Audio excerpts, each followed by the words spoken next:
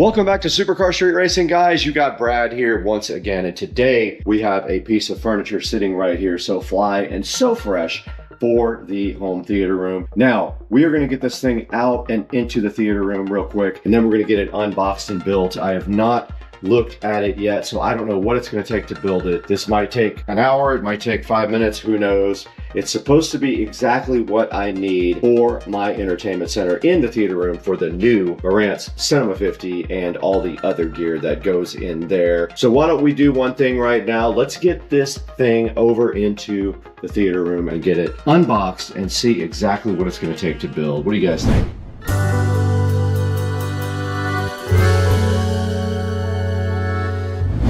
All right, we're in the Supercar Street Racing home theater room, and right down here we do have our new Rockville shelf here that we're going to get unboxed. It is supposed to be configurable. It's going to go right there along with all of the other stuff that has to go there. We're probably going to disassemble this, but we're going to get this built today. So let's go ahead and get this thing unboxed. All right, a bit of fair warning. This box is extremely heavy, about 50 pounds. So be careful when you are carrying it because you can't hurt yourself with that thing. So do not hurt yourself. We have the patented SCSR knife. Hopefully this thing is not damaged because it is heavy. All right, and inside of the box, some protective foam and a lot of parts. So it does come with a little QR code thing to show you how to build it. And then inside of the box are all of the shelf bits, which we have to get undone. Comes with these tubes. Should come with also some studs that go into these tubes. And also, we are not going to be using the whole. All right, also in the box was this bag of hardware. Let's see what's in here. Okay, looks like these are pointy things. If you want to put this in the carpet, you have pointy connectors at the bottom for feet if you don't want to use the casters that they provided. And then in this box should be the studs. Yeah, so these are all of the studs that go between the shelves. Here are the actual shelves. Now I got the wood, not the black. I wanted a different look. Now notice these have holes. We're not using all these. We don't want to be that high. We have a center channel speaker coming. This one also has a hole. Okay, so this one is different. This one has small holes. I'm assuming this would be the top. So our goal here is to get this as short as possible and only have 2 shelves. So we need enough space for the Marantz at the bottom. Looks like that spacer will do it. We also have a runner for the bottom here we're gonna put in. So I guess let's get all this disassembled here so we can actually work. We're gonna be throwing away a lot of stuff if I didn't already.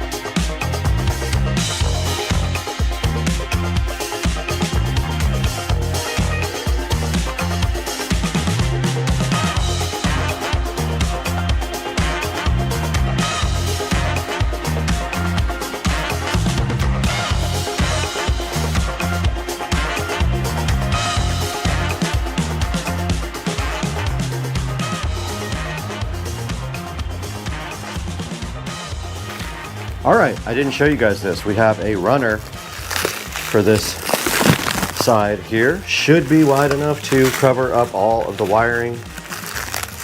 There's some instructions inside here on how to open it, how to use. Ooh, it's shaggy. Cool. That's actually cool. I didn't know it was shag. This is perfect. Check out the rug guide. This is awesome. This is so cool. All this is for is to hide wiring.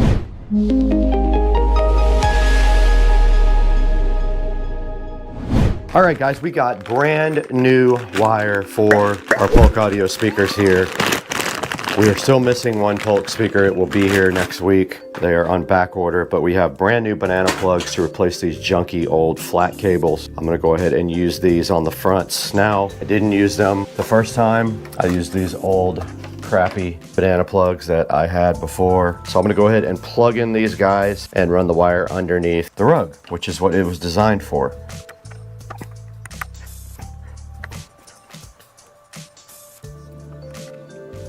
Yeah, so we have these pre-made cables, which are awesome. You don't have to worry about making them yourself. They say they're flat. They're not really flat. Those are flat. Unfortunately, for this side, we still have to use our JBL for another week. It's okay. We'll figure it out in a week.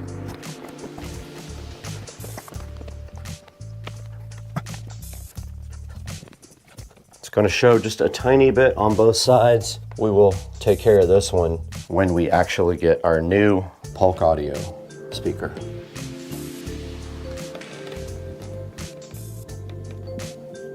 All right, this thing's ready. All right, so we have 18.5 inches to work with here before our center channel would be touching the screen. So these small, but here's how you assemble this with the feet. You just literally push that through, and then you can put your tube.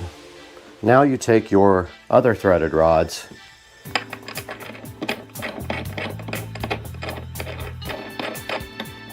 screw them in to the shelf legs all the way. Grab your second shelf there.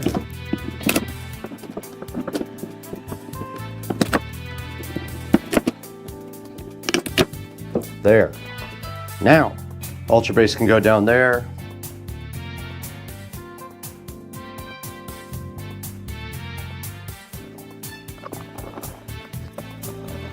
These were bent. The mounting is bent on these, so don't know what's gonna happen now. All right, and then to finish it off, you get these. The holes aren't big enough. Okay, huge problem here. The holes in the top shelf are not big enough for the screws to fit through. So I have to drill them out. So to finish this off, you just put the screws in, but take some advice from me. Never tighten anything until you're completely done.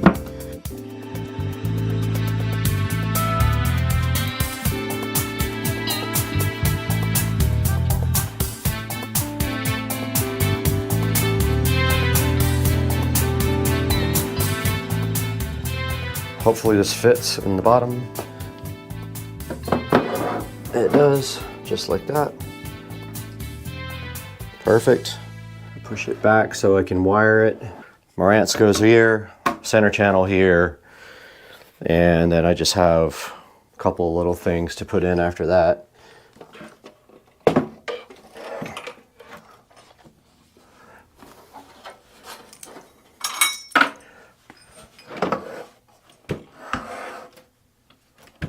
That's kind of perfect.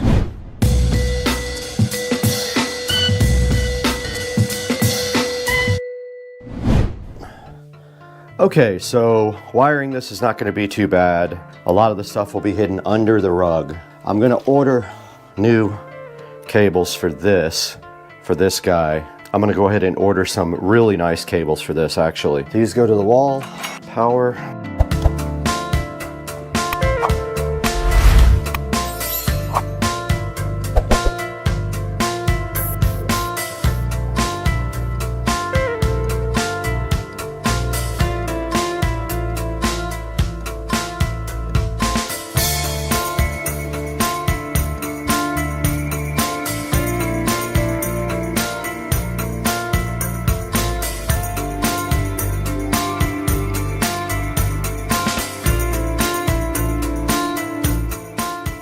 That is going to about wrap up the wiring for now. I got to order new cables for the Ultra Bass. Now, this can sit back a little bit more, just like that. Aside from the center channel, this project is done. The center channel is going to sit nice right there. It is 7.5 inches. So if I did my math right, we have plenty of space, and it actually will hide all of these plates back here, which I'm hyped about. I did forget to hook up RCA cable there. I'm gonna order something for that too. Now we just gotta clean this mess up.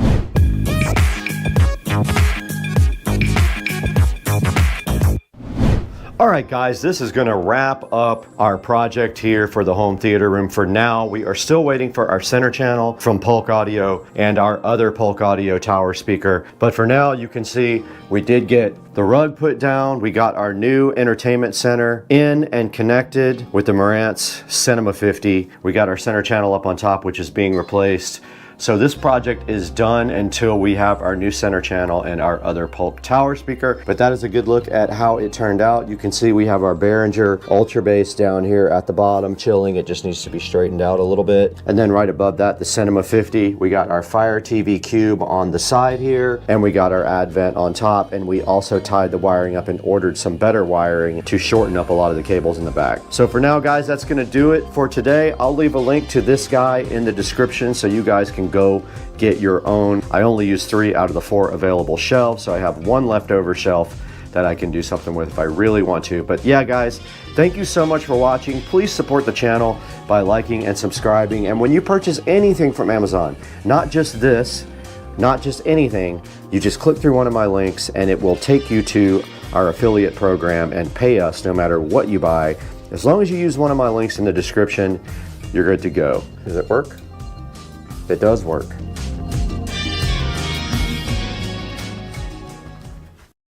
Spooky Halloween with some spooky Halloween alligators in the fog, looking spooky and so spookaged that they're just spooky.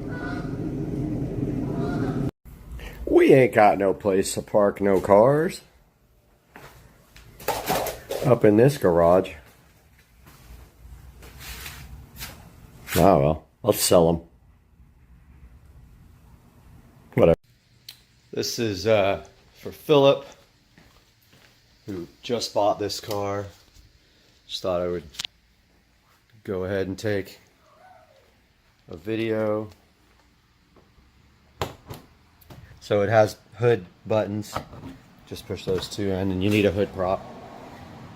But there's a pic of the engine bay, spotless. When you close the hood, the little buttons just kind of close back. The latch does work. You just gotta finagle between the 2 buttons to get the latch to go down, but you don't really need it. But there's a look at the car.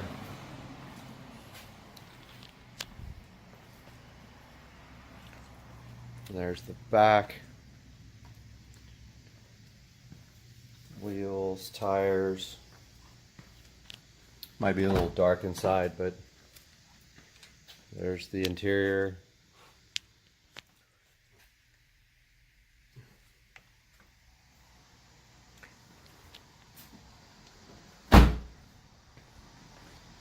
Front.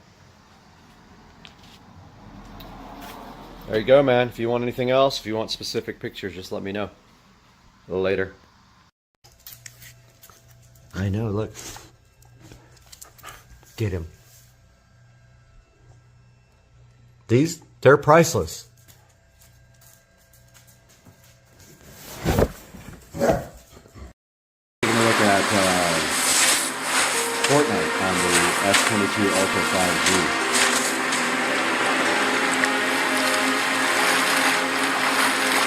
Now it's still downloading the higher resolution texture.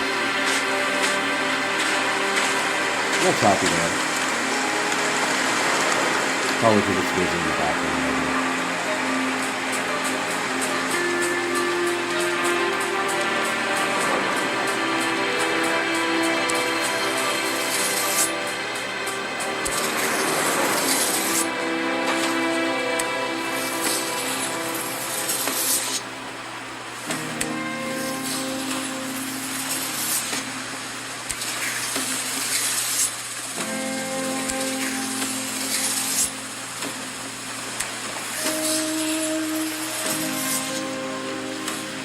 Very playable. That's its resolution.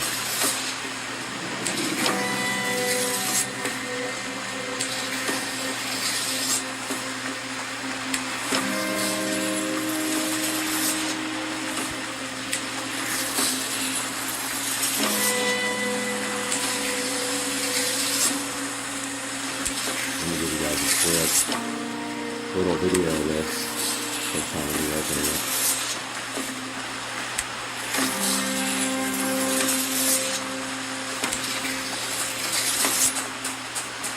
So it's totally playable.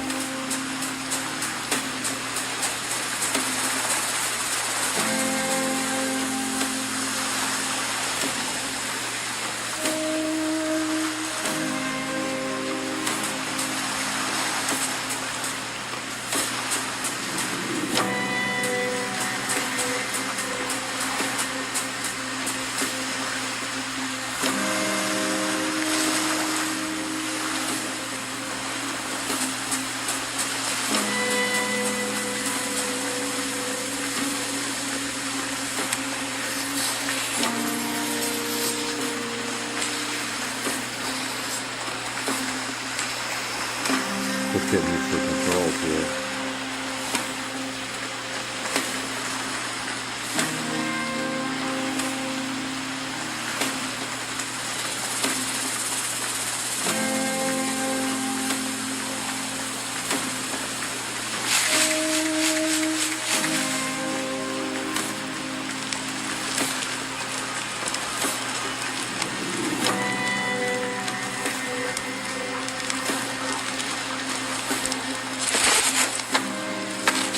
I suppose I owe you an explanation.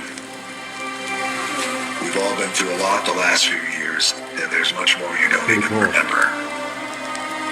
You've all fought a good fight, but until we set the 0 point free, we'll be facing threats like the last reality, and worse. There will be no escaping it. That's why I need your help to destroy the imagined order. As long as they're exploiting the 0 point, everything is in danger. With your help, we can free ourselves from this place and leave the loop for good. We can all go home.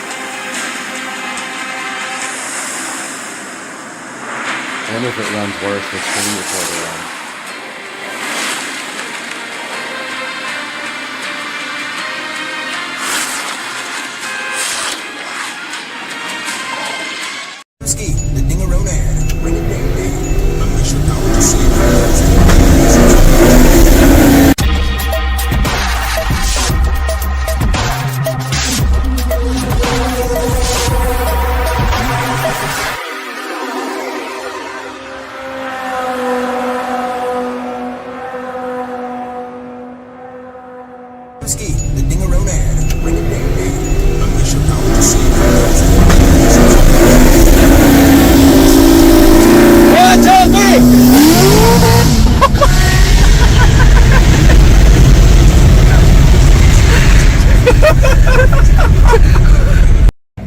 Yo, it goes down. Robert, it goes down. No, it don't. It do go down. It do go down. Puffing it on the treadmill and I'm watching solos. You guys gotta check that out. Pretty good show. And then we're gonna get to the good fun. Putting in this backup camera. Good morning, everybody. I am working on the backup camera install for the dash and the navigation system. I already have the RCA cables run to the back of the nav and the new ID4 instrument cluster. My challenge now is I need to actually install this. This goes where your trunk latch goes, so it's seamless. You can't even see it. And the only problem I'm having is now I have to find switched power for this thing. There is power on the back of my nav for it. However, I'm an idiot and I didn't run the wire. And I don't know if I'll be able to get that wire fished down at this point, but I am going to run this anyway and see if I can at least get that part done up to the front, and I'll keep you guys posted. Now, I did test it, it works. I gave it power from the wall, but it goes right here, and I don't know how to install it. I'm guessing that I have to take apart this whole back, pull these little plugs out right here and take this chunk piece off. Not 100% sure, but I am going to try to figure that out now. Well, let's do a little test. I'm interested if this light stays on when the trunk is closed.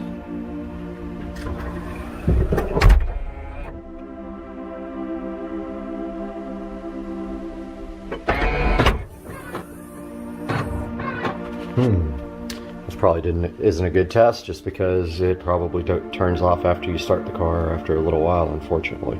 All right, went back and watched the video. That light definitely turns off, unfortunately, when the trunk is closed. The battery's under here.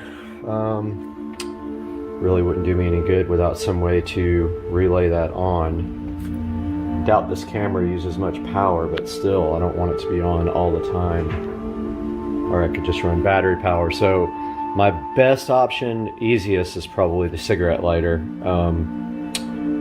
To maybe put a little Y adapter on it and run a wire from that, or just actually open up the cigarette lighter in the center console and tap off the back of that.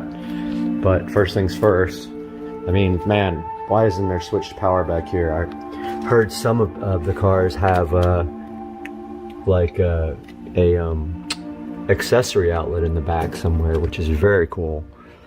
This car probably doesn't, so I'm gonna get to work trying to get this camera installed first.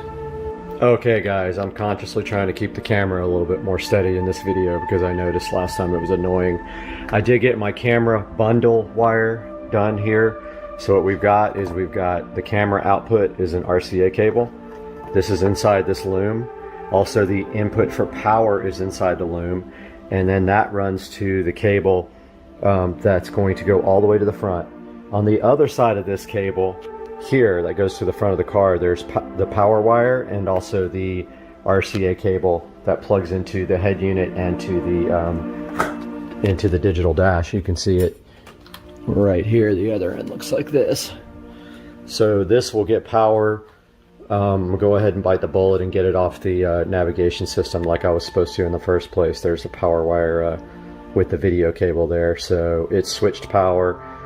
So I'm gonna go ahead and try to get this wire run without disassembling the trunk, but if I can't, I'm going to take the trunk apart. Went ahead and got the first piece off here. Might be able to get the wire through there without taking apart the rest. I'm not 100% sure. I'm going to try it. I can maybe fish it through, and then it needs to come down, go down this shock, just like the loom does over there, where I can zip tie it, leave some slack for it to raise up. So I'm gonna see if I can get in there right now. I turned the light on kind of see if you can get in there or not, but boy would it be great if there was some power in there. That would be amazing. I'm gonna check it out. Well, the good news is I was able to fish the hanger through to here, so I'm gonna go ahead and pull my wires through, and then hopefully I can get them down through this part without disassembling the whole trunk. Or I might just, yeah, I can just come out right here, you'll barely see it, and then come down the shock tower here. I'm gonna go ahead and do that now and get my wire fished through. So what I'm gonna do is tape it to the end of this with electrical tape, and then just pull everything right through. All right, got my wire taped on the end of this. Trying to be careful not to scratch my paint up at all because this is a metal hanger. So I'm gonna go ahead and pull this through. I'm gonna use two hands, I'll be right back. All right, I got my wire pulled all the way through. There's plenty of extra. This is the old trunk latch. I'm gonna go ahead and disconnect that, connect the new one, and make sure that the camera works now before I pull this cable all the way to the front of the car. So I'm going to do that now. All right, so I got the wire kind of rigged up to the battery. Something goes on with the nav screen, I mean with the cluster where the picture rolls. I'm not quite sure what's causing that, but it stopped a little while ago. But it looks fine on my Android head unit. So I don't know what the deal is with that. I emailed the company about it, and I think that if you initialize the cluster with the camera plugged in, it doesn't do that, but I'm going to test it in a minute. So the wire does work. Now all we got to do is get that pulled to the front. I'm going to now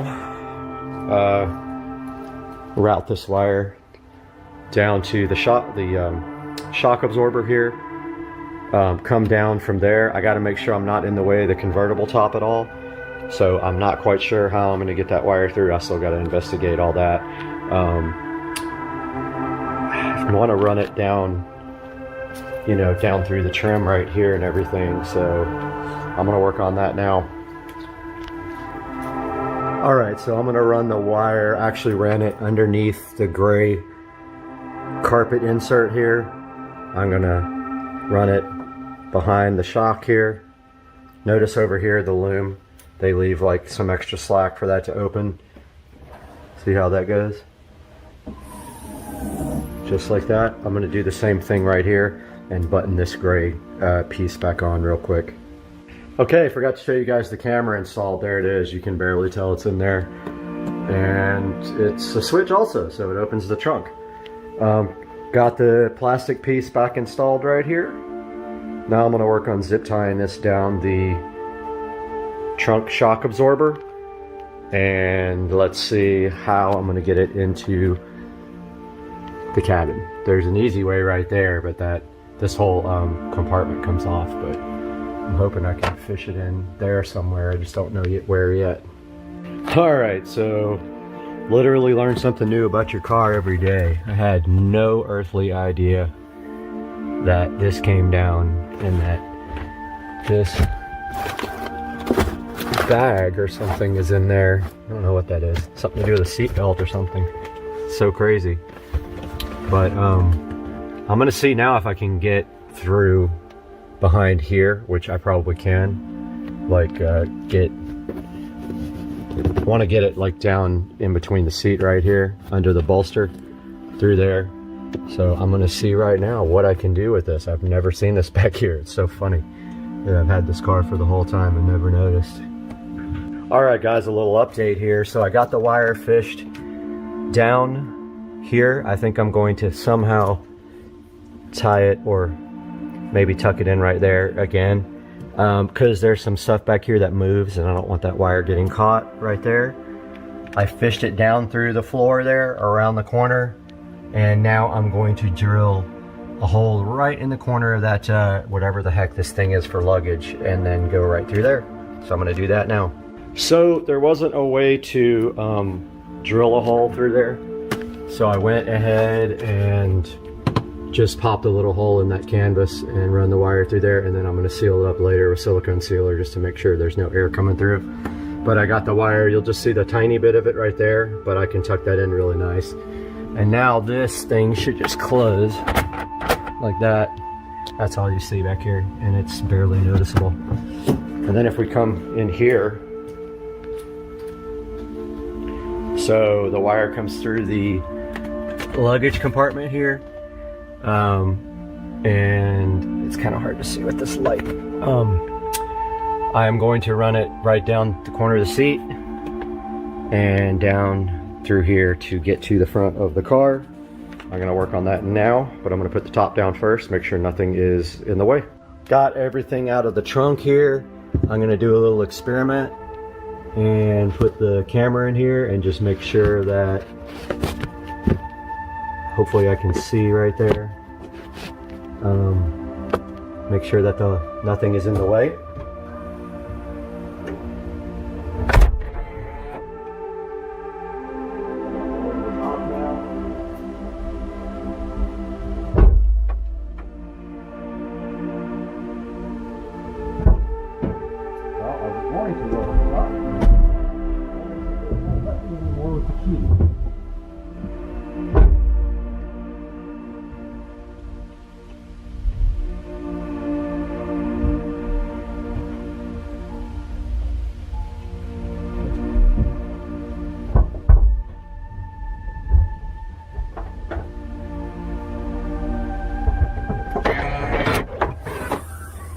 Just remembered you can't lower the top without the partition, so you can't see it from there.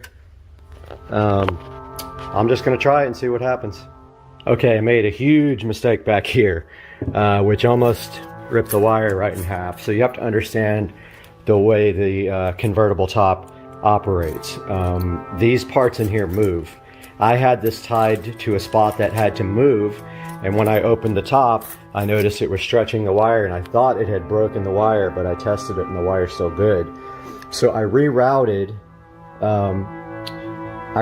the wire to a different area back here underneath that goes up and around here, and then back to this back hinge section right here. So it's going to go, hopefully, zip tie underneath this support bar. This all moves. This whole entire support bar moves. So I'm going to give you an example. Now, it's giving me issues opening the trunk when the car with the remote control, and I don't know why. I haven't figured that out. But so first of all, you need slack for when this opens and closes. So then after that, let's see. You need slack there. See how that opens? And there's wire coming down. But you also want to make sure it doesn't get caught on anything. So I'm going to close the trunk.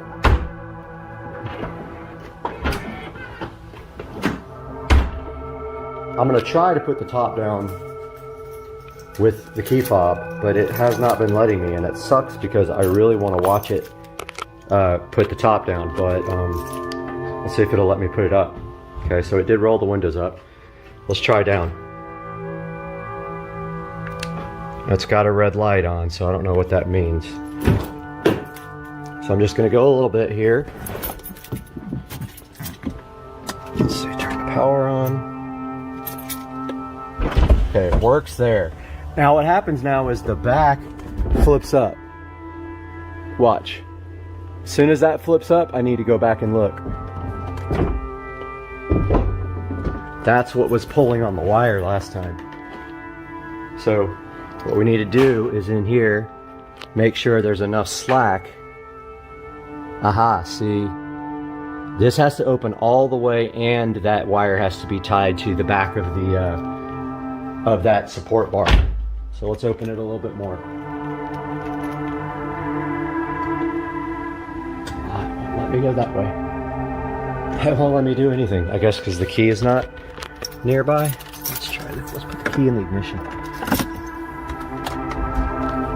Okay, let me go that time. Okay, so now that this is open all the way, we need enough slack here to tie this to the bar while this is fully open. So let's see how much we got.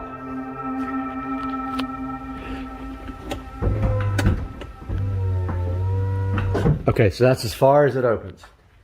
All right, now we got to tie this off.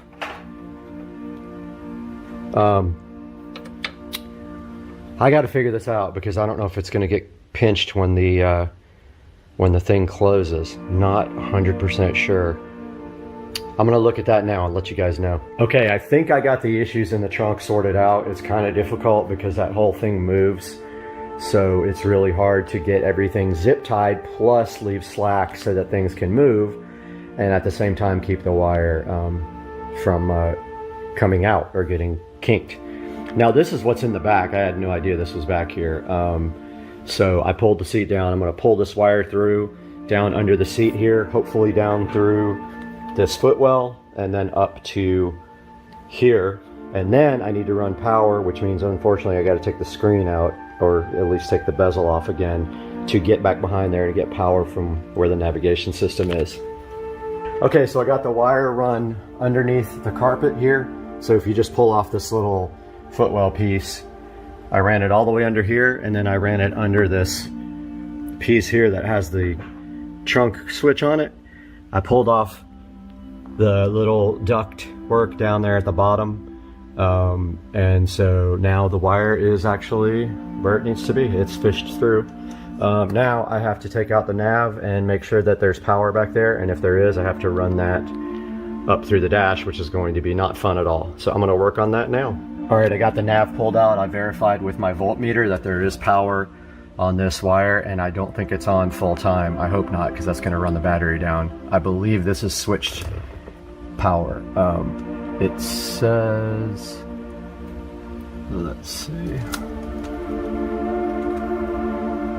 it's plus 12, so I don't know, better be switched. I'm gonna go ahead and try to get a wire run over here to the wire that I fished to power the camera now. Hopefully I don't have to take out the ID4 again because it's a pain. Okay guys, so I pulled out the navigation system, I pulled out the digital dash, I ran the wire back behind the dash, I've got it here. This is the power wire for the camera. I'm gonna go ahead and cut that right now and then crimp it to this. I need to order a barrel connector because that's all I got, and it's ghetto of course, but I'm gonna go ahead and do that now and I'll update you guys after. Alright, I got the wire spliced in. I'm gonna go ahead and start the car now. Actually just probably put it in on mode, see if the camera works. Hopefully. I'm gonna be kind of mad if it doesn't. Alright, well, looks like we got a backup camera both there and there. Now this one here is noticeably more, I know it's hard to see with the with this camera, but this one's noticeably more clear, but doesn't have the backup lines. I haven't used them yet, and I don't really remember how to set up the navigation system, and I don't know what these things do here. So check this out guys, got the backup camera installed finally, something I've been wanting to do for a while. Update you guys in a minute when I go for a drive.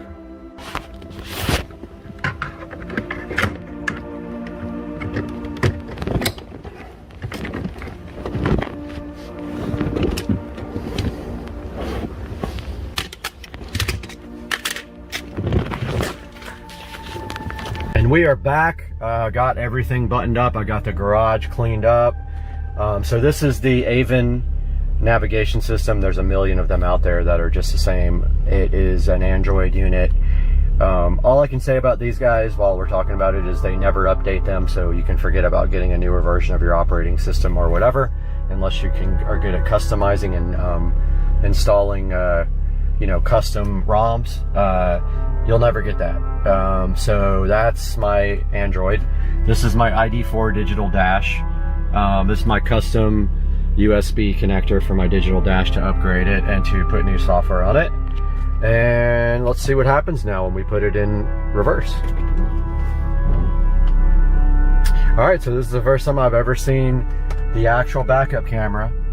Now notice here we got some issues here, because I noticed that every once in a while this one will not sync up, but it looks like it might have. Finally, it was rolling and then it stopped. This one's solid every single time. Now, it might be hard to see, but let's try to reverse. I've never done it. Look at this. Wow. Oh, pretty cool, man. First car I've ever had with a backup camera that wasn't a rental or a loaner. So check that out. You can even see my trash can, and I can drive on my backup camera and here on the ID4 if you would like. So pretty successful project. It was a lot of work. It took me about let's see, 5 hours to put in the backup camera and wire it up to power. Luckily, this navigation system has the power for the backup camera ready to go. Otherwise, I would have been hosed and had to use another source of 12-volt power. Anyway, if you guys got any questions, hit me up in the comments. I'll be glad to answer them. Check the 2011 car out with the modern technology here. I know it came with you could get an optional backup camera, but not like this, man. Oh, heck yeah. Now, so this is a problem. This thing rolls. Yeah, and then it locks up. So I'm gonna talk to the ID4 guys about that, and I'll let you guys know what they say. Supercar Street Racing, have a great day, man.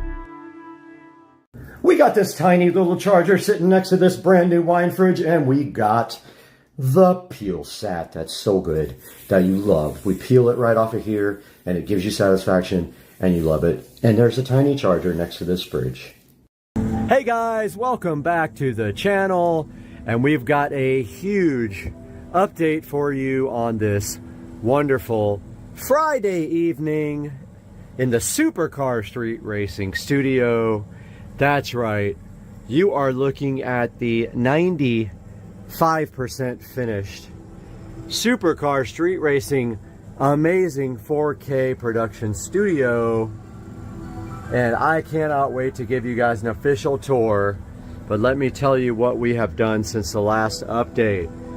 So we got the switch the Netgear switch mounted on a nice board, and you can see there I finished it all in very nicely with the foam tiles. It looks awesome. I have 100% finished, except for the door. We don't know what's happening with the door yet. 100% finished with all of the foam tiles in the whole studio. Some of them are falling off, so I have to glue them back as they fall. I put extra glue. That's okay. That's gonna happen because I didn't use a ton of glue everywhere, but yeah. The other thing that's not done is the studio lighting. So this is lights for maybe studio stuff, like a, you know, lighting for me when I'm doing productions. There's one on both sides, permanently wired on. That is not done yet. Everything else almost is done except for table management. So I ended up buying this desk. It's very cool. It's actually a door that was made into a desk with IKEA legs. 90 inches long. It's actually perfect for what I'm doing here.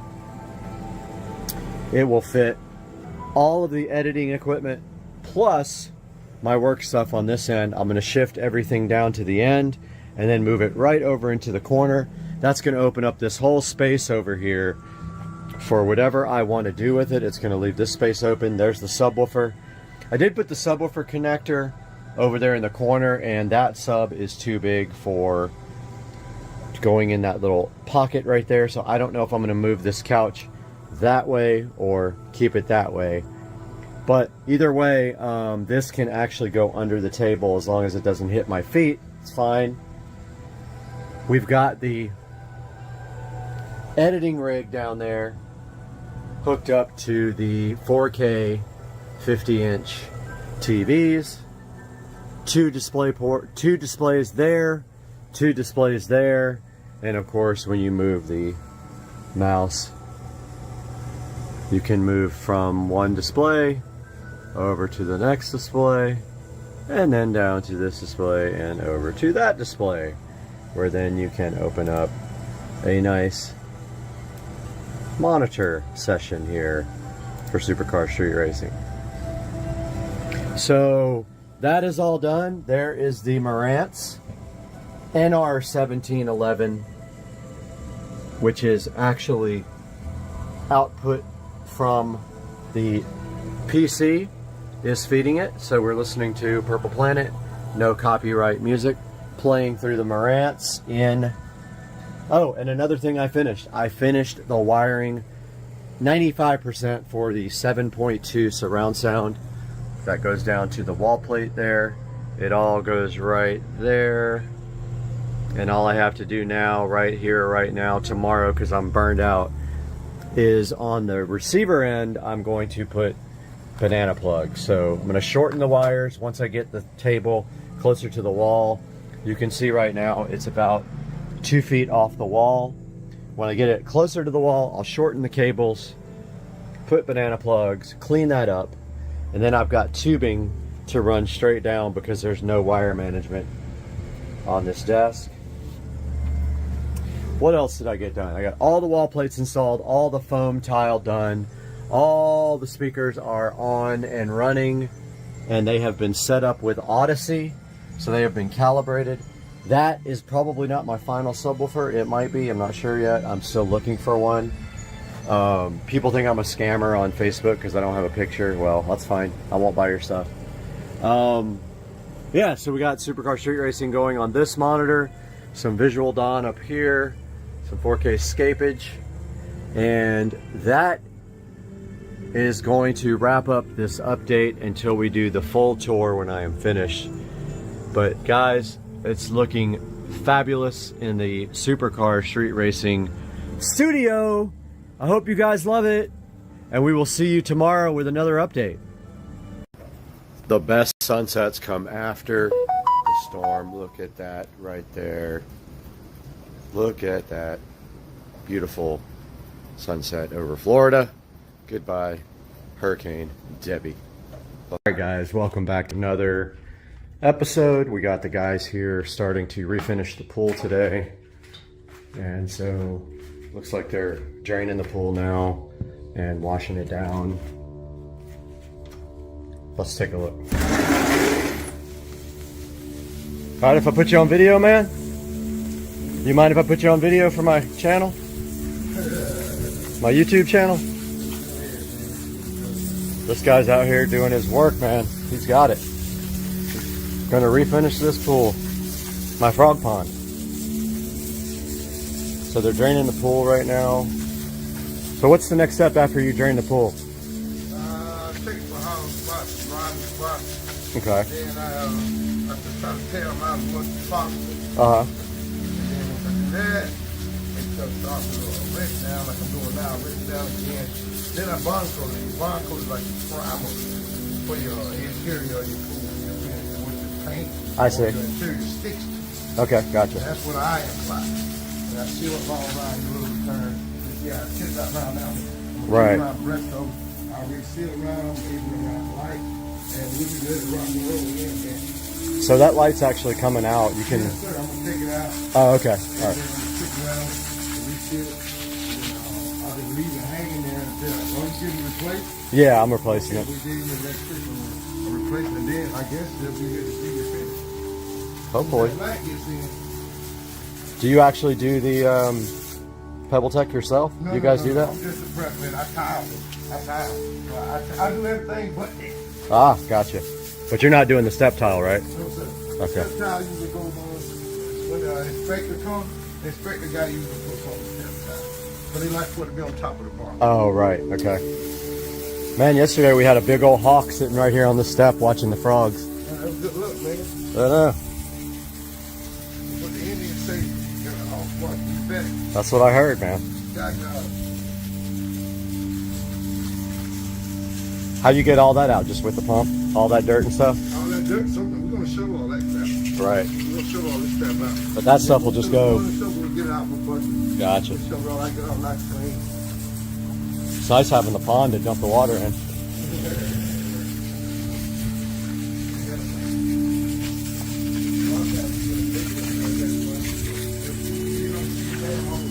Dang.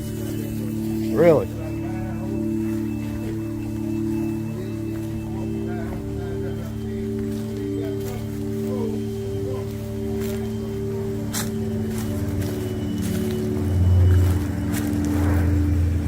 Minnows are going crazy around the...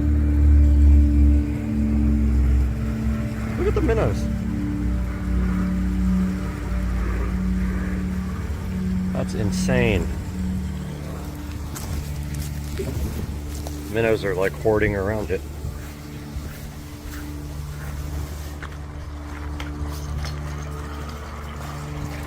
There goes the water.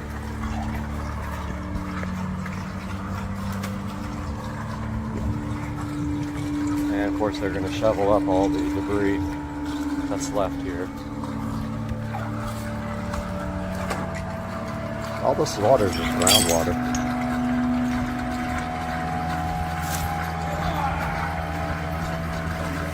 Yes, sir.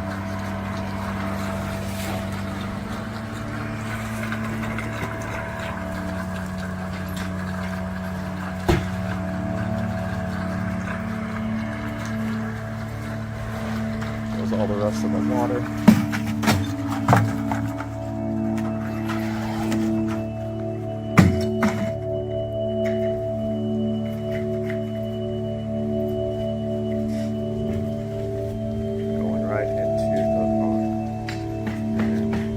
Attracting the alligator right there.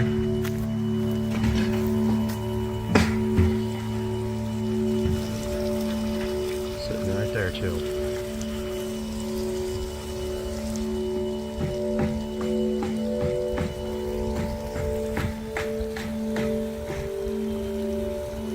Might be another one on the bank over there.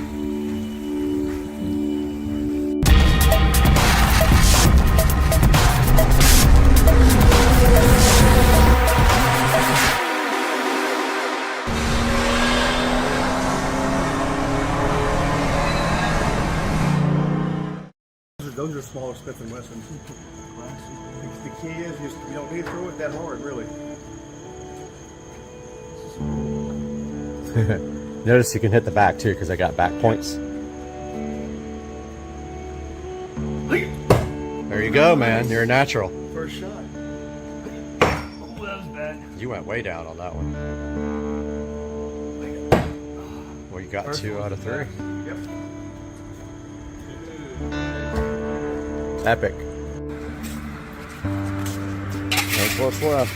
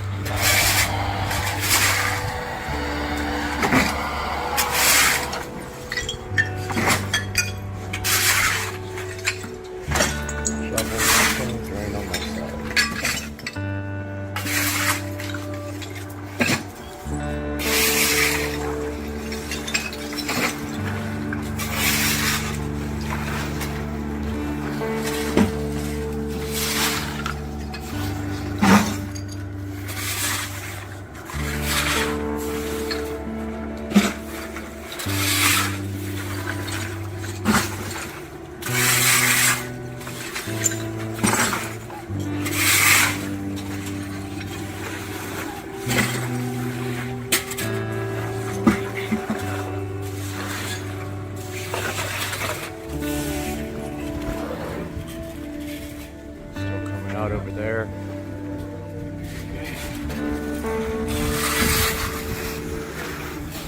He's trying to get as much of the water out as he can.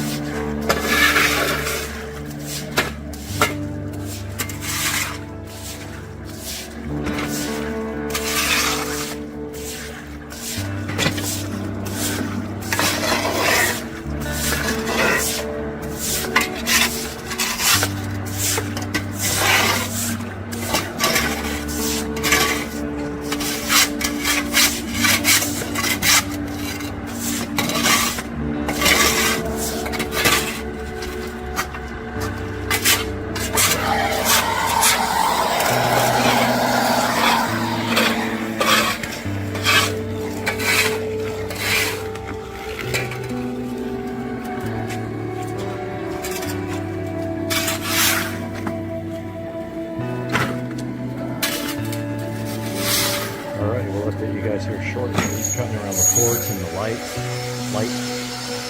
to reseal.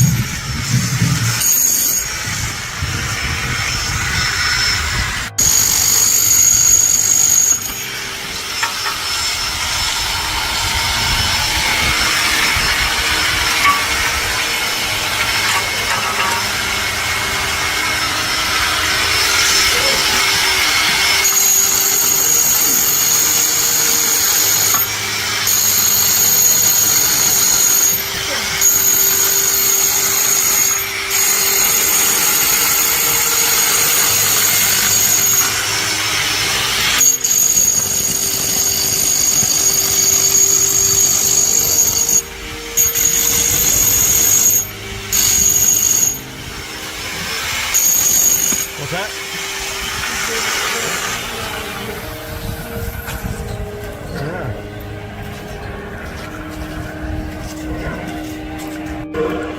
There's the drain. Got water in it already. Seeping up through it, and the pump's just going crazy. Making the greatest noise ever. But yeah, he ground out around the light and then all the ports so he can reseal those before they start doing whatever they do next. And we got a bunch of dumb frogs in here too. There's one. Guess they're left over from before.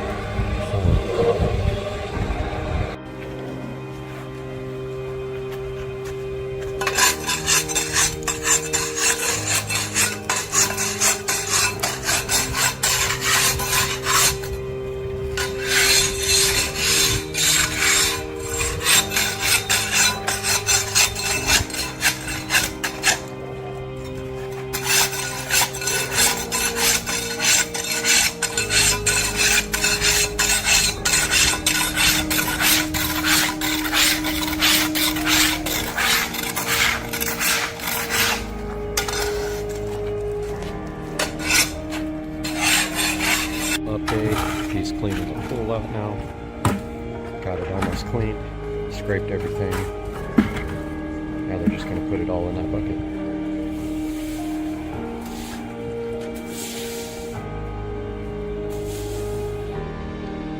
And try to keep it clean.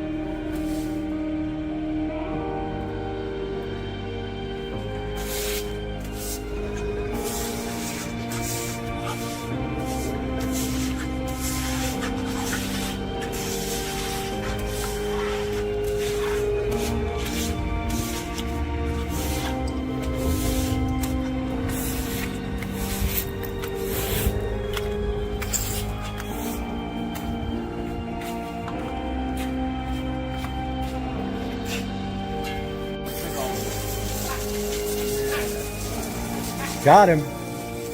Got him. Got him. I know, man. It's a hot day. It was hot yesterday. Heck yeah, man. This is the only time you've been in a pool and been hot. Right? Yeah. Hey, you actually use that as a joke. Yeah. Yeah, what do you be in a pool When it's empty. Right.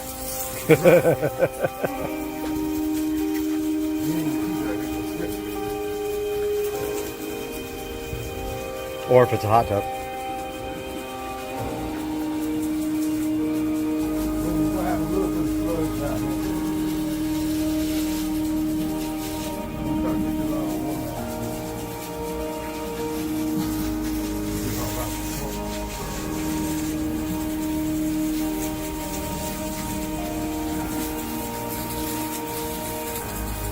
I think this is the original finish on the pool. I don't think it's ever been redone. Do you? I mean, it's pretty stained.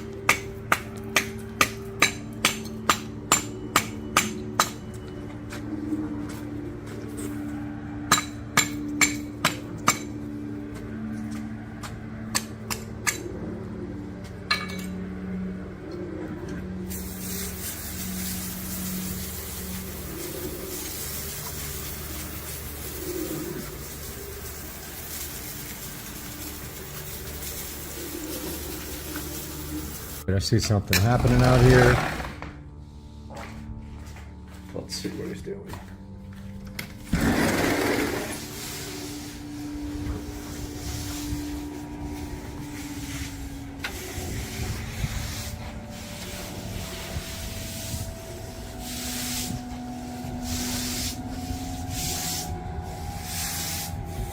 Pretty cool. Looks like that's the, I think that's the permacoat.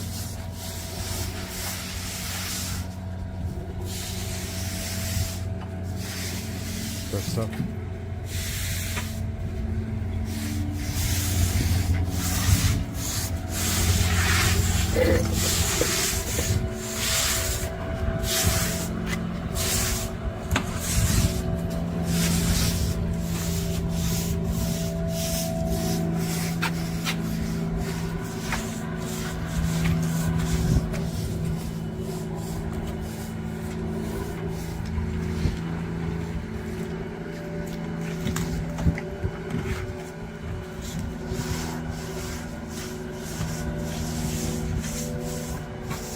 Looks like they cover the whole pool with it.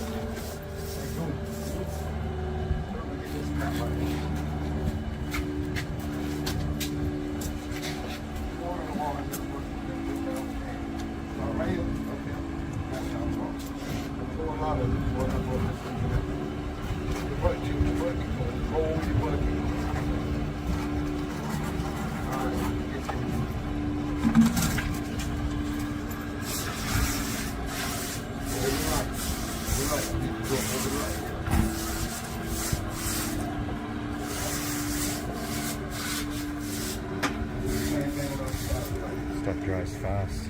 It's already drying.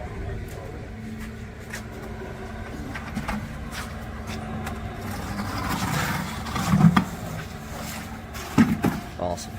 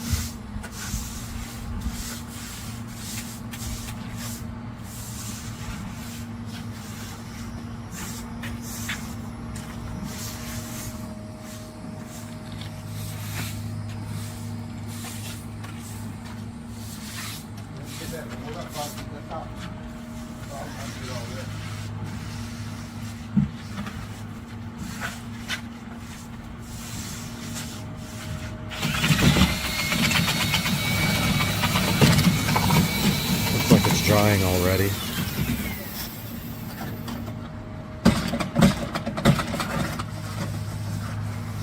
Pretty crazy. Update you guys when they get done. Alright guys, so just wanted to record a little outro here. My security camera footage did not save properly. But looking at what we have this morning, yesterday, my yard guy came and cleaned all my gutters out. And I won't have a problem anymore over here because this was my biggest problem. This palm tree would drop into these gutters and cause them to clog up. But he came yesterday and cleaned all that out till that guy starts dropping leaves, and then it'll probably get clogged again. I also asked him to do some trimming on this tree. But yeah, so this is what we got this morning. Looks like everything's drying except for that little patch, and I let them know that that might be a problem because didn't really dry because there's water coming up from the pond, obviously underground. It actually needs time to dry, so I don't know if they got to put 2 pumps in there to let it dry or if it's going to be fine like that, but this looks mostly dry. So I think the guys are going to come today, would be my thought, but I'm not 100% sure. So that's going to be all for today. I hope you guys are enjoying this. It's actually kind of fun to watch this come together, and we'll see you guys on the next one.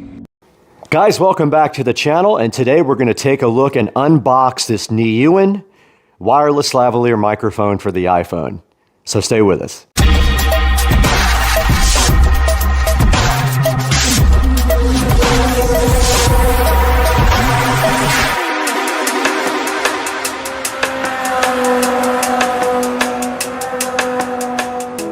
Welcome to Supercar Street Racing. If you're new to the channel, thanks for joining us. Go ahead and hit that like and subscribe button. It helps us out tremendously. And welcome back if you've been here before. Today on the channel, we're taking a look at the Niyuan wireless lavalier microphone for the Apple. This does have a lightning connector on the back, so it is only for Apple products.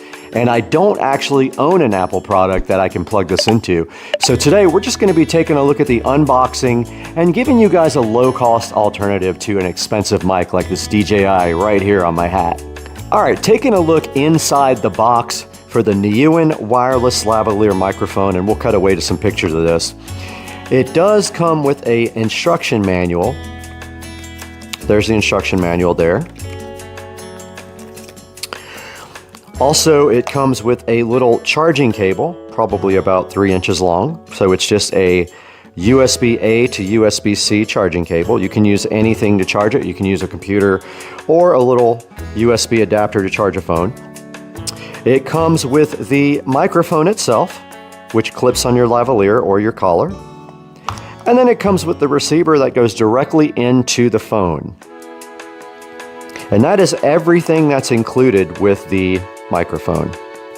So now that you've taken a look at the actual product inside of the box, let's take a look at how you use this. So basically, this is the microphone portion of the device. And you can see on the side right here, it does have a USB Type-C port. And what you do to charge that thing is just take your USB-C cable and plug it into any device that has a USB outlet that normally powers a USB device. You can use your computer, you can use your little USB adapter for your phone, or pretty much anything to charge this. And when you do plug it in, you will see a red light come on to indicate that it is charging. Then you take this lightning adapter here and you place it in the back of your iPhone or your tablet, and then you're ready to start recording immediately. So this microphone that I have right here on the hat is the DJI mic, and if you're wondering why it's up on the bill of the hat, it's because sometimes when I put it here on my collar, it is a little bit muffled and I don't have a pocket or a lapel here to put it on, so I just put it right here on the top of my hat. I know it looks weird sometimes, but I saw somebody else online do it and I thought it was kind of a cool idea just because of the muffled sometimes.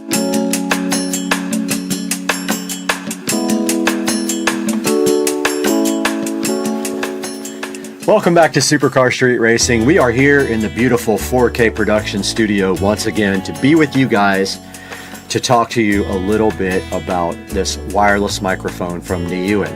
But first, I just want to encourage you guys to please like and subscribe to the channel. It helps me out so much. And please click through any of our affiliate links down below to buy anything you want on Amazon, as we get a small commission from it, and it helps me buy equipment for the channel. We do need a camera. Think about me when you click through the links and do us a big old favor. Now, today we have the I don't know if I'm even saying it right, but it's the Neuen microphone. Now, this is only for the iPhone, which is why we don't have an audio sample from it, because it is only for the iPhone, and I do not have an iPhone to test this with. Now, you can see right here on the screen, it does have the lightning connector there. And taking a look through some of the pictures here, we can see that it is a 65 milliamp hour battery inside of it. It says that it'll work for 6 to 8 hours, and it says that it will fully charge the battery in 1 hour. Now, I can also vouch for that, because I did charge the battery with a USB Type-C from my phone, and it did take around an hour to fully charge. Now, when it does charge, there will be a little red light on the front of it letting you know that it is charging. Now, in our next picture here, you can see that all you have to do is just plug and play. And down here it says that the microphone and receiver cannot be used while calling. So you can't make a call and use this microphone to do that. It does record on to the actual recording. And you can see right here, right now, the 3 steps. Plug it in, power on, connection succeeded. And now, this is hilarious, exquisite fixed clip. Yes, it is a built-in windproof. It has built-in windproof, it says. All-round recording, so meaning it can record pretty much anything. Full and rich sound. It holds to your collar firmly. It is fixed but not rigid. And it has a flexible position on it. Now, here is some more details about it. It says that it has high sound quality, a highly sensitive microphone, and a newer smart chip with noise reduction. Now, let's be honest here, 100% honest. You have to base this on the price of the microphone. You cannot for a second think that this microphone is going to sound like the DJI mic. This is an $11 microphone. The DJI is around $300 if I remember correctly. So you're going to get exactly what you pay for in this case, and I'm sure you know that. Now, this thing has 14 reviews, and they are all 5-star reviews, so that says something about it. But down here it does say that it's a new upgraded microphone, unrivaled audio quality, automatic noise reduction, built-in windshield. I think it's supposed to mean windscreen or not a windshield. That's on a car. Wireless freedom. So, I mean, you're totally free with this, right? I mean, you're free anyway with your phone, but this gives you a wireless mic to walk away from your phone with. Versatile for a wide range of applications, but hey, I mean, I'm using it for recording audio. I'm going to be using it. Now, looking at the reviews here, all 5-star reviews. Great little mic. I think they meant mic. It says mix for just over $10. Nice and easy to set up and use. Great value for the price, and they did put a picture of it in there. Worked within a second, simple to set up, literally plug and play, which is definitely what it should be. Awesome fast shipping and great quality. Microphone is amazing, works well. More pictures here on this one. This guy says excellent, and it's in Espanol, I think. And so if we go back here, there are some other ones we can compare this to. There are several down here, and they range for anywhere from $9 all the way up to $90 for deals on related products. Now, if you would like to see a high quality version, there are some medium quality here that may be worth looking into. But if you would like to see a higher quality version, let's take a look at the DJI mic. DJI mic. And this is the DJI wireless mic kit. So this is one of the highest quality kits you can buy, and you can see it does have 2,187 reviews. It has a 4.7 star review, and this is what you are going to see most of your vloggers and most of your YouTube people using, most of your professionals who use wireless mics are going to be using the DJI mic. It does come with 2 transmitters and 1 receiver. You can use it with the small 3.5 millimeter jack, and you can also use it with the USB directly on the phone. You can see right here it has a storage case with it that plugs directly into USB Type-C to charge it. It has a 820 foot range. It has a 15-hour battery, and here's what comes with it. You get the windscreen, the charging cable, a nice little bag to carry it with, a little TRS mic cable, your transmitter receivers, your USB and lightning adapters, and your clips. And it does have a nice LCD display on the front of it, which is very cool and which I use a lot. So yeah, this is a high quality version of what we were just showing you for $11. So obviously it is going to be a much higher quality product when you go from $10 to $329 is what that one is going for. Now back to the one we were just checking out. There are no videos for this yet, so I was going to play a video for you and thinking maybe they might have someone that has a video review, but there is not one. So at some point we will take and get an iPhone and we will make a better review for you guys, but as of right now this is all we have on this because we can't actually plug it in and listen to the sound quality. Buyer beware, it is an $11.48 microphone, so you know what you're getting for $11.48. Now let's talk a little bit about the channel again. Supercar Street Racing is a channel. We do video reviews, we do house stuff, we do power sports, golf cart, mini bike, Tesla, everything. And we so much appreciate you coming to the channel and supporting us. And please, once again, like and subscribe and click through our product links. Even if you're not buying this microphone, I'll have a link to it in the description. But even if you're not buying this, go ahead and click through that link and purchase anything on Amazon, and we will get a credit and we will get a small amount of money to put back into the channel because, as you guys know, we do lose money on the channel. Thanks again for tuning in. We'll see you next time with some more content on Supercar Street Racing. See you guys later.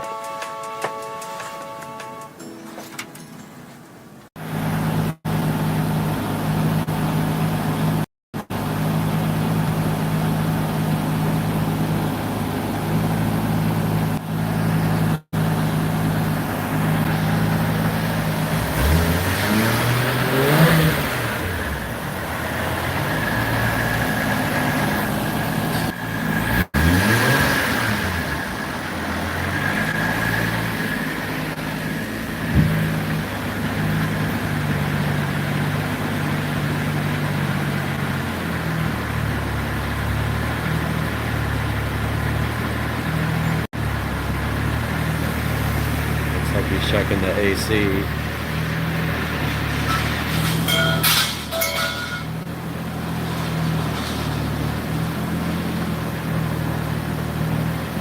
Air conditioner's on. He's fixing the idle.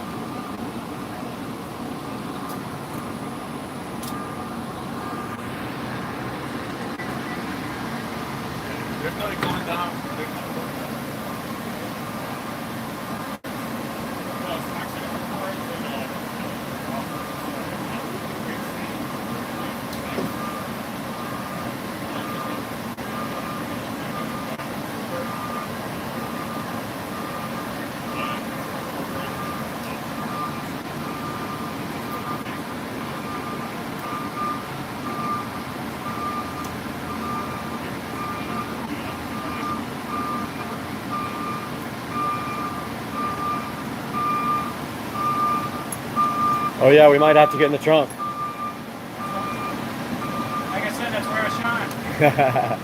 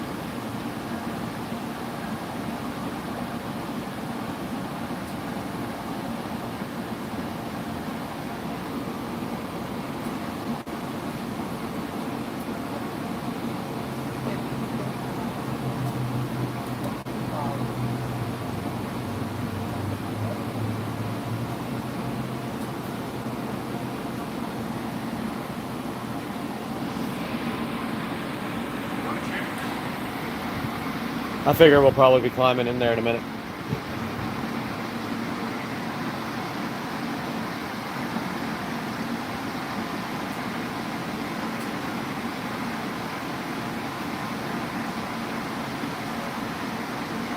Tom Allen, you been up? Cool. TGIF. Heard that. Heard that. Oh, yeah. All right, maybe you should get in the trunk. Right? Well, I got you. I'm not big enough, man.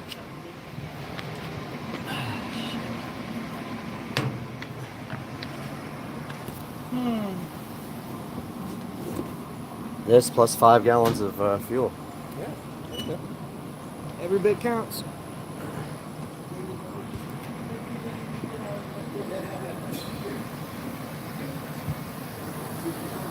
Back in the trunk again, my buddy. Sure. I forgot your name. Michael. Michael, the Titan. We're in the trunk.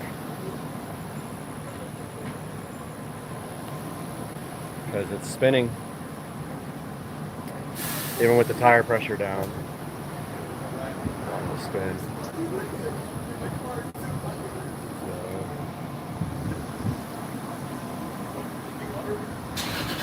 So, here we go.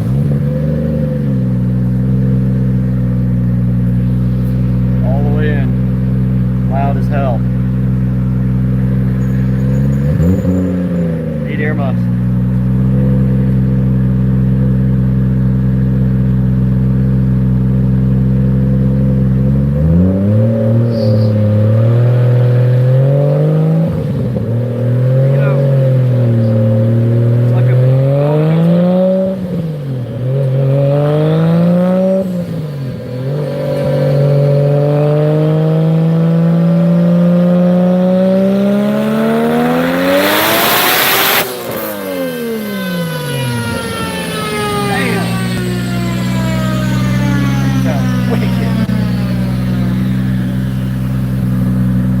day.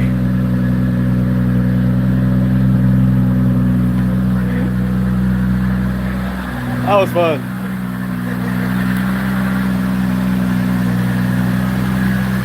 Oh, sweet. 2,000 horsepower. Perfect.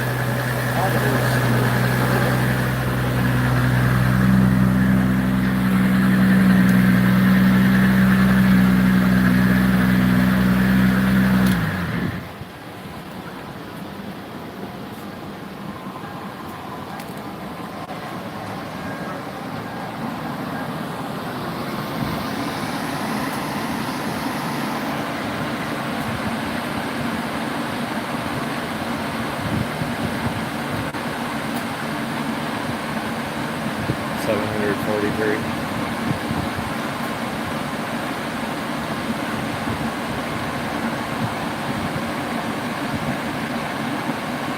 That's what I saw.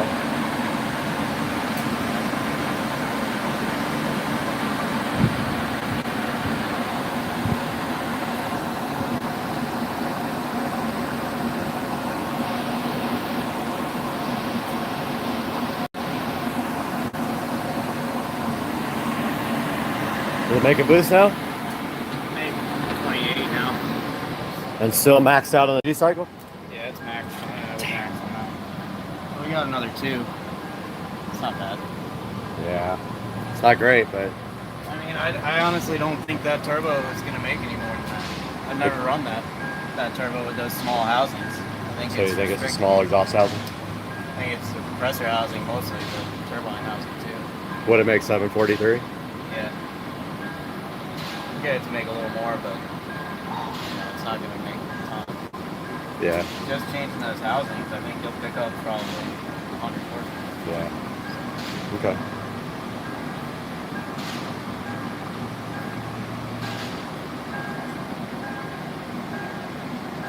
You try to force it to make boost, then you just back pressure keeps going up. Yeah.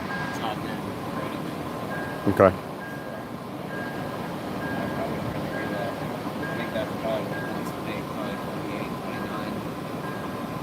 It'll probably make more on the street, huh? Yeah. If I could run it in 5th gear, probably would too. I don't really like to do that. Might as well. I got the gearing for it. It's different. 411. Yeah, that's why. It's too hot. I'll run it in 5th gear. Yeah. Do it one more time.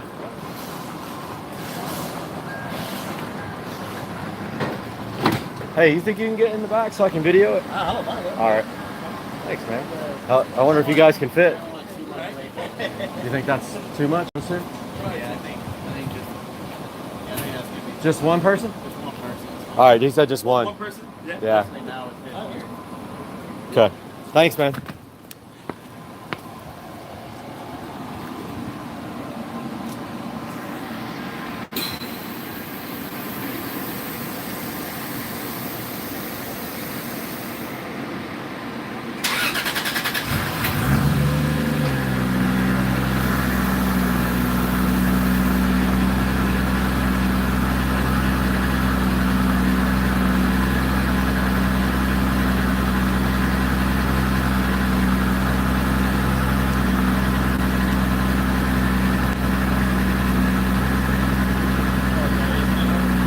What's that? A what?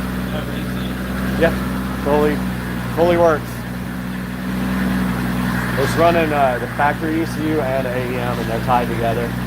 Kind of a hybrid thing, because they don't make an AEM for this car, so there's no plug and play like for the IS.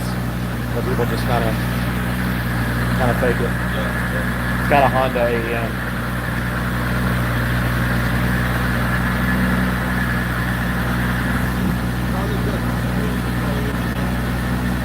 No. VVTI is off, right? It's on. Oh, it's on? Oh, it's on. Okay.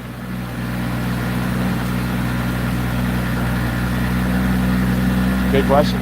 I have that same question as how it's working with the Honda AEM, but I guess I don't know. I have no idea.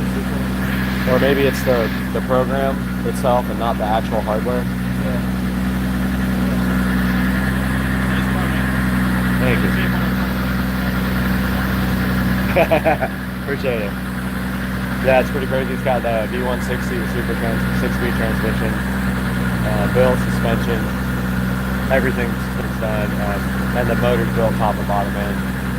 So I mean, it can handle every bit of this turbo. Turbo needs a bigger cross housing, I guess. Here we go.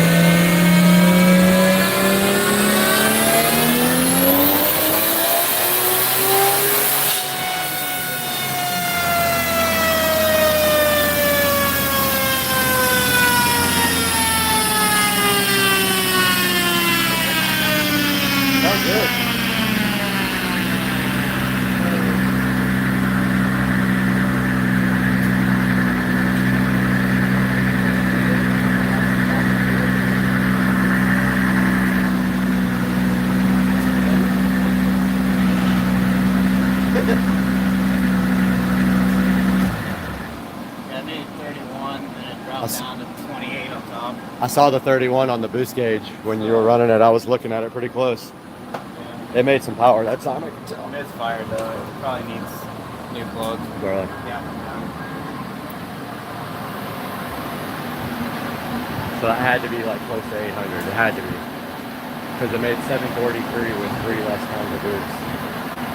So, oh no, 754. I thought it'd be close to 800 for sure. Oh, 777. 788.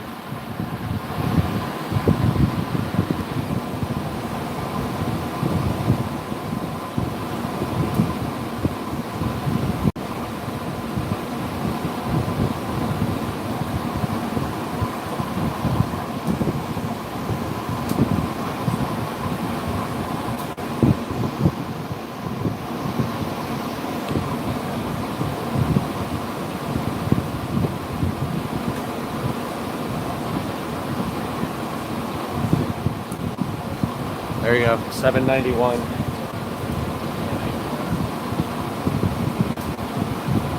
Man, if we could just get it up there like 8 more pounds, this thing would make 900 easy. 8 more pounds? Yeah, is that okay? Ain't gonna happen. Yeah, you got a gap plug up. It's firing.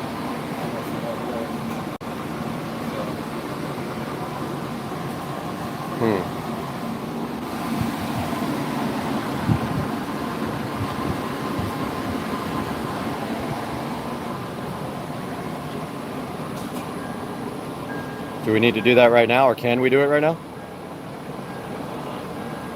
I mean, I can get it done. Okay. Sounds good to me.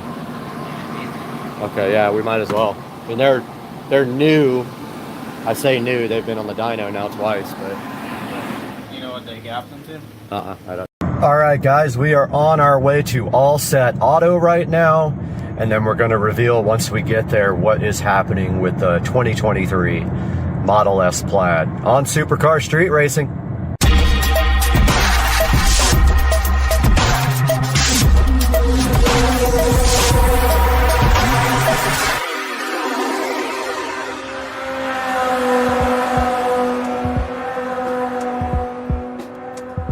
Guys, we are out here at All Set Auto, who is going to be looking at the car. I see somebody inside now. So, how's it going? I'm Brad. Nate, nice to meet you. How's it going? So, doing a little bit of for the channel here. And you want to show? Yeah. So this is, guys, this is All Set Auto, and you are Nate. Nate. All right, yeah. I'm Brad. Nate.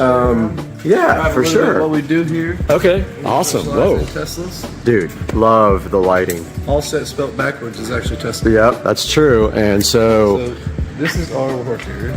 okay. A little bit of PPF. PPF means paint protection films. Right. And what that is basically to protect your paint from rock chips, scratches, swirls that you get from washing your vehicles. Right. Stuff like that.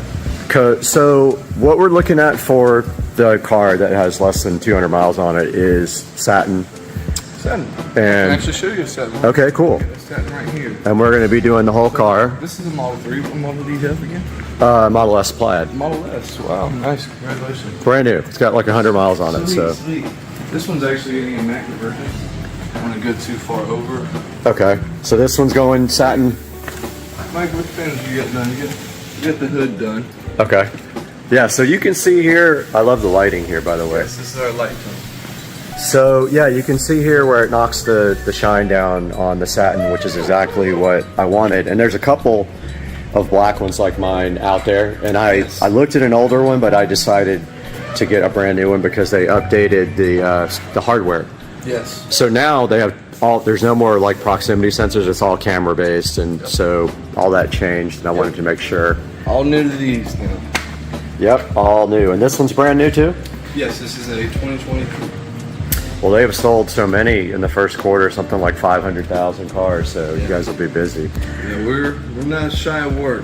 We got plenty of work. So that is a little bit of something that we do. We also offer window tint. Right, and I looked at that, but you guys won't do the fronts, right? The front window. We do. Oh, okay. We'll all right. do whatever you want. Okay.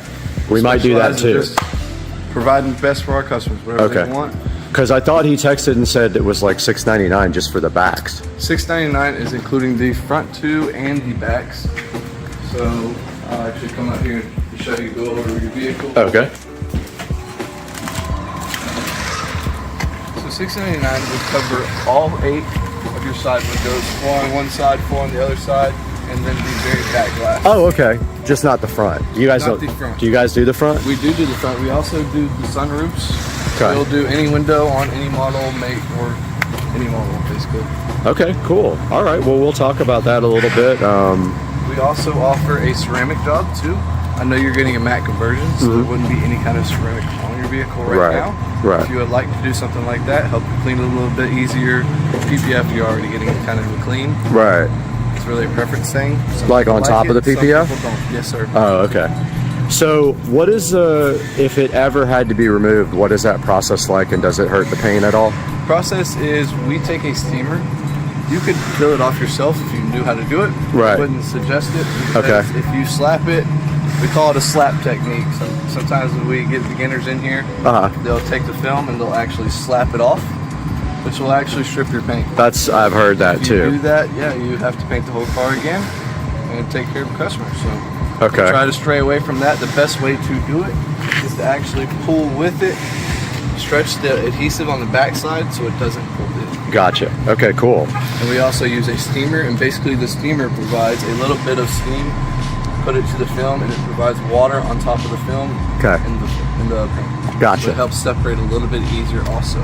And when you wash full car PPF, do you wash it like a normal car? Yes. So you can use any. And Do you in use fact- products on it or what? In fact, with PPF, you can have your rag and distracted, accidentally drop your rag. Pick your rag back up off muddy ground and wash your paint again. It'll have those swirls in your paint. Put it out in the sun, and the PPF will actually self-heal. Oh wow. So it'll take all those swirls out of your paint. Crazy. Same thing as scratches, rock chips. Okay. Awesome. Well, so the car came with. I'll show you. So it had a few little imperfections from the factory. Yeah, we'll get it cleaned up and go So- over it again. So it's actually going to the dealer right now. That was from the factory. Okay. This chip here, Gotcha. and then there's stage 6, huh? There's a scratch somewhere right here. See it right there? I think. Well, there's one. I think that's just dirt. But there is a scratch somewhere on here that I found, and so, like, look at this too. Look at. I don't know what's up with that. I don't know if that's dirt or that looks like it's in the paint. Think that'll come out? No, it's in the paint, isn't it? I can get some alcohol out here if you Well, want to try to get something like that off. I'm gonna make them do it. Deal with it. Yeah. Go So I don't know what they're gonna do. I hate that they might have to paint the car. I absolutely hate that. But your boss was saying might as well get it done now. There's your scratch. Yep. Sure enough, that probably buff out. You think? Yeah, we personally could buff that out. Yeah, so I know Tesla well capable of doing. So also, you guys are going to take off the front plate for me. Yes, sir. Get rid of that thing because it's ugly. Yeah, there was a scratch somewhere. Also offer blacked out emblems too. I see you got a blacked out car, black rims, and being that you're going to have tint, you'll have blacked out windows too. We also offer blacked out Tesla pod or Tesla. Notice they don't have the logo anymore on this new one. That. But it would be for the front too. We could, if you wanted the back, we could install the back for you. Okay, gotcha. The front too, because the front is perfect. Yeah, I'll probably get you guys to do that to that one. Absolutely. Because it's ugly. All right, well, Definitely not ugly, but yeah, we can make it look a little bit better. Okay, so the plan is this is going to Tesla right now. Gotcha. It'll be there for who knows how long, and then you guys, I'll be out of town, but you guys are going to grab the car and do the PPF Absolutely. For me, and then maybe, I don't know if you guys have the ability to do like a capture when you're doing some of it so we can put it in the video. Do that. Okay, cool. And then we'll throw it all in the video, put it all up, and get you guys some coverage here. But man, thank you so much for the tour. And when we come back in like 3 weeks, this car's going to be completely different. Good morning. All right, we just left All Set Auto and then the Tesla dealer, and the Tesla dealer cannot take the car until May the 10th. So we have some time to wait before we can actually get anything done to the car. So we will keep you guys updated on what our plan of attack is here momentarily. All right, guys, here we are in the beautiful Supercar Street Racing Studio, and right in front of me here we have the All Set Auto website, and you can see right here on the front page of All Set Auto, it says, "We don't protect cars, we protect Teslas." So that just goes to show you how well they understand a Tesla vehicle and what they can do to help you and your car from protect your car from paint issues. Now, what we are doing with the brand new 2023 Tesla Model S Plaid that's sitting right over here in the Supercar Street Racing garage is we are doing full PPF film on the car, and it is going to be satin.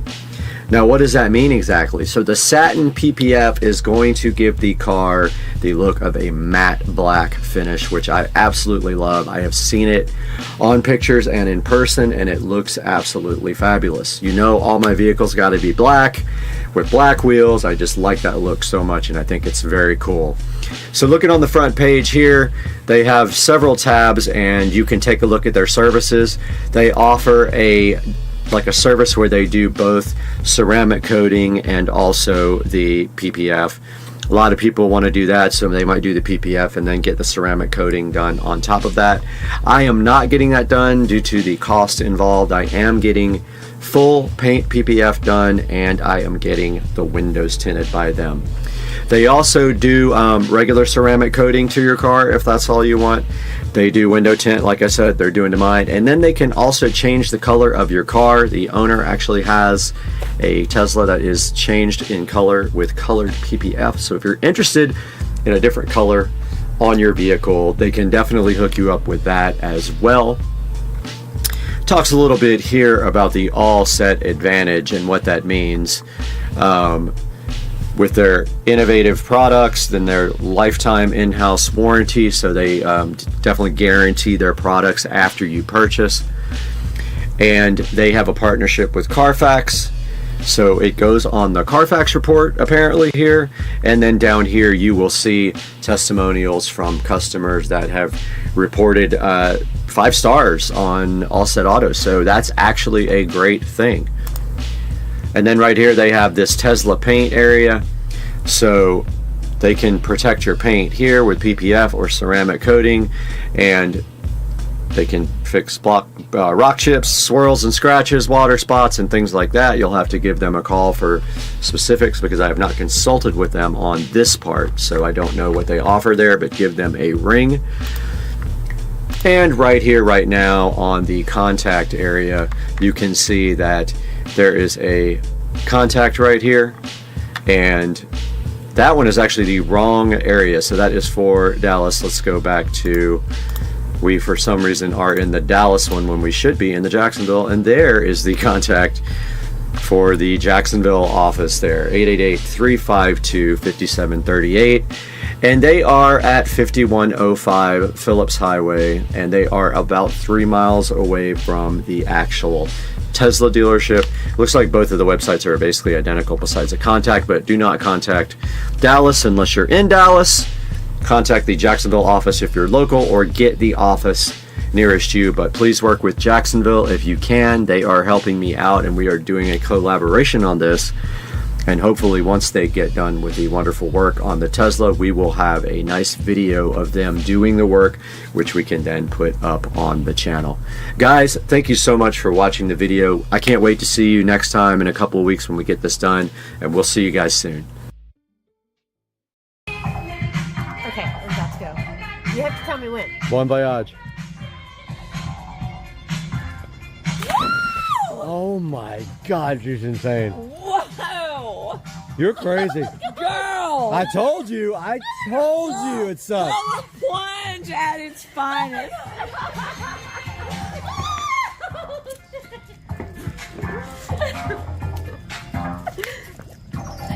Oh, you need way more than this towel.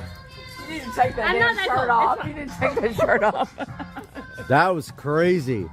I'm so proud of you. Oh my God. All right, I am currently in the process of leveling this out. I'm taking everything out of here and bagging it up, and I'm trying to get this garden at the same level as these pavers, which will be the same level as the yard. And then tomorrow the sod will be coming in, so let's get to work here.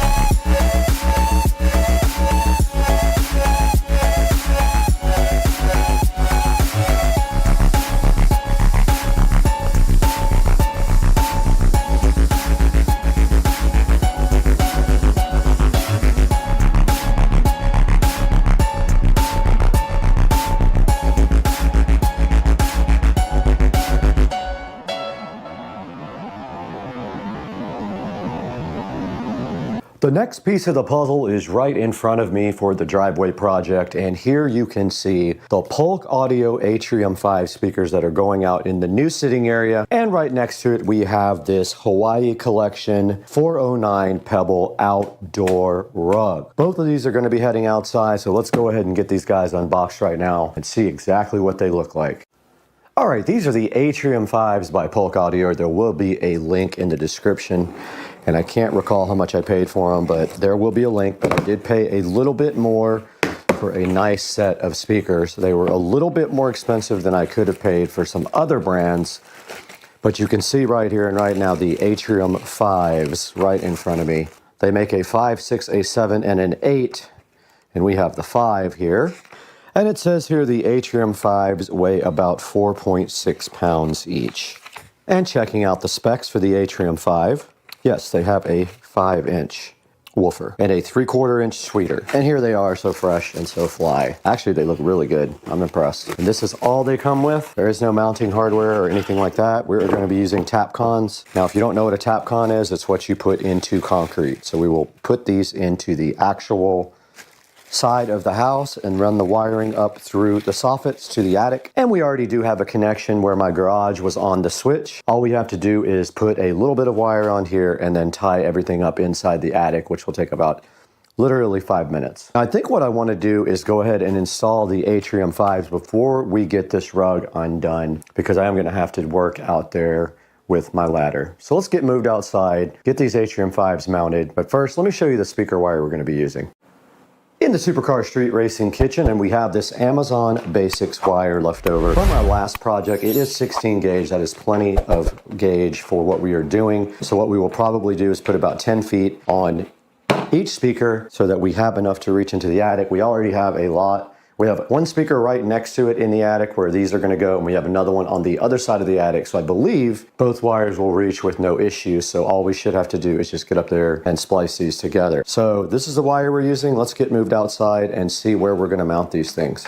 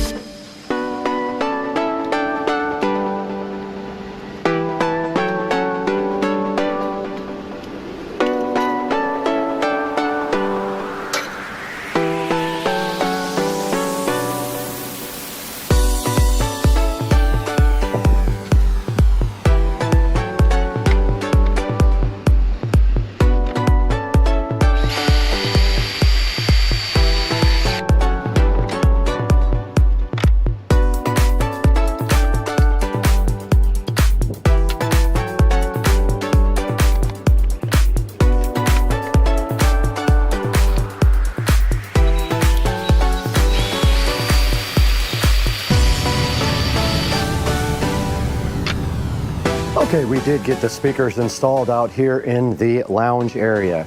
And what we did was we ran the wire up through the attic, and now I have to go into the attic and tie in to the existing switch that was switched on the garage before we converted that over to its own system. But you can see right here and right now, I put the same spacing from the edge of the wall on both sides and aimed them straight down. Once the love seat is down here, these chairs will be spaced closer to the speakers and there will be enough sound for everyone right here. Let's get up in the attic and get this rest of this done.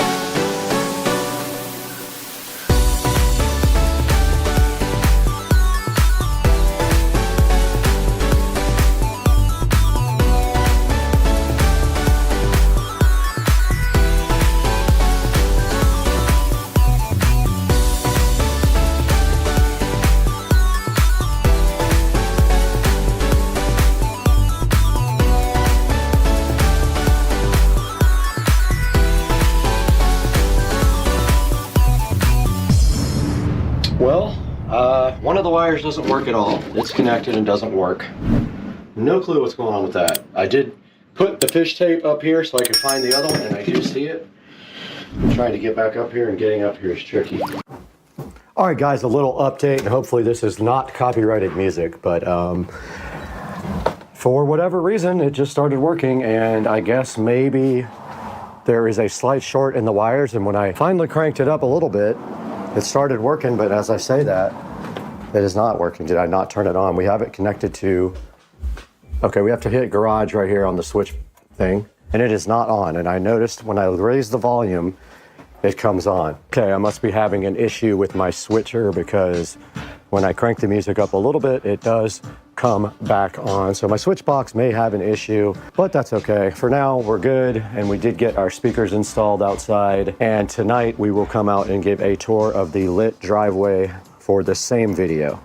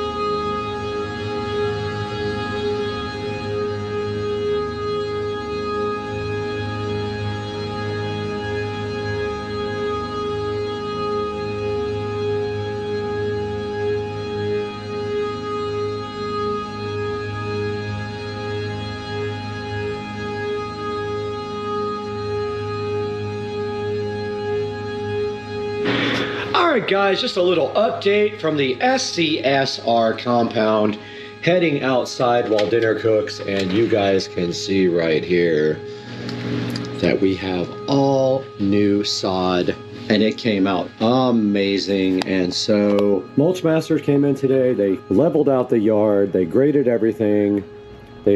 That's just a sprinkler pipe, so no big deal. But they did all new sod right here, all new sod right here. And then tomorrow they will come back and finish this section here where they busted the sprinkler pipe and a little bit of extra fill in. And then we will update you guys again on the new sod situation. But this is the way it looks now. And it actually looks kind of crazy. I'm hyped to have grass finally. Tomorrow we'll get another update, and I hope you guys are doing amazing. All right, we are out here in the Supercar Street Racing front yard where the yard guys just left.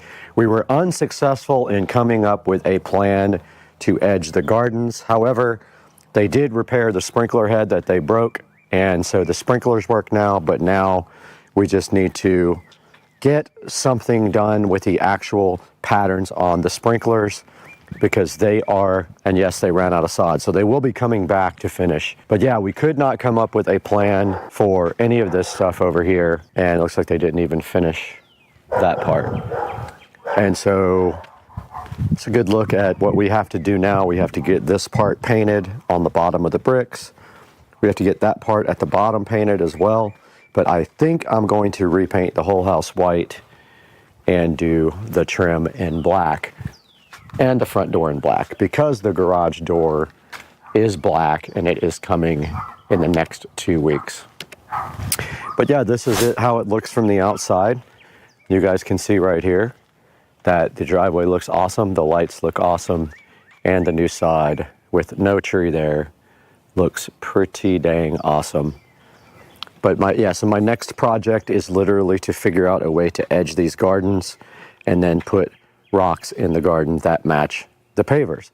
We tried using the pavers for the edging and it just simply did not work out for that. So guys, I hope you enjoyed the video and an update on our little project. And I guess I'll give you one more view of this part. So this is my seating area that just got all wet from the sprinkler, but this is going to be a lounge area. And we did get the speakers installed as you saw in this video. Now that's going to do it and wrap it up from the Supercar Street Racing compound. And we will see you guys next time. Right here in front of me, I do have the second part of the equation of the Kimimoto generous donation to the channel. We're going to get this thing opened up, and this is going to help us fix something on the golf cart that has been broken for a minute. So let's get this thing opened up now.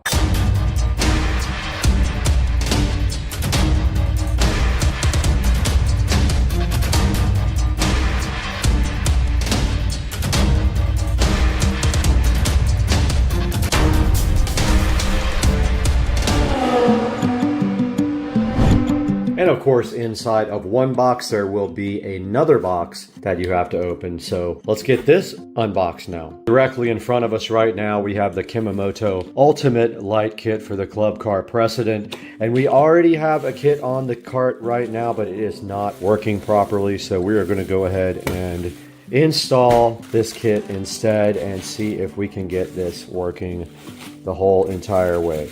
So we have everything in here that we need to go ahead and install a light kit on the Club Car Precedent. All we have to do is get out there and get it done, and there is a horn. So my horn doesn't work right now, and my blinkers don't work right now. But here is everything in the kit. We already have a brake switch like this. This is the LED headlight portion of the kit here. This is part of the stock controls. And this is also a stock thing right here. So yeah, we're going to be installing this guy and removing a lot of the other kit, if not all of it, to see if we can get our blinkers working again.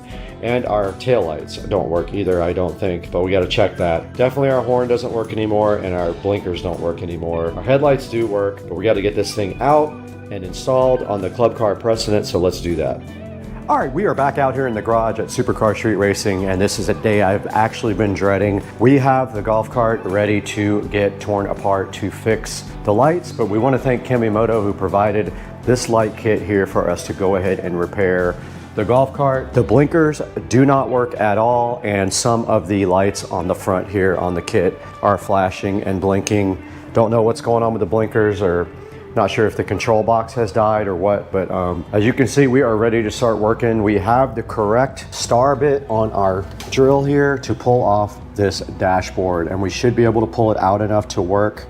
It is kind of a pain, but we do have to replace this stalk, this little wire protector, and then rewire the lights in. Hopefully, we can use the same taillights. I do not want to get into that mess of redoing the taillights because they do work. The brake lights work as well, but the blinkers do not work. So I'm thinking maybe the control box died. So we know one thing, when we do have the switch on, the lights only work when the switch is on, so it is wired to ignition somehow. Once we get this dash out, we'll be able to see exactly what I did, and we can just unhook this kit and hook the kit up that we just got. So it's a lot of work. We're gonna have to get going pretty soon. So let's get busy, let's get to work, and let's get this dash off.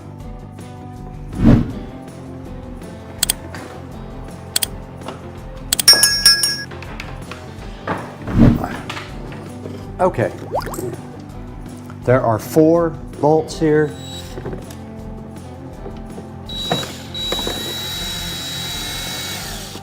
I'm gonna try to put these somewhere where I don't lose them. I don't have any more of these, so I'm gonna grab a plastic bag to put these in, or a Tupperware container. Got a nice Tupperware container here now. This should just lift right out, no problem. And this just does come off as well. This is where the wiring goes. This pops off for the stock.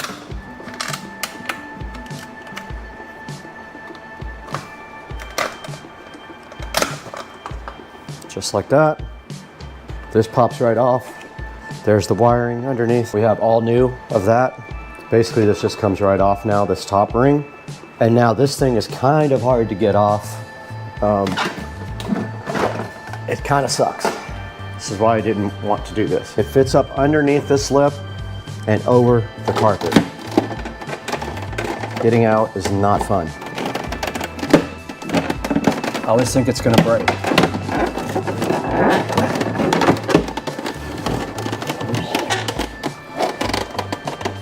And that is it. That's how you remove the dash panel.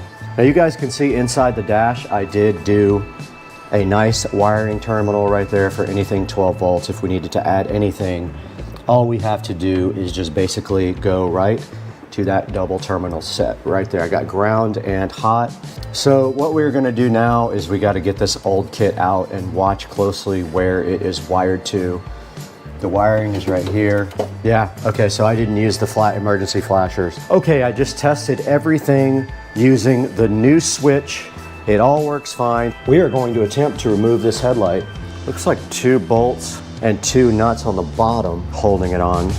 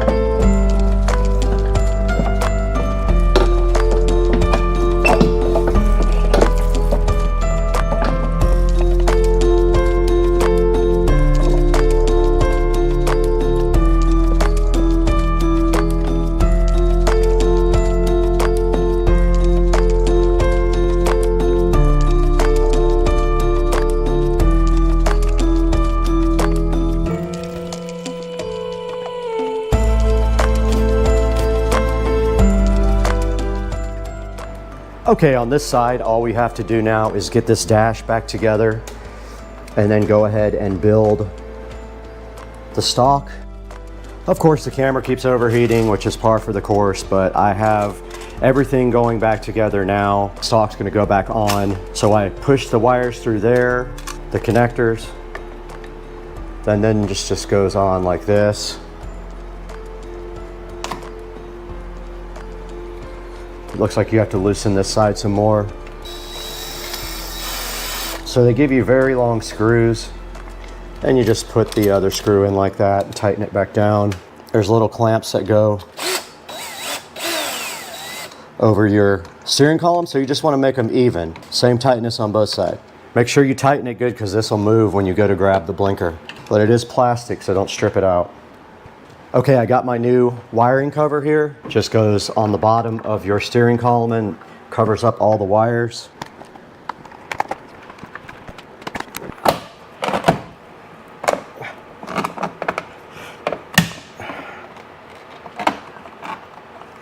There. Guys, I wanted to take a minute and thank our sponsors for today's video. Now we have 2 sponsors on the side, besides from the main sponsor that provided for the actual video. But today we are also sponsored by EnviroScent here. And EnviroScent was so kind to send us one of their safe scents, and they did send us lemon leaf and thyme. And you can see right here, it's pretty cool. So this is the thing that plugs into the wall. They give you this with the package. You take the scent out of this thing. They give you a little can for it. And then this just slides directly into the EnviroScent. It does have arrows to show you which way, and it should just slide right in like that. And then it just plugs right into the wall. It gives you 45 days of freshness. Now, EnviroScent is safe for you and your pets. Everything in the EnviroScent is liquid-free and non-toxic.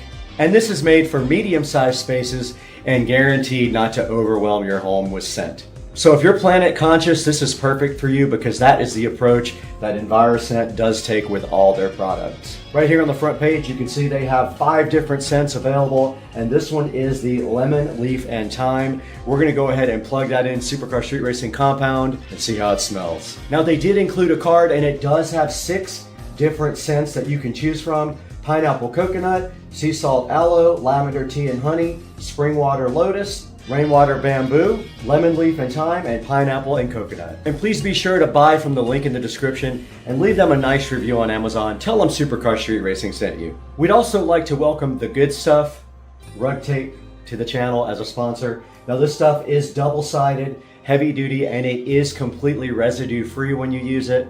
This roll here is 2 inches wide by 10 yards. And checking out here on the Amazon page, you can get 10 yards, 30 yards, or 100 yards, all by 2 inches. So it's a well-known fact that a lot of people are injured every year because their rugs do slip out from underneath them. It says right here, over 40,000 people are injured because of that. So this stuff is super easy to install and reposition. It's got an easy tear backing and a no-slip rug gripper tape. You can effortlessly tear it to any desired length. And on any type of carpet or rug, this stuff is designed to last.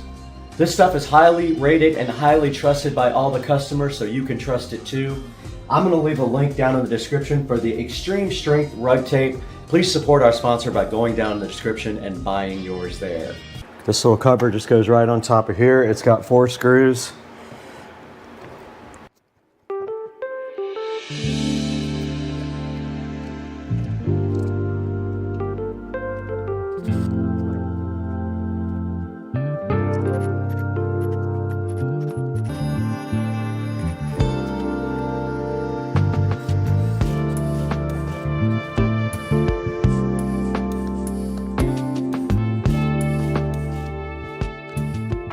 All right, guys, we're back out here with the golf cart. Now, we didn't show you a lot of the install process. We did get the Kimimoto kit installed. It is not that difficult. All you have to do is follow the diagrams in the instructions and you can get this installed. We did go ahead and replace all the wiring in the golf cart after all, but the camera kept overheating, so we did not get good shots of that. We have just shots of the front being replaced. And then, of course, we did go ahead and put the new stock mount on here. We did not use the switch that mounts on the dash, but you can see right here, our lights do work fine. We do have good headlights. And if we look at the blinkers, we have a blinker right there, and we have a blinker right there, and a blinker right there, and the other one does work as well. We kept our old taillights because they are smoked. There are plenty of videos to install this kit online, so I'm not making a video of front to back install.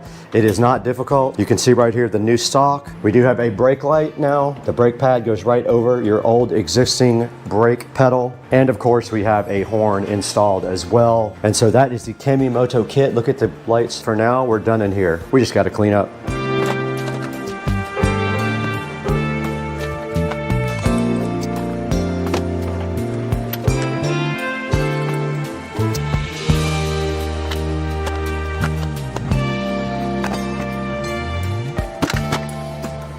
All right, guys, we are out here on the golf cart. Give you a little bit of a sense of what the lights are like. So that's what they look like at night.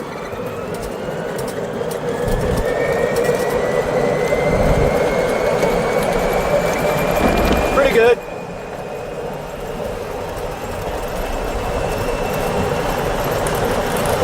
We're moving.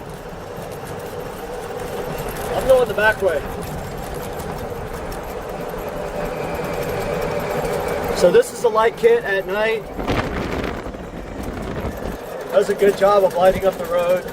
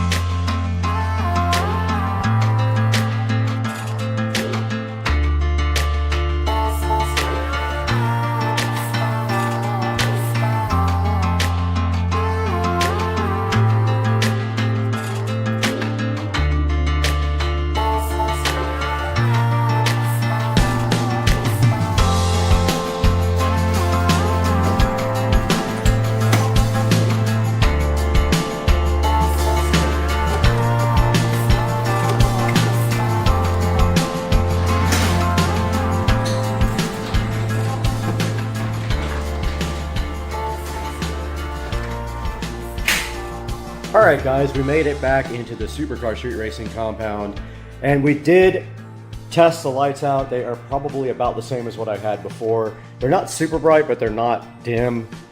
I would say they're just adequate, so I think they're fine for any golf cart. I would actually like to get a couple of lights here and here to complement those, or maybe a light bar right here pointing down, or up here pointing down at the top. So we'll see what we can figure out, but this is gonna end the video, guys. Thank you for supporting Kimamoto. They are always generous with the channel. Please pick up their light kit. It's available on Amazon. I'll put a link in the description. As always, thank you guys for the support. We'll see you next time. All right, so remember the video I posted earlier about, it's about to, yeah. It is freaking pouring right now. Florida life confirmed. Okay, me and Patricia absolutely hate onions, so we're gonna see if this alligator will eat them. Get it. Oh, here we go. Here we go. Here we go. Nope. We're on a cruise, and it's raining, and we got new friends, and it's raining. What? There's a big storm coming. That's what we need. Clear them out. Steer us around it. Yes, Captain, steer around storm. Clear them all out. Oh no, I'm completely out of tequila. Oh, wait a minute. No, I'm not.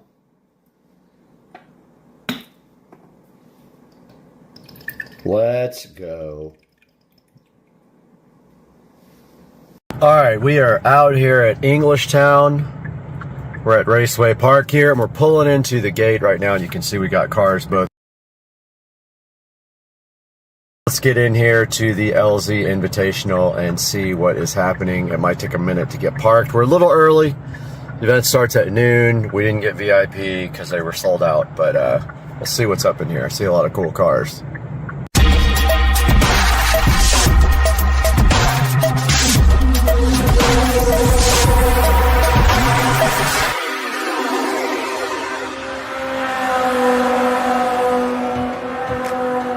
All right, we're pulling into Raceway Park now.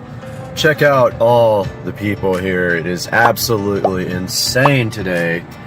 I'm kind of hyped about seeing some of this drifting and seeing some of my YouTube guys out there. You can see right here, we are heading into the drift event now. LZ Invitational, Englishtown, New Jersey. Let's do this. Englishtown. All right, we're out here, LZ Invitational, checking out some of the cars here. Tracks over there, cars here for the car show. Good turnout, a lot of people.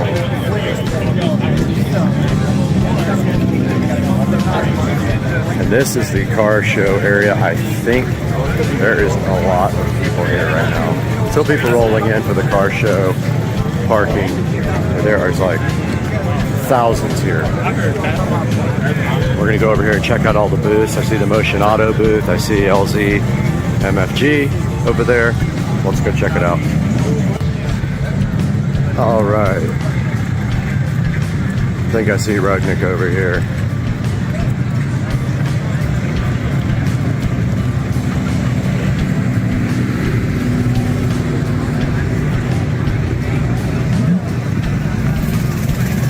Over at the Ricer Miata shop.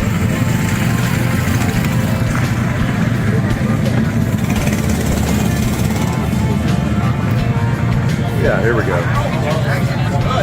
There's Chris and the gang at the Rudnick shop. Chris, Matt, Chris. People are still coming in. Alright guys, over here Chris's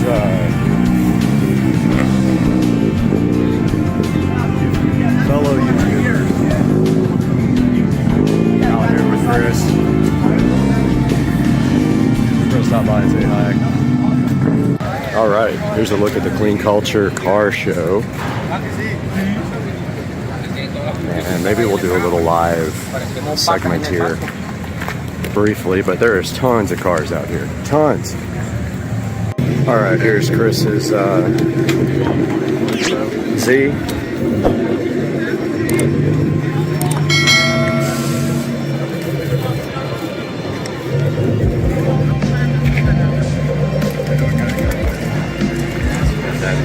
LS B36 crashed yesterday. Right back here.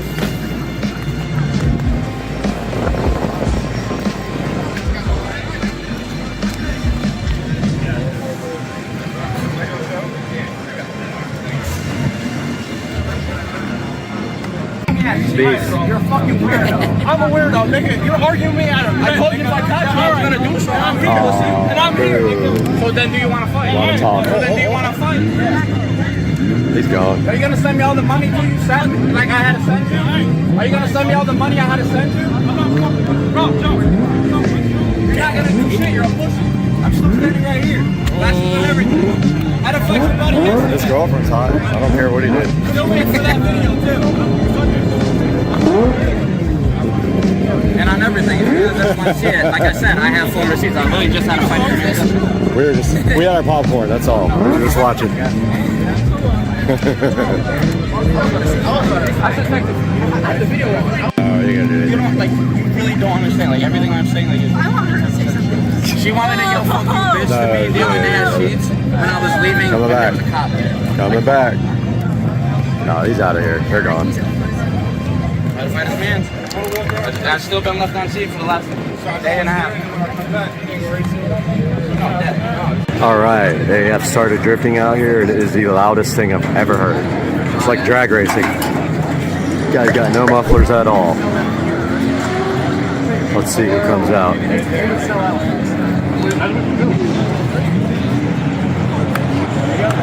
There we go.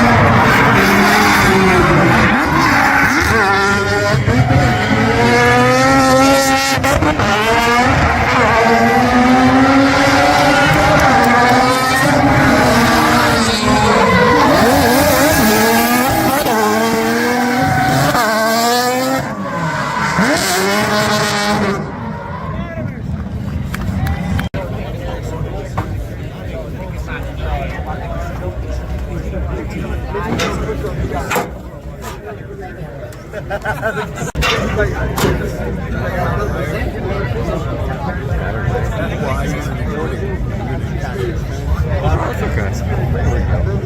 No, it's fine.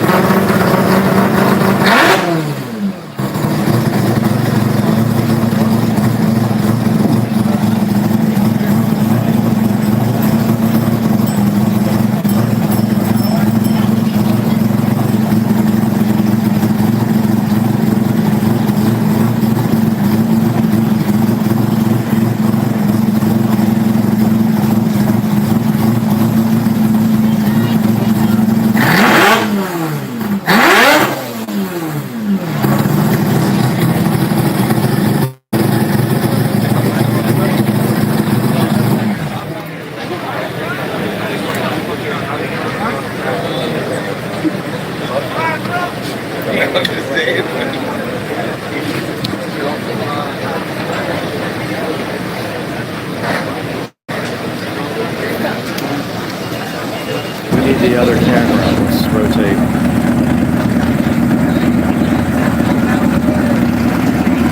And that is Chris Rudnick's booth.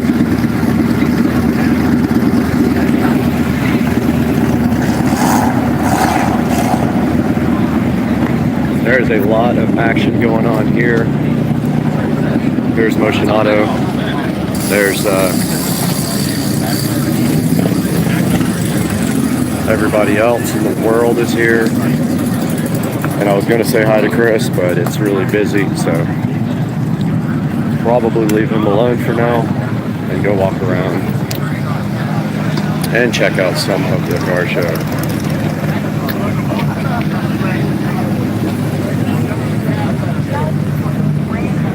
Nice looking GTR and an Evo.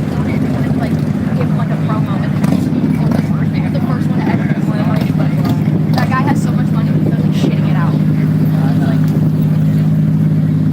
Cool GTR.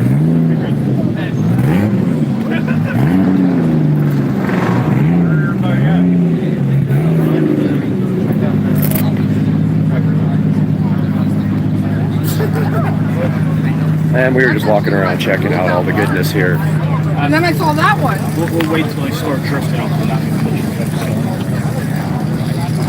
And I guess we can go back to the back. They're not restricting access to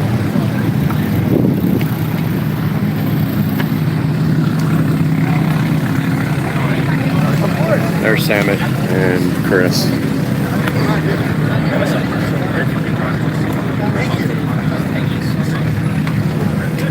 And Matt.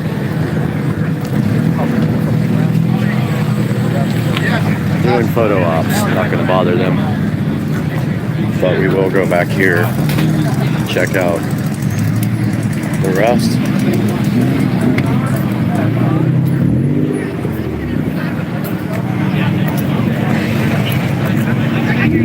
Trevor's drift car.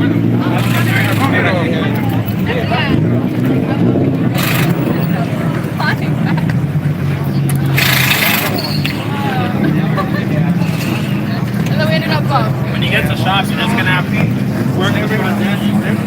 There's the MagnaFlow booth. Here's Colette's car, the rotary. And then that is that's the rotary, no, is that the rotary Supra? Yeah. That's Adam in the Supra. Right there.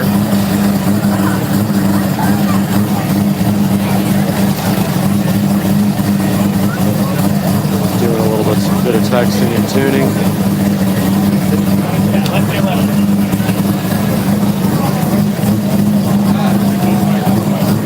Out of the Colette. And of course, Vargas for RX-7 tuning specialist, rotary Vargas.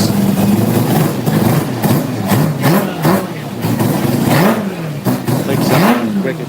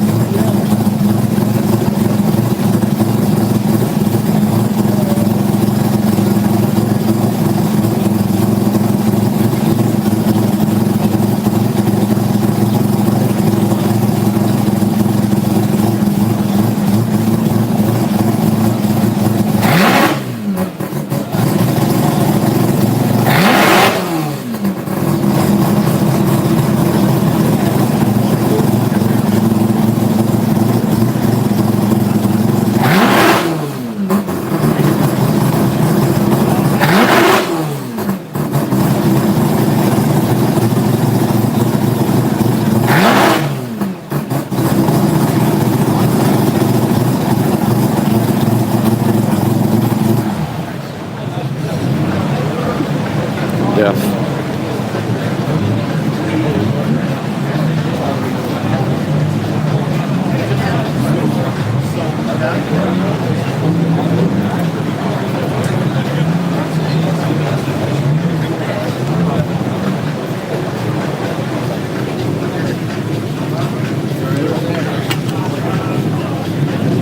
Alright guys, so that was a look at my trip to Englishtown, New Jersey.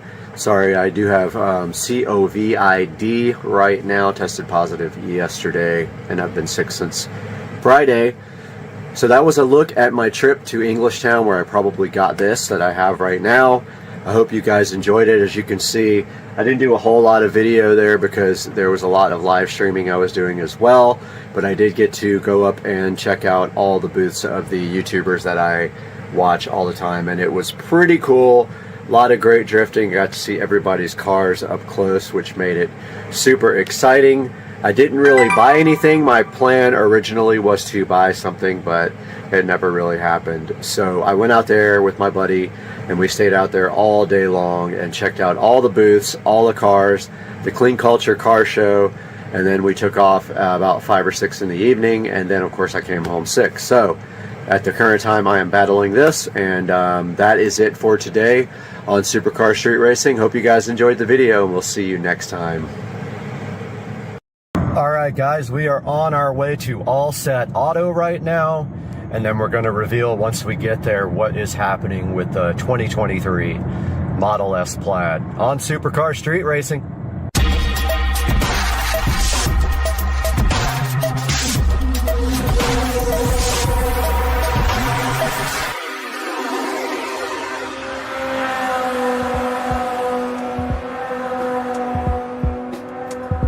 Guys, we are out here at All Set Auto, who is going to be looking at the car. I see somebody inside now. So, how's it going? I'm Brad. Nate, nice to meet you. How's it going? So, doing a little bit of for the channel here. Yeah. So this is, guys, this is All Set Auto, and you are Nate. Nate. All right, yeah. I'm Brad. Nate. Yeah, for sure. What we do here. Okay, awesome. Whoa, Teslas. dude, love the lighting. All Set spelled backwards is actually Tesla. Yep, that's true. And so this is our work area. okay. A little bit of PPF. PPF means paint protection films. Right. And what that is basically to protect your paint from rock chips, scratches, swirls that you get from washing your vehicles. Right. Stuff like that. So what we're looking at for the car that has less than 200 miles on it is satin. Satin. And I can actually show you a satin. Okay, cool. Satin right here. And we're going to be doing the whole car. This is a Model 3. What model do you have again? Model S Plaid. Model S. Wow, nice. Congratulations. Brand new. It's got like 100 miles on it. So. Sweet. This one's actually an immaculate version. I don't want to go too far over. Okay. So this one's going satin. Mike, which panels you get done? You get the hood done. Okay. Yeah, so you can see here, I love the lighting here, by the way. This is our light tone. So yeah, you can see here where it knocks the shine down on the satin, which is exactly what I wanted. And there's a couple of black ones like mine out there, and I looked at an older one, but I decided to get a brand new one because they updated the hardware. Yes. So now they have there's no more like proximity sensors, it's all camera based, and so all that changed, and I wanted to make sure. All new to these now. Yep, all new. And this one's brand new too? Yes, this is a 2020. Well, they have sold so many in the first quarter, something like 500,000 cars, so you guys will be busy. Yeah, we're not shy of work. We gotta put in work. So that is a little bit of something that we do. We also offer window tints. Right, and I looked at that, but you guys won't do the fronts, right? The front window? We do. Oh, okay, all right. We do whatever you want. Okay, we might do that too. Just providing the best for our customers, whatever they want. Because I thought he texted and said it was like $6.99 just for the backs. $6.99 is including the front two and the backs. So I'll actually come out here and show you, go over your vehicle. Okay. So $6.99 would cover all 8 of your side windows, 4 on one side, 4 on the other side, and then the very back glass. Oh, okay. Just not the front. You guys Not don't. the front. Do you guys do the front? We do the front. We also do the sunroofs. Okay. We'll do any window on any model, make, or any model, basically. Okay, cool. All right. Well, we'll talk about that a little bit. We We also offer a ceramic job too. I know you're getting a matte conversion, so there wouldn't be any kind of ceramic on your vehicle right now. Right. If you would like to do something like that, help you clean it a little bit easier. PPF, you're already getting kind of a clean. Right. It's really a preference thing. Like on top of the PPF? Some people don't. Yes, sir. Oh, okay. So what is if it ever had to be removed, what is that process like, and does it hurt the paint at all? Process is we take a steamer. You could peel it off yourself if you knew how to do it. Right. I wouldn't suggest it. Okay. If you slap it, we call it a slap technique. So sometimes when we get beginners in here, they'll take the film and they'll actually slap it off, which will actually strip your paint. I've heard that if too. You do that, yeah, you have to paint the whole car again and take care of the customer. So okay. Try to stray away from that. The best way to do it is to actually pull with it, stretch the adhesive on the backside so it doesn't pull in. Gotcha. Okay, cool. And we also use a steamer, and basically the steamer provides a little bit of steam, put it to the film, and it provides water on top of the film in the paint. Gotcha. So it helps separate a little bit easier also. And when you wash full car PPF, do you wash it like a normal car? Yes. So you can use do you use products on it or what? In fact, with PPF, you can have your rag and distracted, accidentally drop your rag. Pick your rag back up off muddy ground and wash your paint again. It'll have those swirls in your paint. Put it out in the sun, and the PPF will actually self-heal. Oh, wow. So it'll take all those swirls out of your paint. Crazy. Same thing as scratches, rock chips. Okay, awesome. Well, so the car came with, I'll show you. So it had a few little imperfections from the factory. Yeah, we'll get it cleaned up and go over it again. So it's actually going to the dealer right now. That was from the factory. Okay. This chip here. Gotcha. And then there's stage 6, huh? There's a scratch somewhere right here. See it right there. I think. Well, there's one. I think that's just dirt. But there is a scratch somewhere on here that I found. And so, like, look at this too. Look at. I don't know what's up with that. I don't know if that's dirt or that looks like it's in the paint. Think that'll come out? No, it's in the paint, isn't it? I can get some alcohol out here if you want to try to get something like that off. I'm gonna make them do it. Yeah. So I don't know what they're gonna do. I hate that they might have to paint the car. I absolutely hate that. But your boss was saying might as well get it done now. There's your scratch. Yep. Sure enough. That'd probably buff out. You think? Yeah, we personally could buff that out. Yeah, so I know Tesla is well capable of doing it. So also, you guys are going to take off the front plate for me. Yes, sir. Get rid of that thing because it's ugly. Yeah, there was a scratch somewhere. We also offer blacked out emblems too. I see you got a blacked out car, black rims, and being that you're going to have tint, you'll have blacked out windows too. We also offer blacked out Tesla Pod or Tesla. Notice they don't have the logo anymore on this new one. That. But it would be for the front too. We could, if you wanted the back, we could install the back for you. Okay, gotcha. The front too, because the front is perfect. Yeah, I'll probably get you guys to do that to that one. Absolutely. Because it's ugly. All right, well, Definitely not ugly, but yeah, we can make it look a little bit better. Okay, so the plan is this is going to Tesla right now. Gotcha. It'll be there for who knows how long, and then you guys, I'll be out of town, but you guys are going to grab the car and do the PPF for me, and then maybe, I don't know if you guys have the ability to do like a capture when you're doing some of it so we can put it in the video. Okay, cool. And then we'll throw it all in the video, put it all up, and get you guys some coverage here. But man, thank you so much for the tour, and when we come back in like 3 weeks, this car's going to be completely different. Good morning.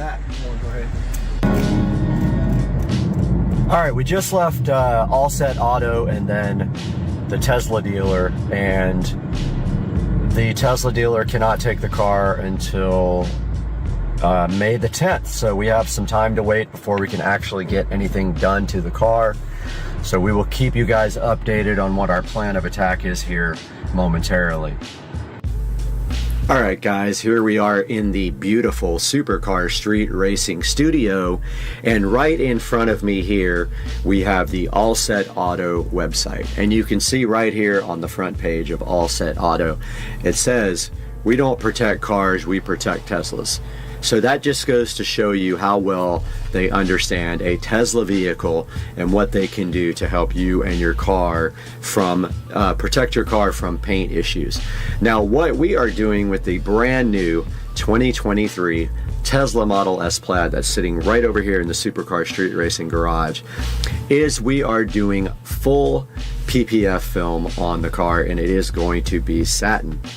Now, what does that mean exactly? So the satin PPF is going to give the car the look of a matte black finish, which I absolutely love. I have seen it on pictures and in person, and it looks absolutely fabulous. You know, all my vehicles got to be black with black wheels. I just like that look so much, and I think it's very cool. So looking on the front page here, they have several tabs, and you can take a look at their services. They offer a service where they do both ceramic coating and also the PPF. A lot of people want to do that, so they might do the PPF and then get the ceramic coating done on top of that. I am not getting that done due to the cost involved. I am getting full paint PPF done, and I am getting the windows tinted by them. They also do regular ceramic coating to your car if that's all you want. They do window tint, like I said, they're doing to mine. And then they can also change the color of your car. The owner actually has a Tesla that is changed in color with colored PPF. So if you're interested in a different color on your vehicle, they can definitely hook you up with that as well. Talks a little bit here about the All Set Advantage and what that means. With their innovative products, then their lifetime in-house warranty, so they definitely guarantee their products after you purchase. And they have a partnership with Carfax, so it goes on the Carfax report apparently here, and then down here you will see testimonials from customers that have reported 5 stars on All Set Auto, so that's actually a great thing. And then right here they have this Tesla paint area, so they can protect your paint here with PPF or ceramic coating, and they can fix rock chips, swirls and scratches, water spots, and things like that. You'll have to give them a call for specifics because I have not consulted with them on this part, so I don't know what they offer there, but give them a ring. And right here, right now, on the contact area, you can see that there is a contact right here, and that one is actually the wrong area, so that is for Dallas. Let's go back to, we for some reason are in the Dallas one when we should be in the Jacksonville, and there is the contact for the Jacksonville office there, 888-352-5738. And they are at 5105 Phillips Highway, and they are about 3 miles away from the actual Tesla dealership. Looks like both of the websites are basically identical besides a contact, but do not contact Dallas unless you're in Dallas. Contact the Jacksonville office if you're local, or get the office nearest you, but please work with Jacksonville if you can. They are helping me out, and we are doing a collaboration on this. And hopefully once they get done with the wonderful work on the Tesla, we will have a nice video of them doing the work, which we can then put up on the channel. Guys, thank you so much for watching the video. I can't wait to see you next time in a couple of weeks when we get this done, and we'll see you guys soon. Guys, Dukes of Duval is seriously lacking in security at his new house, but we're going to change that today with the Wisecam Pan and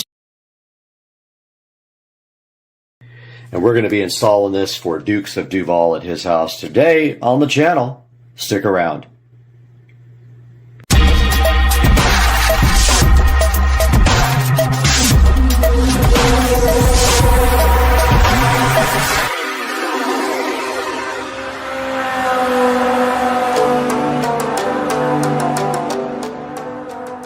Okay, for the first part of this project, we have a new electrical box for Joe's attic, and we have a new receptacle here.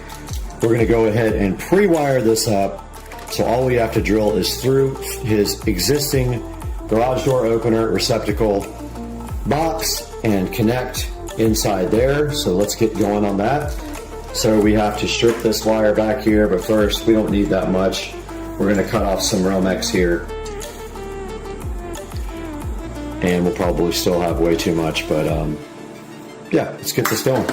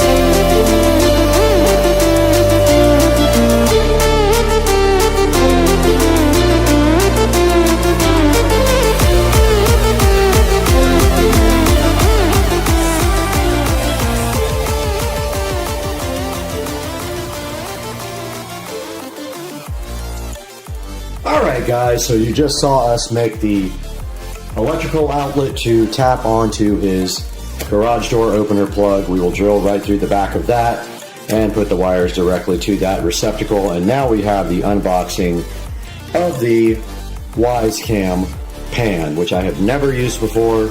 All of mine are non-panable, but I am excited for this. So let's get this guy unboxed.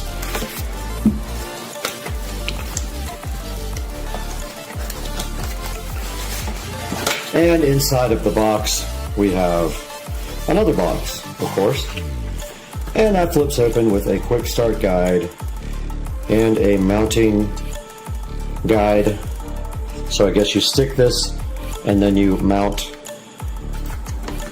using this template here.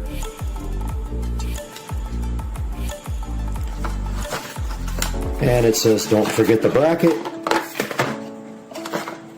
There is the bracket, and it looks like this. Lines up like that, so you will mount this to the wall, and then you will mount the WiseCam to this dude like this. There's probably a screw that goes underneath it like that, if I had to guess. And here's the actual WiseCam, and here's the peel satisfaction.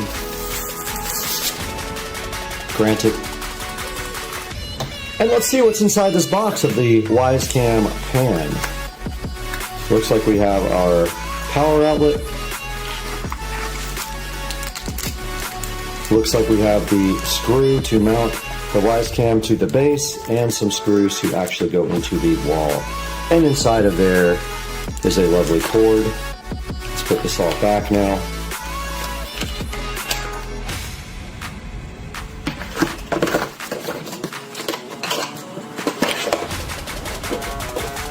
And that is a look at what is inside the box of the WiseCam pan. Next step over here is go work on Joe's electrical and get that started. Alright, we are headed over to Dukes of Duval house to put his security camera in.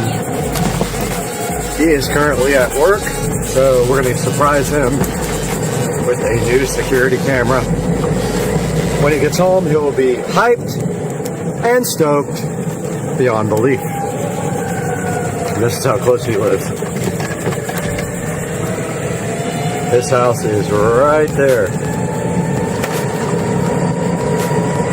Welcome to Dukes of Duval.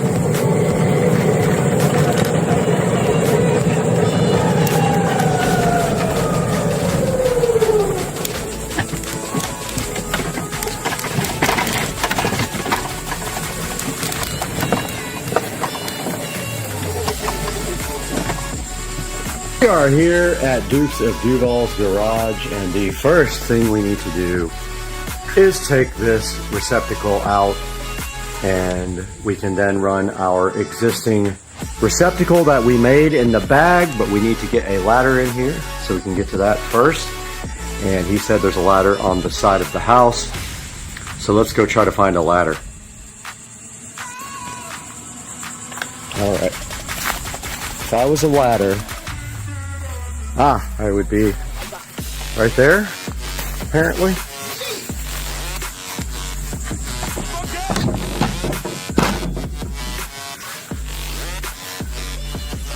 Oh my goodness, that's a big ladder. Huh, okay.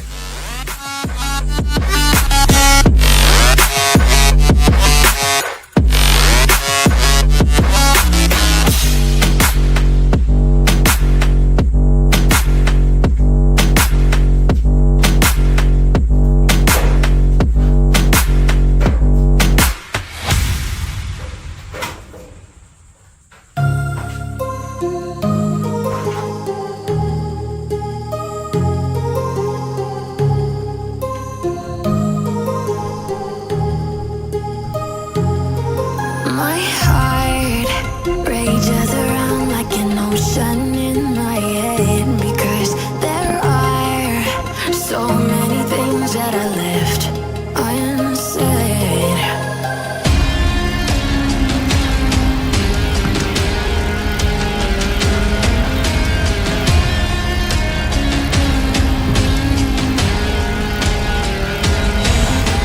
I can almost feel you walking in the distance, but I know that it's not reality. If you are echoing around inside these parallel dimensions all alone, now I'll find you in my dreams.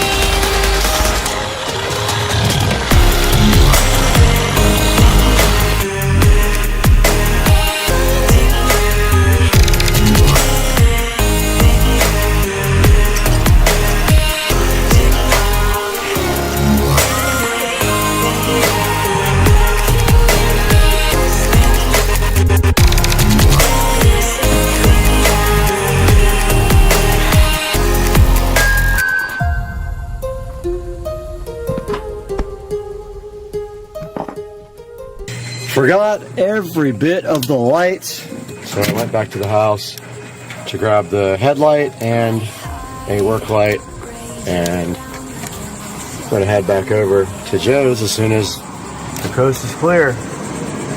Let's go. I can almost feel you walking in the distance, but I know that it's not reality. If you are echoing around inside these parallel dimensions all alone, now I'll find you in my dreams.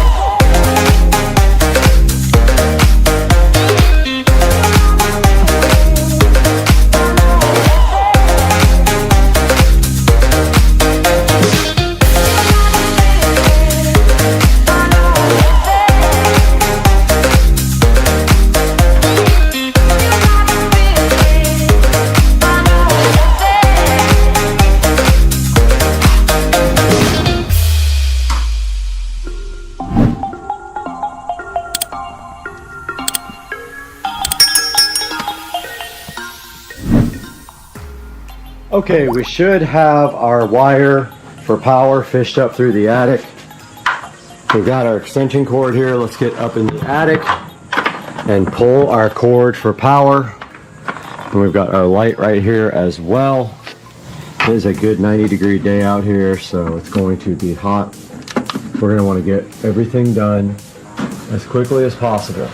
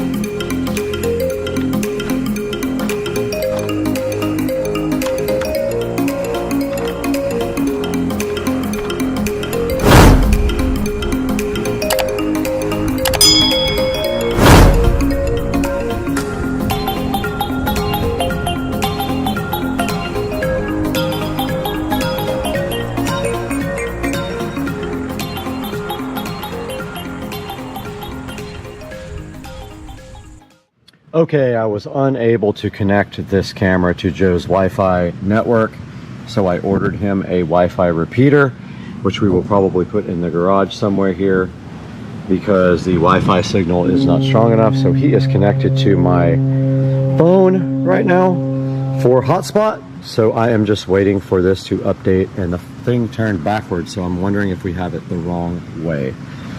As soon as this thing is done updating, we'll try it, but like it's about to storm. I need to get this golf cart home as well. So yeah, that's where we are right now. All right, guys, so we're on the way back to Dukes of Duval house. I have his Wi-Fi extender, so we're headed that way now. Go ahead and get that thing installed. See if we can get this camera working.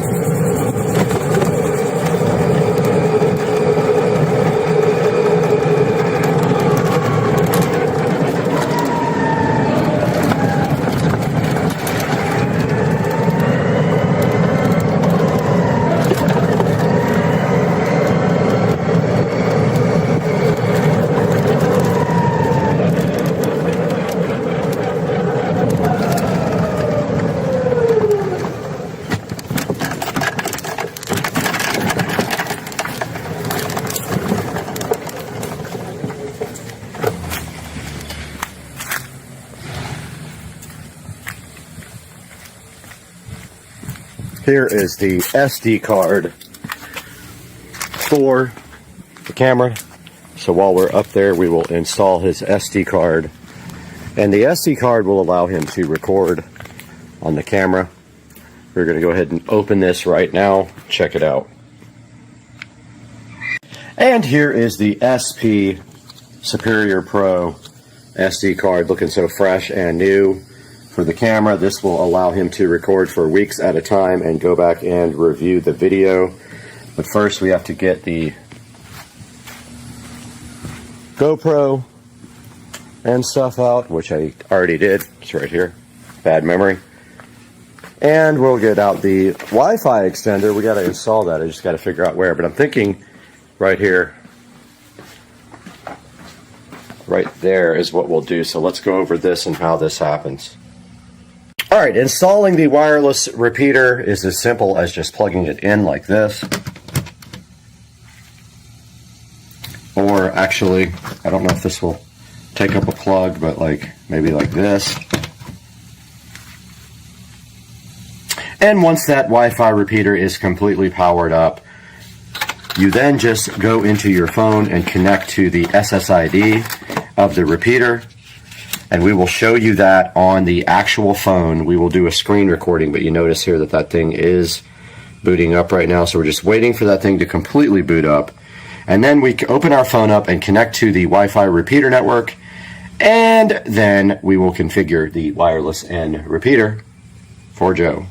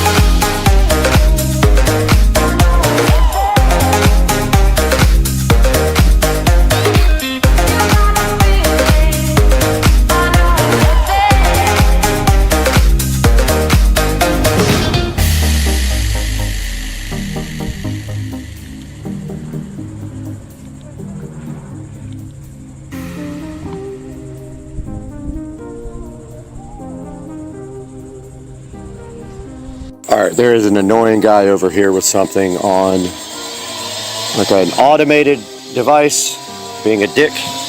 But we're going to open up Wisecam and see if we can configure this camera.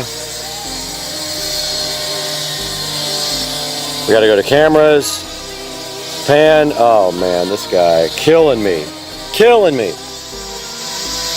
This guy.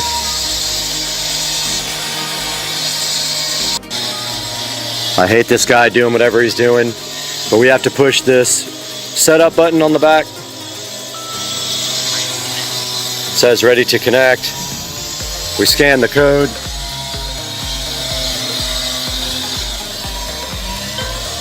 It says scanned. This guy's killing my video.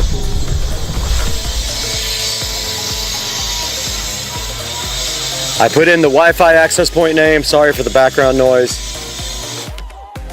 Guy.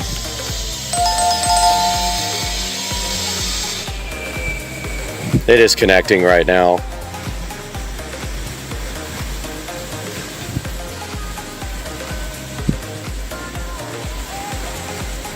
Should not take this long.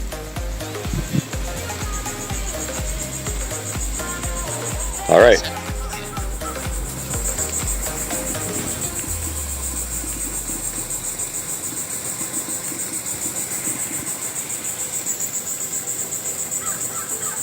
All right, so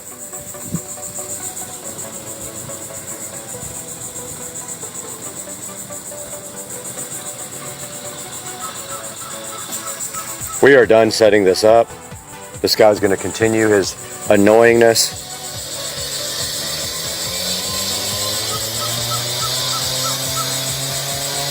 And we might have to change the way this is oriented. But it does go all the way around like this. Actually, we probably want to rotate it more.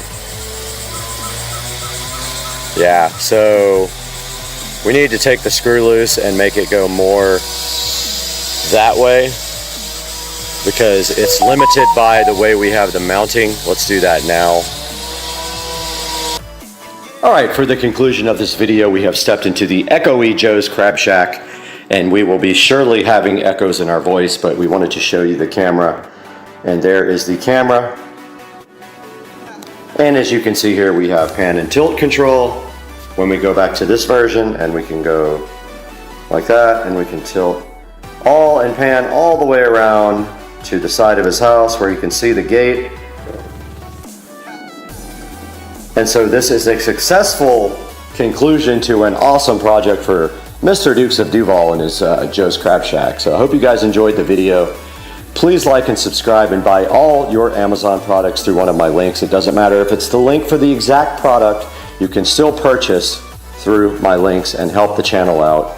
And we will see you guys next time on Supercar Street Racing. A weird fire picture. We're just throwing the pool. You'll wake right up. Oh! You will wake right up. You're not though, Trish. Yeah, I'm gonna go get. Guys, welcome back to the channel for a Supercar Street Racing studio build update. And it is Sunday, and I am hard at work on the studio, and I want you guys to check it out because we are live there and up there. And what have I gotten done since the last update? So I have been working hard on the foam tiles. I made a mistake up there and started tiling, and of course when I ripped the tiles off, the paint came off with it. No big deal. Since yesterday though, I finished this entire wall. Probably have to replace this because it got some glue on it and you can really see it, but in the dark you don't see much. I finished this entire wall, and I finished this entire wall this morning except for the edge, because I'm going to foam that. I've got to put the foam insulation up on this front wall. This is the big wall with so many cuts. It's going to be a while to get that done.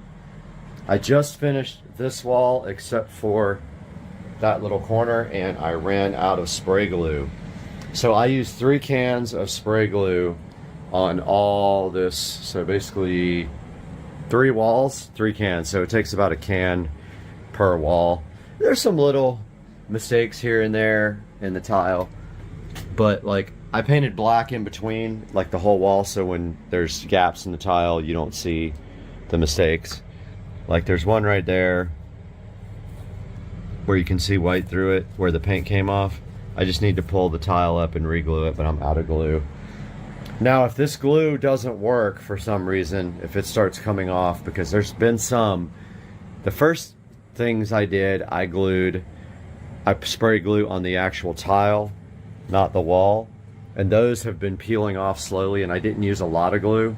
I stepped up my glue game, probably using 3 times as much on each tile, and I've been spraying the wall instead of the tile, and I think that's made a big difference. Like this is the wall I did yesterday and I haven't had any issues yet, but if they start coming off, I'm gonna step it up to like caulk, because that stuff will hold and it will not come off once it dries. I'll get the fast dry stuff and put some on the back and then just put them back up.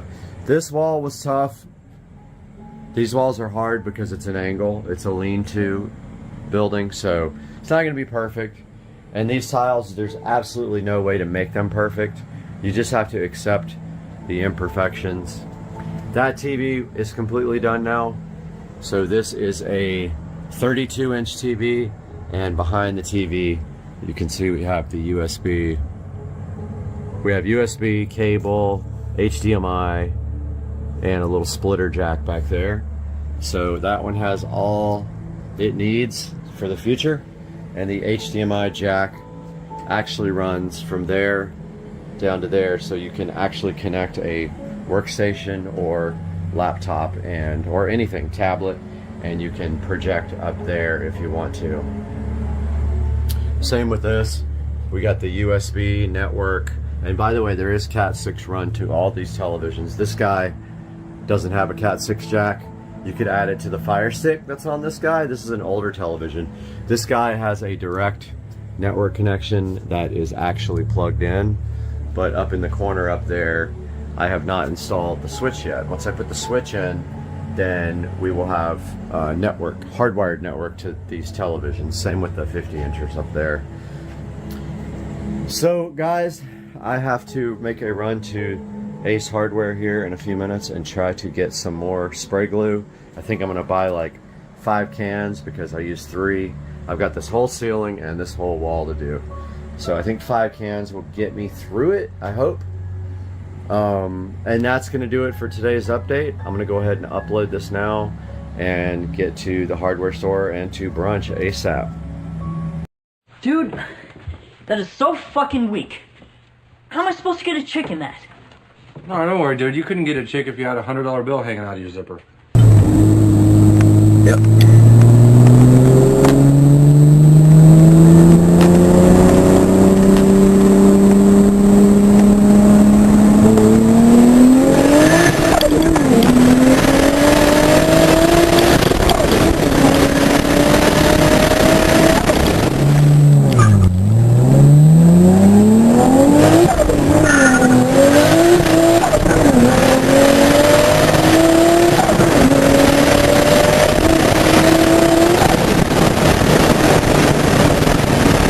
Thinking about yourself for a change. Dude, I'm not gonna cave in. End of story, dude.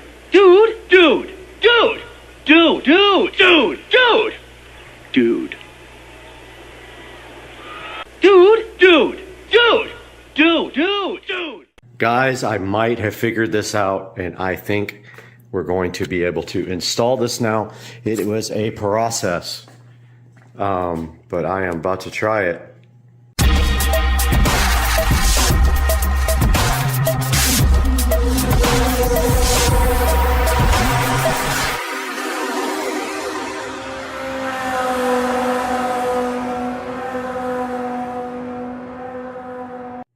Hey guys, welcome back to the channel, and today we're going to show you how to install Kodi on a show device. That's right.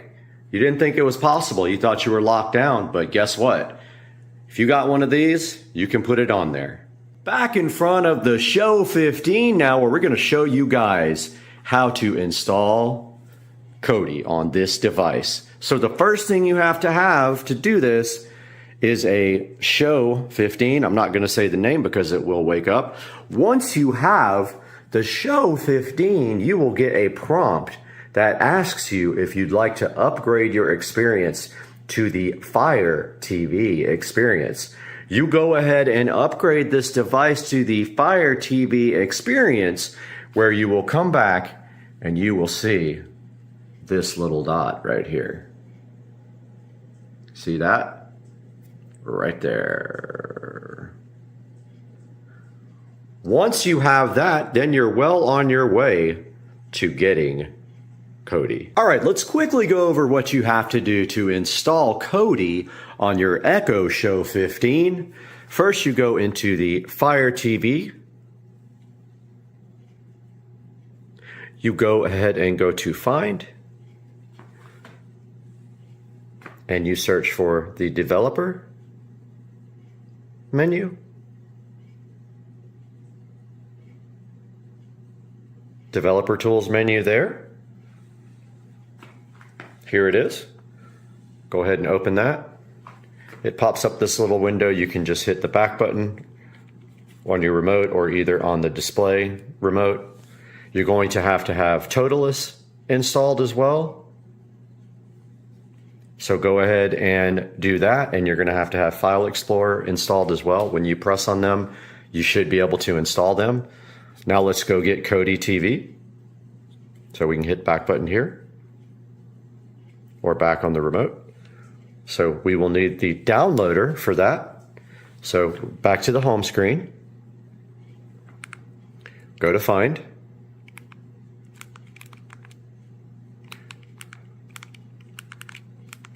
Try that again. Find, search for downloader.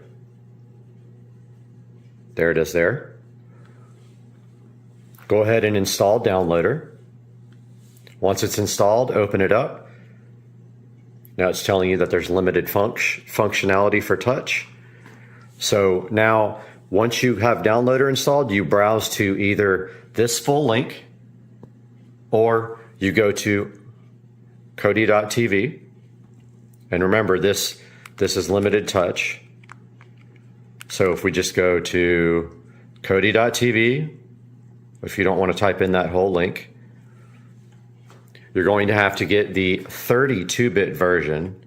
Go to the little menu here. Go to download. Go to Android, the little Android robot. Get the 32-bit version. The 64-bit version will not work. it will go ahead and download. Once it's done, it's going to attempt to install, which is going to fail. This doesn't work because when you hit settings, it's just going to disappear. So just click done on downloader. Or actually you have to use your remote. Again, the touch doesn't work on a lot of things. Click the home button here or on the screen to get back to your Fire TV mode. Go into your apps.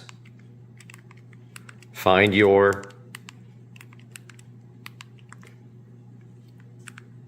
developer tools menu, open that. Just hit the back button to get out of that. Now on File Explorer, you have to use your remote. Again, see how it says limited touch?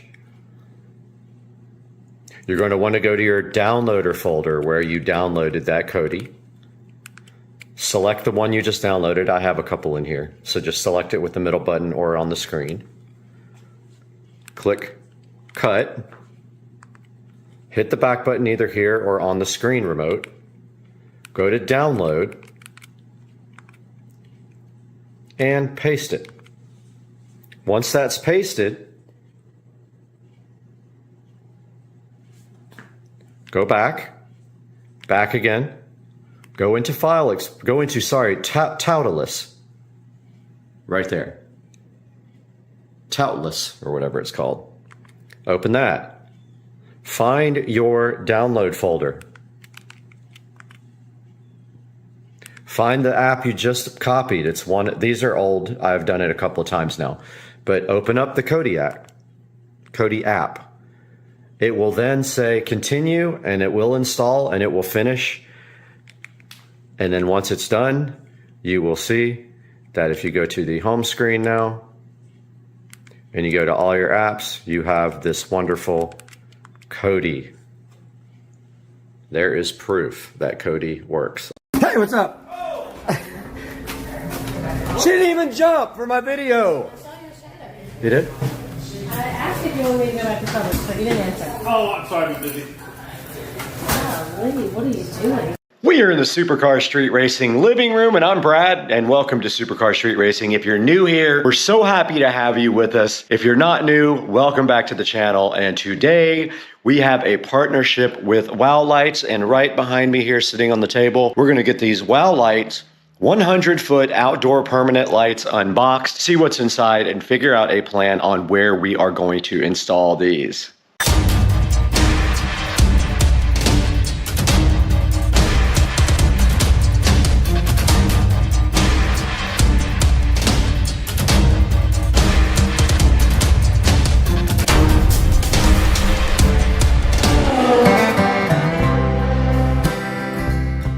Right here in front of me, so graceful and fly looking, is the Wow Light C5103-A. This is a 100-foot permanent outdoor light kit similar to the other one that we had. And we're gonna get this opened right now and see what's inside. Ever so graciously provided to us from Wow Lights, we have the Wow Lights installation package right here. You have one thing of bulbs and wire right there. And then right next to it, we have another thing of bulbs and wire. Inside of the box, that was inside of the box for the Wow Lights. It looks like we have here a remote control. We have some clips to hold the wires in, similar to the other kit we put in. Some more clips to hold the wire in. We have what appears to be a controller, a power supply and plug. Remember, this uses 110 volt standard power. And then we have a user manual right here. Okay, we do have the Wow Lights powered on now, and I just wanted to give you guys a brief tutorial. Now, the power supply is first in the chain here, then the LED controller hooks up to the power supply, and then the Wow Lights go on the chain just like that, and they just connect one to each other with these handy little quick connect things. And now when you are ready to actually get these lights paired to the app, it does use Smart Life, and I will get that opened up and see if I can figure it out real quick and get back to you guys. Okay, we are in Smart Life right now, and as soon as we opened it up, Bluetooth was able to connect to the lights, and it was wanting us to add. And now it is pairing the device to a 2.4 gigahertz network, and it has a little clock spinning up here that it is adding the device right now. Now the lights all did stop flashing. The flashing means they were in pairing mode, and they just automatically connected to the smart home as well. I did edit the name of the device, and I think I am going to end up putting these on the fence, but I'm going to show you guys exactly how to do it if you want to put it on your house so that you have that information as well. But here is, once we get into the app, you can see that you can change the scene, and there are some different types of scenes you can change to, like whatever in Rhodius Profusion is. There's one called Gorgeous there. There's one called Blue Sky, which not sure why, because okay, now it is turning blue. Mew, whatever that means. So there's all kinds of different ways to change it. There's headings up at the top that say mood, festival, life, color, and scenery. So you can go to each one of those, like Tropical Dawn, and you can change your light colors. So the way these work to get these installed on your house is you basically take some cleaning fluid, you put it up on your house underneath the soffits, and I'll show you an example of that with the other kit that I have installed. And then you just simply press these up onto the soffit. About 4 to 5 inches away is what they recommend on the distance from the house, and they will stick. And then if you have issues with those actual things sticking, they give you these clips as well that you can screw in. And so that takes the weight off of the actual wire, and you would simply put clips between each light, and it will hold up the light much better. If you do have issues with any of these sticking, I did find that super glue, really good super glue, works the best, and that will keep them on. So right up here we have a different brand, the brand I'm not going to speak about right at this moment, but you can see that they are just spaced out a certain amount, and then I put the clips right between each one to go ahead and hold up the lights. Now I did have one fall there, which I went ahead and super glued back up, and have had no problems, and I've only ever had one light ever fall off. But this is kind of the spacing and the distance from the house that you want, 4 or 5 inches away to do these lights. Okay, I'm doing a little experiment out here on whether I can actually mount these to the fence, and my idea is pretty simple. I think I could just zip tie these on and they will continue to point down. The problem being there's nothing to stick them to on the fence.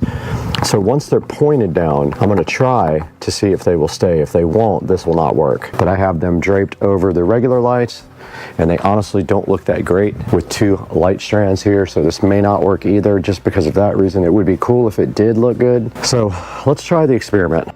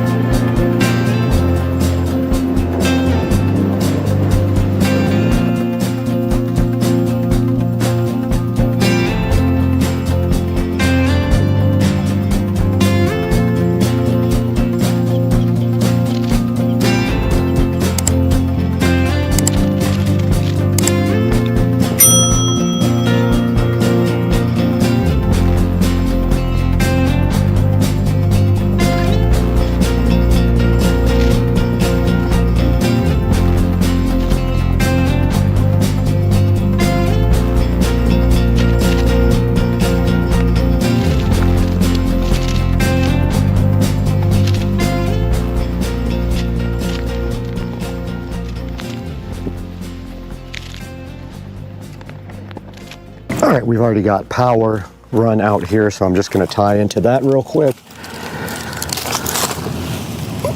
But I'm going to turn the power off first. The power is off now, so I am free to work without shocking myself.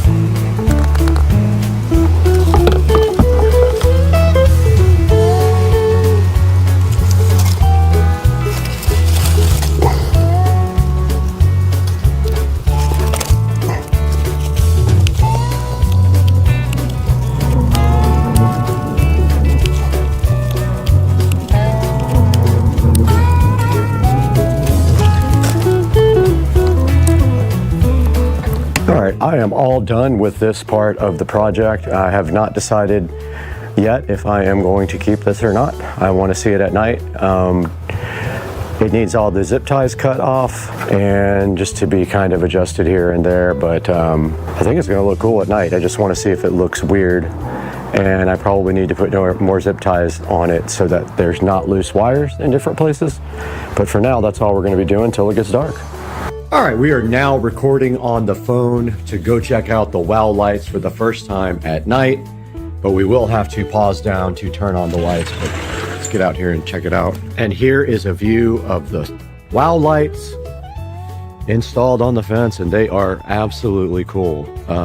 Didn't know if I was gonna like them, but I actually absolutely do love them. Check this out.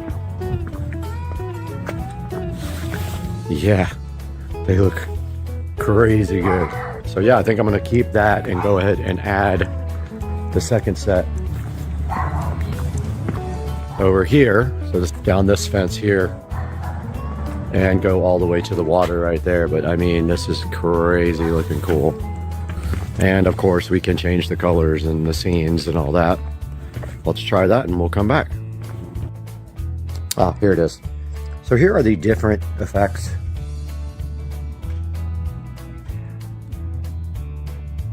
Pretty cool. And you can go ahead and dim and raise it. We can go back to scene. Here is one called Mew and one called Mediterranean. As far as I know, when you go back to dimmer, it's just a straight color. Here's Sunflower.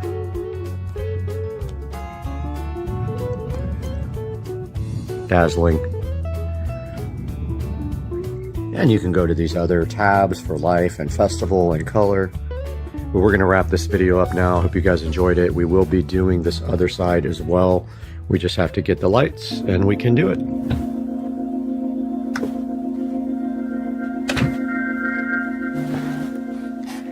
We are out here in the 4K production studio once again, taking a look at Wow Light. Now, the company Wow Light was gracious enough to send us these outdoor lights. It is a 100-foot set of outdoor lights similar to other brands. However, this one actually uses Smart Life for its app, unlike some of the other devices that use their own custom-made app. And you can see right here on the screen, we have the 50-foot version right there and the 100-foot version right here. The 100-foot version is $263 with a $60 coupon added to it to get yourself a little discount. And I can tell you this, the way these work. So the way that you put them up, and we just went over that in the video, is they have 3M tape on the back. You just take that and you peel it off and you stick it right up to your soffits. Ideally, you want to be about 3 to 4 inches away from the house for maximum effect. Some people aren't able to do that, like I wasn't able to do that with my set, but you might be able to. Now, I took mine to a different level by putting it on my fence. I just thought it would be cool. Now, it is expensive.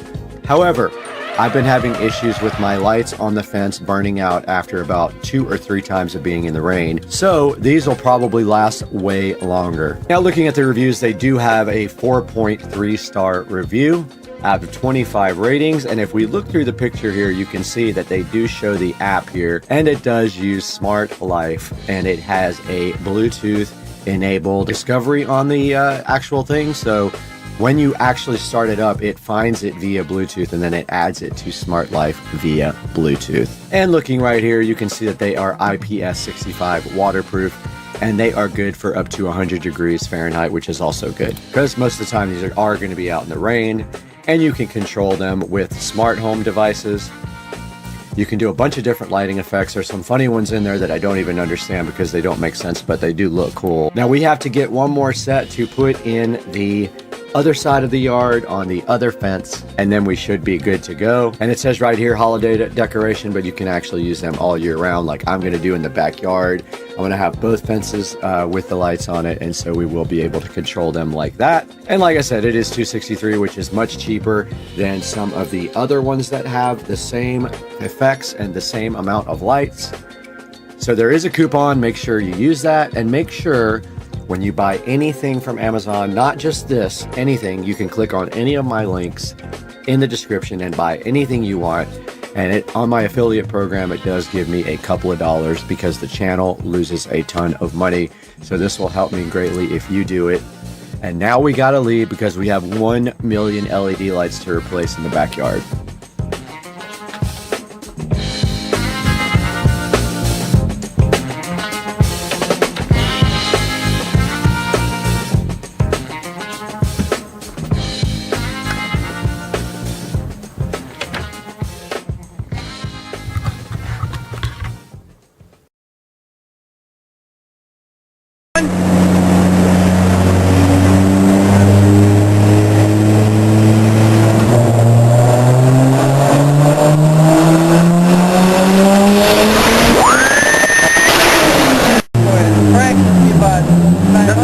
About 9:30. 9:30 at the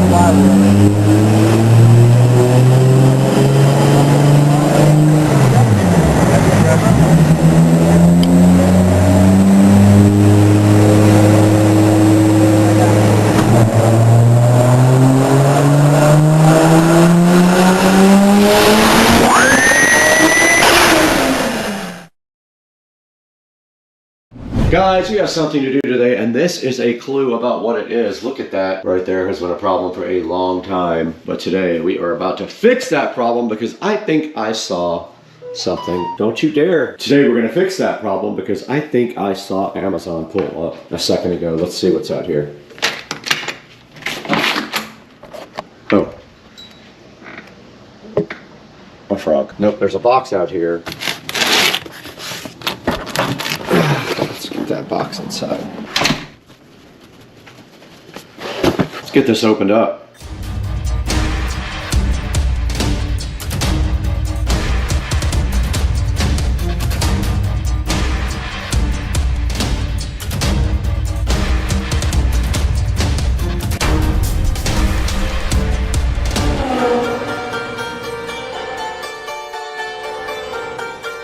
Back in the Supercar Street Racing kitchen now with Brad, and it is a lovely Thursday afternoon, but we have something here to help us fix that ridiculousness right there. And this lighting in the kitchen is ancient and old. I think I have had it for over 10 years, but I did update the bulbs, but not the actual fixtures. And it is time today to not only update 1, 2, 3, 4, 5, 6, 7, because we have 8 things in this box to help us with this upgrade today. And we're gonna get these out right now and show you guys how we're gonna get this kitchen more modern, update the lighting fixtures, and it's gonna be a great time today. So I'm glad you guys are here with me. Welcome back to the channel. Let's get to work here, man. Let's go.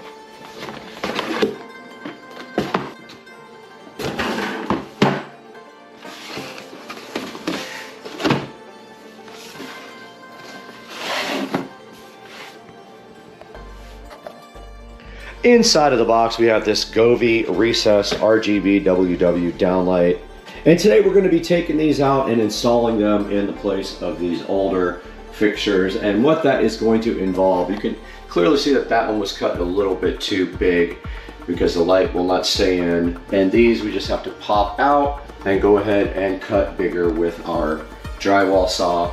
It is going to take a little bit to do them all. It's not a major amount of work, but it is an amount of work that is going to have to be done. It is definitely going to make a full mess, so we're going to get out something big to kind of put down as a drop cloth before we start cutting. And we will get our drywall saw out, because you can't use a hole saw because there's already a hole. If there was no hole, we could grab a hole saw and easily cut these out, but what we're going to do is trace out and put up our drywall saw up there after we trace, and go ahead and cut out these lights. Now let's get these out of the box and see what we're dealing with.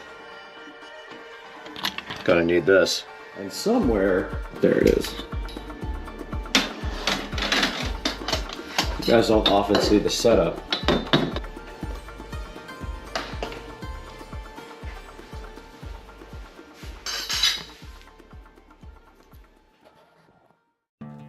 All right, directly in front of me right here, we did finally get our microphone working. We have our RGB WW Govee recessed down light that we have to go ahead and get unboxed. So let's get our trusty SESR scissors out and go ahead and unbox these right now.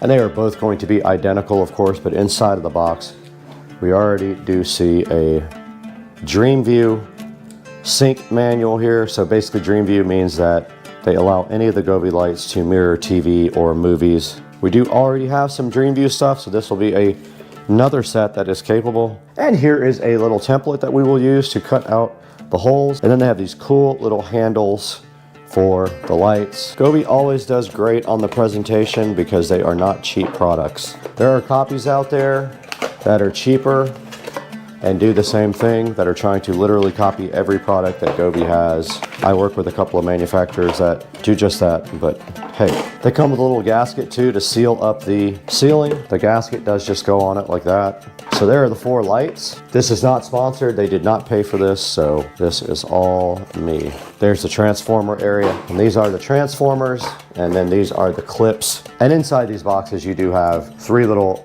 wiring nut clip stings that are easy quick connects, and 2 of these clips that go on the Govees to hold them into the ceiling. They go like that. They clip right in, and what you do is you cut the hole, push them up in the ceiling. This goes up the drywall like this and just clips, and that is how it is held directly into the ceiling. These clips are easy. Once you strip your wire out, you have 3 wires per clip. Here's the junction boxes. They're so easy to use. You just flip that out. They have these 2 stripped wires already ready for you to go. So one of these on each one is a connection to this circuit of the actual junction box that allows you to connect another 2 sets of wires to each light. So you can branch off twice with these. All right, let's get the second box open, which should be identical to the first one. Same thing in this box, user manual, and hopefully 4 lights.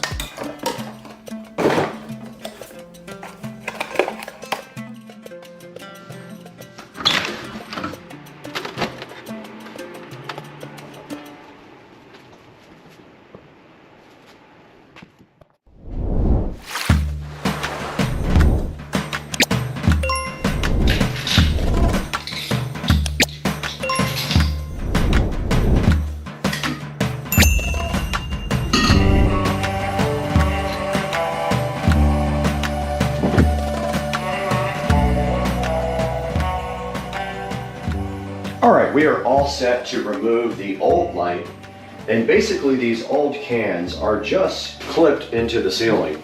And all we have to do right here and right now is remove the plug that's on the back of this guy, like this.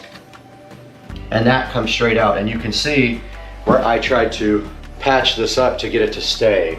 Basically, the can was too big because the hole was too big, and we tried to make it work with some cardboard, but it has come out over and over again, and now it's time to get rid of these lights and throw them in the trash. And you can see we took some original GU10 light sockets. We bought IKEA bulbs for them. That's what we were doing before. These are actually very hot, by the way. This is about, it actually is almost burning my hand. So we're gonna trash these. We're kind of at a bad position here too. All right. So that's all there is to these. Now, inside of this box is where the power is, and that needs a Phillips screwdriver to get out.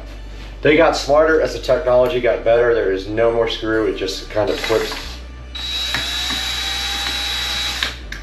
And that is that. All we have to do simply is unwire this one and wire the new one in after we cut the hole. So let's turn the lights off first of all, because we're not using those anymore. Power's off. No danger of getting shocked now. And we don't need the wire nuts anymore. The new ones have clips, and this wire is disconnected, and so are the wiring nuts. Okay, I'm just marking the circle now. Be careful when you do this. Don't slip your pen or you will be painting.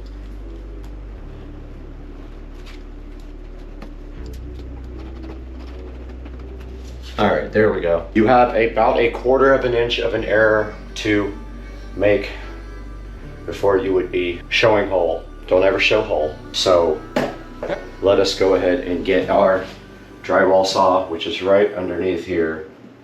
Okay, we got our hole cut. We do have our workman's pliers, and we have some work to do with our workman's pliers. We are going to be cutting the wire about 1/4 of an inch on each one of these. I'm matching what I saw inside of the stock Govee electrical box. I matched this. These are the clips for the Govee. 1 clip per wire. You just take this, push it directly on here like that. Pushes in, does not come out. This is your neutral wire, that was your hot wire. They just push right into the clips and the clip holds on to them. See, those are in. Now you do the same with your own wiring, but your wiring has to go through that junction box right there. So you take something to punch out the junction box hole to bend it. I'm using a drywall knife. Once you bend your hole out like that, you can pass your wiring through it and connect it. And there is a third one for a ground. I'm gonna go ahead and get that.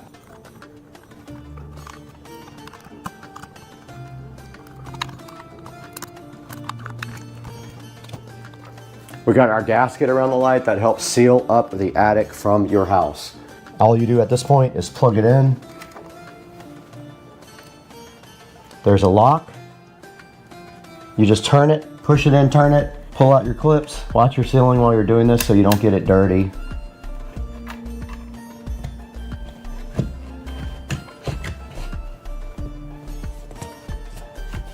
The wire was caught. Check that out. Push that up in there. That light's installed. Now we should be able to power on the new Govee light. Let's try it. There it is. Substantially brighter than the other ones, as you can see. Look at the brightness there. Look at the brightness over there. This is quite a big difference and a very good color as well. Let's get moving on these other ones.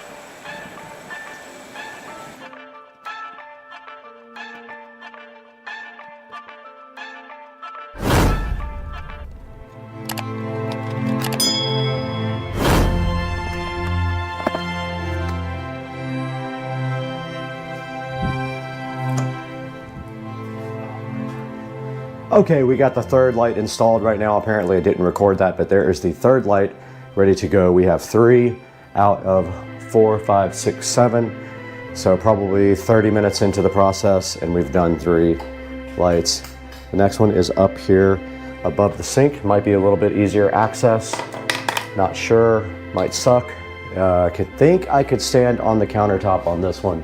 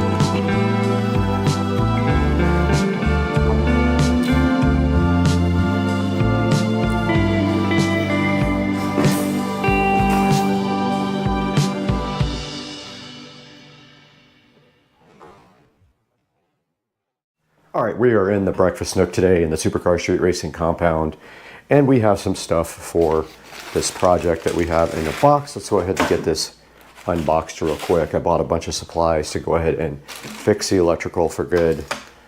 We have some Romex wire here. We have a wall plate. We have a bunch of electrical boxes, 4 of those. And then we have, of course, some blanks to go on top of these boxes to shut them up.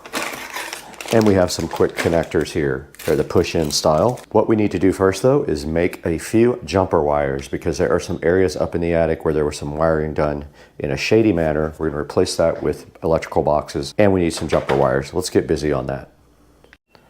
Okay, we do have some Romex wire here to make some jumpers. I'm gonna go ahead and cut off a section of this and make 3 or 4 jumper wires. So I have some extra up in the attic.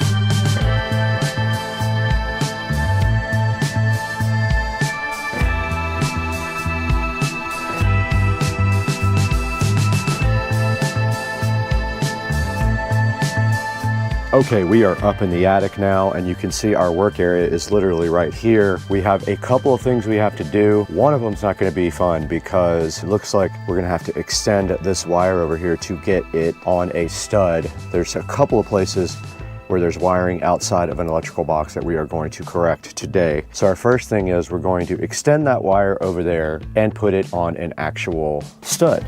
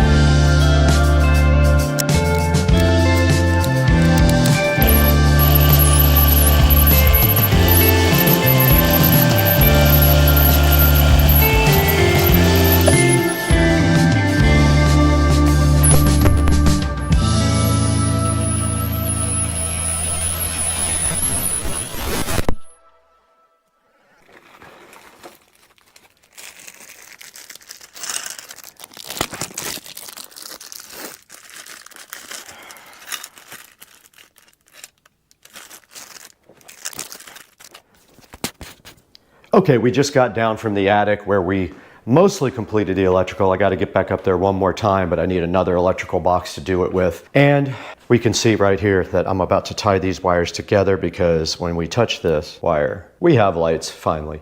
And so what we're doing is permanently wiring this on, because I don't need a switch anymore. Everything will be smart and controlled with voice. So actually this is coming out. That's just a remote control for the Lutron dimmer, which blew up because I shorted it out. And I took that out, and now I'm gonna wire these all together. They will all be controlled via voice. Need the tools. All right, all we have to do right now is just put one of these on.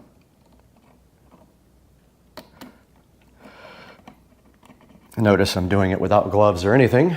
This one is hot. These are cool. These, you can actually see the wire through it.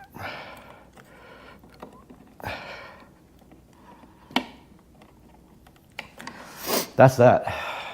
Okay, here's a good look at the new Govee recessed lighting. It is way brighter than what I had before. These are on 100%. I have to get them joined into the app. We'll add all these lights, hopefully, and put them in one big group. One other thing we forgot to do to finish this side off, we have these wall plates to put on. So basically, we don't need this switch anymore. The other switch is for the dining room. We really don't even need that one. So in its place, we have this one blank and one wall plate. So they give you these screws. Unfortunately, they're all flathead screws. So that's why we have our good old Black & Decker lithium ion.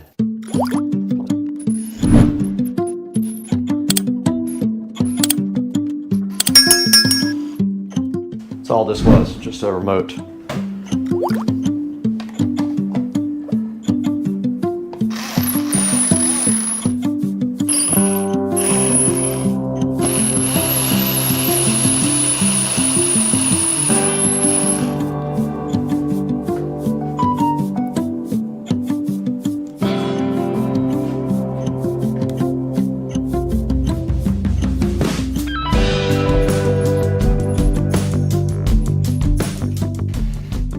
Okay, we are on the phone now, and we want to go ahead and get the Govee app open. And what we're going to do is try to add all these lights. So we hit plus, and there they all are. 1, 2, 3, 4, 5, 6, 7.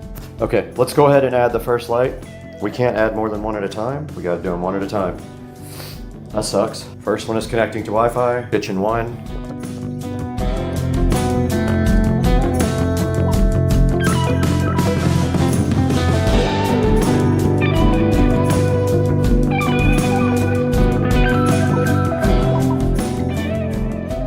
Okay, we're back on the GoPro now with the Govee recessed ceiling lighting, and you can see right here that we have put them all in a single group called Kitchen Recessed Light.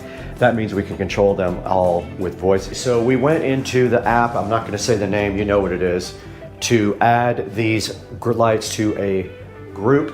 We created a group called the Kitchen Recessed Light group, and now they are controlled by voice. Alexa, turn off the kitchen recessed light. And there they go, let's turn it back on. Alexa, turn on the kitchen recessed light. Alexa, set the kitchen recessed lights to yellow. Alexa, set the kitchen recessed light catch. And if we want to do a scene, we can go inside of the app to do that. So we go in here, we can do a scene like night. There's the scene called night, so that is actually going to take the colors of the night scene. There's sunset glow, there's dusk, and there is rainbow. Oh, emotion, one of my favorite ones is profound. That is set on profound now. And guys, that is gonna do it for this edition of Supercar Street Racing. I hope you enjoyed it, and we'll see you again next time. There'll be a link in the description to pick up some of these Govee recessed lights if you would like to. And do the channel a favor, like and subscribe. We'll see you next time.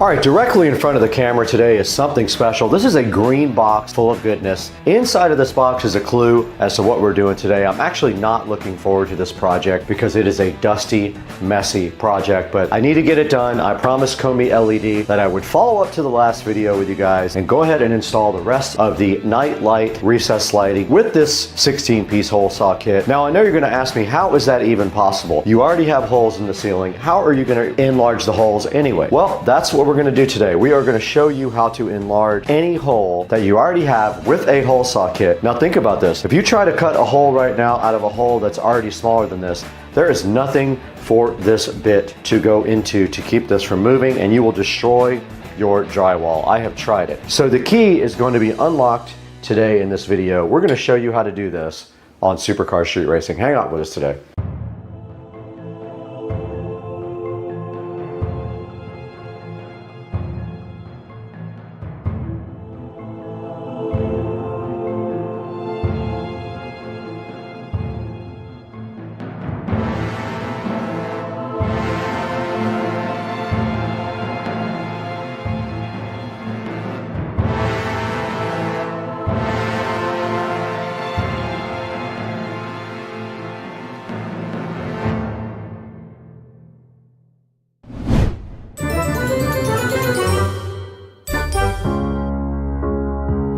Right here in the kitchen in Supercar Street Racing, there is this amazing Tesla Model S sitting here, black. It looks like it has the arachnid wheels as well. And there's also this grip 16-piece hole saw kit sitting right here. We're gonna leave a link in the description to this guy right here. But today, our first mission is we are going to be expanding a smaller hole into a bigger one so that we can install these 4-inch LED lights from Comey LED. Now, what's so difficult about that? Well, as you know, you cannot just take an existing hole, put a bigger hole saw on it, and then drill, because this arbor in the center has no place to go. This drill bit right here, no place to go up through the hole and hold your bit steady. And what happens is it flies around and it completely destroys your drywall. So that's why we have a plan today. What we're gonna do is first go over to Chris's house, my neighbor. We're gonna break into his garage and see if we can figure out how to get this working. Let's get over to Chris's house and see what we can figure out.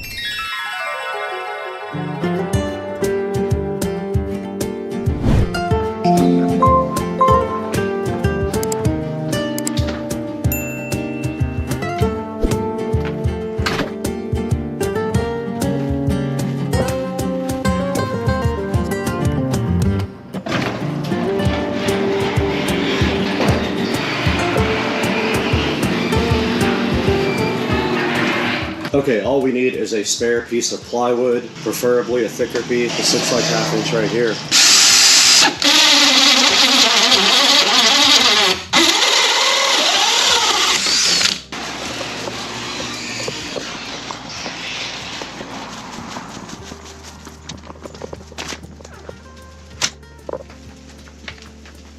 Let's go ahead and show you what we're going to be using today. We have my DeWalt drill right here. Let's go ahead and take off the standard Phillips head. Here is the hole saw right here. We're going to throw that in the DeWalt. We do have this nice plug here, but it is stuck. Now there is a key to that. You simply push something through the back to free it up. This little screwdriver attachment. Oh, I did that wrong. Got him! I did it wrong. Got him! That whole thing's wrong. That whole thing's wrong. I did it wrong.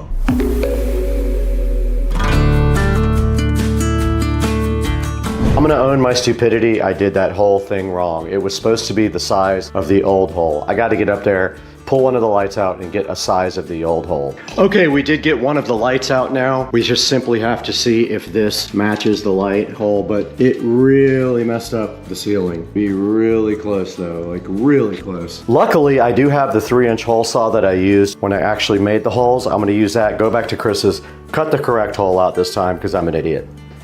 I am literally brain dead today. I don't know what's going on with me. I just realized I pried out the correct plug from the actual hole saw. So all we have to do now, this is how you do these. You take this, put it on the end of that like that. That guides you into the hole, and then you cut the new hole. When you cut, it pushes it back into the thing, and then you pop it right back out. That's all you have to do. Okay, I put some double-sided tape to keep this plug from coming out because it had already worn out in the center and it would not stay.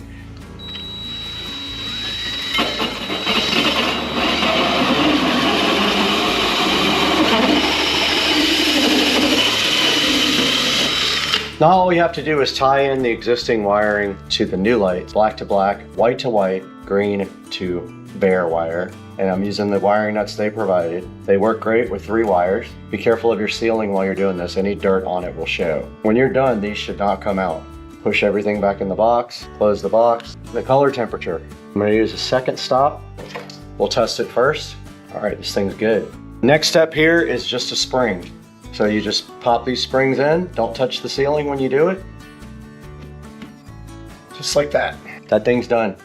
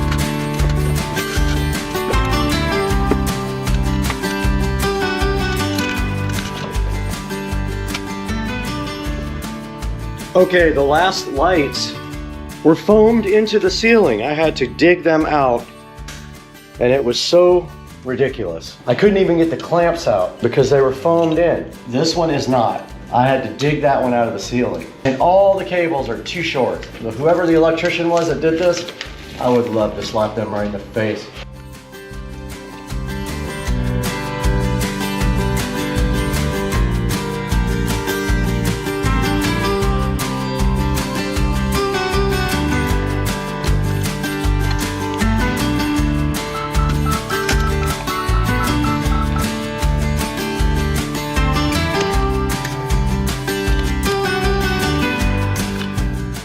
This thing waterproof?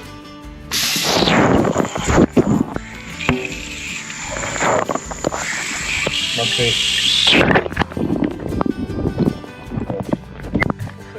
Break the brick. I think it's waterproof. What do you guys think? Does it work? Is the mic still working? Screen's not working. Ah, look at that, guys.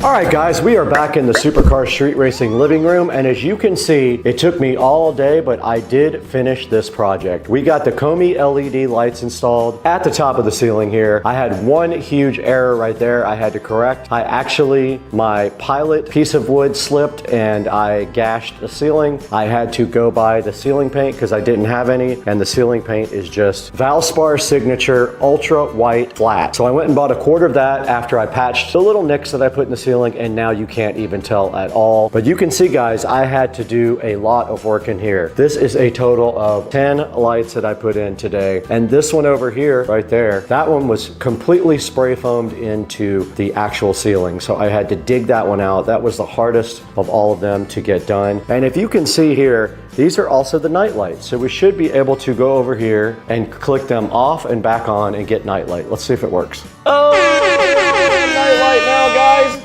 How cool is that? This looks insane. I love this look, man. This is Comey LED. You are my heroes. I love you guys. And I can't wait to work with you guys again. Look at the nightlight in here. This just looks absolutely fire, dog. Guys, please support Comey LED. They have done so much for the channel. They gave us all of these lights for absolutely free, and we went ahead and replaced all of the living room lights with Comey LED night lights, and it looks absolutely absolutely fire. I'm so hype trained for all this. Guys, thanks again for 150,000 subscribers. Also, I couldn't do it without you. Order yours. They will be a discount code also. Call me Brad, 10% off.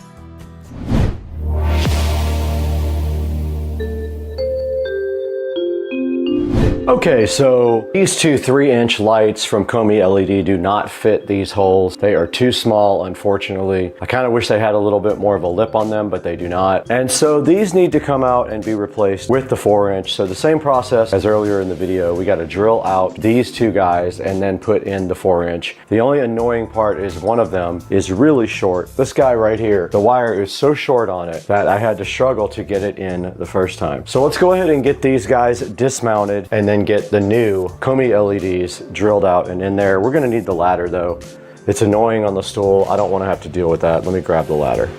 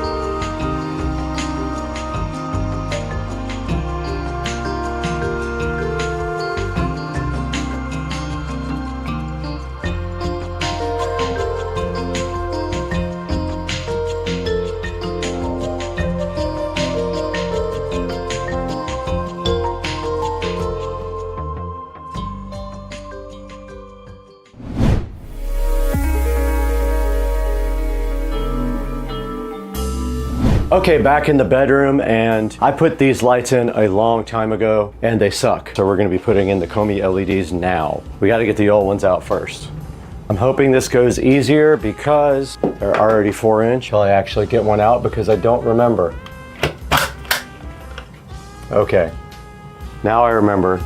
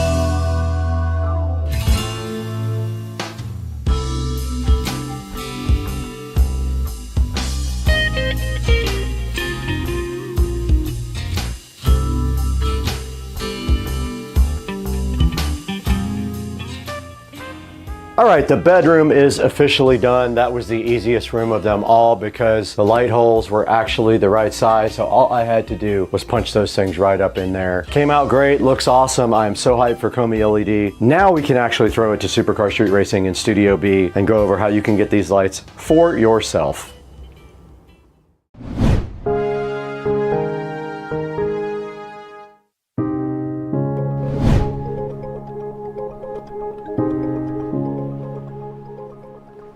Hey guys, welcome back to Supercar Street Racing. We're here in Studio B right now. We've been editing all day today on this Comey LED awesome video. Comey LED was kind enough to send us lights for almost every room. We do have Comey LEDs in almost every room now. We have them right here in the Studio B office, right back there in the bathroom right there, in the living room, and also in my master bedroom.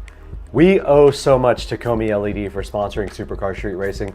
Let them know that you saw the video and that you'd like to buy it. If you go ahead and use the discount code ComeyBrad 10% off, you'll get 10% off your order. There will be a link in the description and more information about Comey LED. They also offer not only these LED night lights, they also have smart lighting. They have multiple different colors, like they have this awesome black, they have bronze right here, and they do have brushed nickel. So take your pick of the awesome Comey LED lights and make sure that they know that Supercar Street Racing sent you. It helps us out so much when you buy from our affiliate links. You have no idea what that does for the channel. Comey LED sent us over 24 of these lights and we were able to use them throughout the entire house. They're very easy to install. They have multiple color temperature selectors on them and they just go in very easily. You go ahead and drill a hole with a hole saw, you pop them right in with the springs and you're good to go. And thank you guys for 150,000 subscribers, a huge milestone for the channel. And we are so grateful to have you guys on board and as fans and as subscribers. Please like and subscribe if you didn't already. If you're new here, welcome. If you've been here before, welcome back. We love you guys. We got to get out of here. We have dinner plans tonight at Hidden Hills.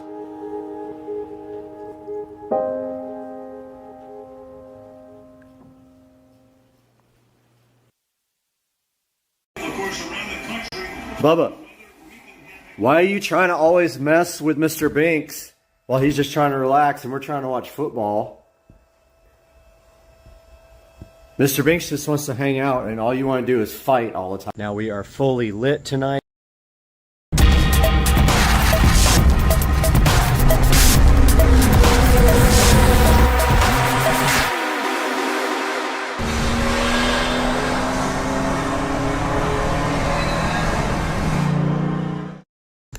Alright guys, Supercar Street Racing back for another update on the same video of the yard. Now we are fully lit tonight. I wanted to come back up and give you a update with all the lights on. So let's start with the patio. We have the Govee lights on. We've got Supercar Street Racing on TV here. We've got our little string lights, which some of them need to be replaced. That is on my list of to do. We've got our torches lit. I couldn't get that one lit, so I don't know what's going on. Maybe it's out of fuel, but we got our torches lit. We got our pool lights on, all of our yard lights, and this is what it looks like at night. So I'll walk you guys around for a tour. We can see we have the lighting up here inside the sunroom. We have some LED RGB lights. Our nice torches are lit here, and then over here on the side we have our little dining area and patio, which is also lit by the sunroom lights. And then on the side of the house we have the string lights doing their job over here and keeping this all nice and bright for the security cameras. Then making our way down here, this was just watered, but making our way down by the dock, we've got a nice lightning show going today too. Wow, that was cool. Let's see if we can get some more lightning. Nothing? As soon as I go down, it'll come back. Oh, there it was again. We got a nice lightning show going on tonight. Maybe it's on the time lapse. But you can see here, we got our yard lights on, lighting up the palm trees. We got our dock lanterns on here.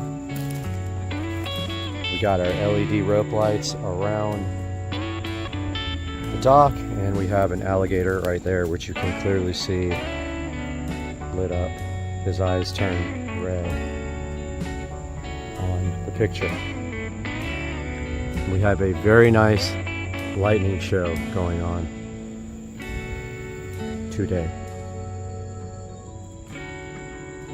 And of course it's not going to show it, but anyway, back to the light show. More torches and more yard lights we have here, and here's what the patio looks like from back there, and the pool with the Poolexa LED pool light, and our nice torch, And I wish we could get a little lightning show. Come on, hit us. There we go. Over here we have more tree lighting. Both of these palm trees are lit up. And our fence lights continue around with one more torch.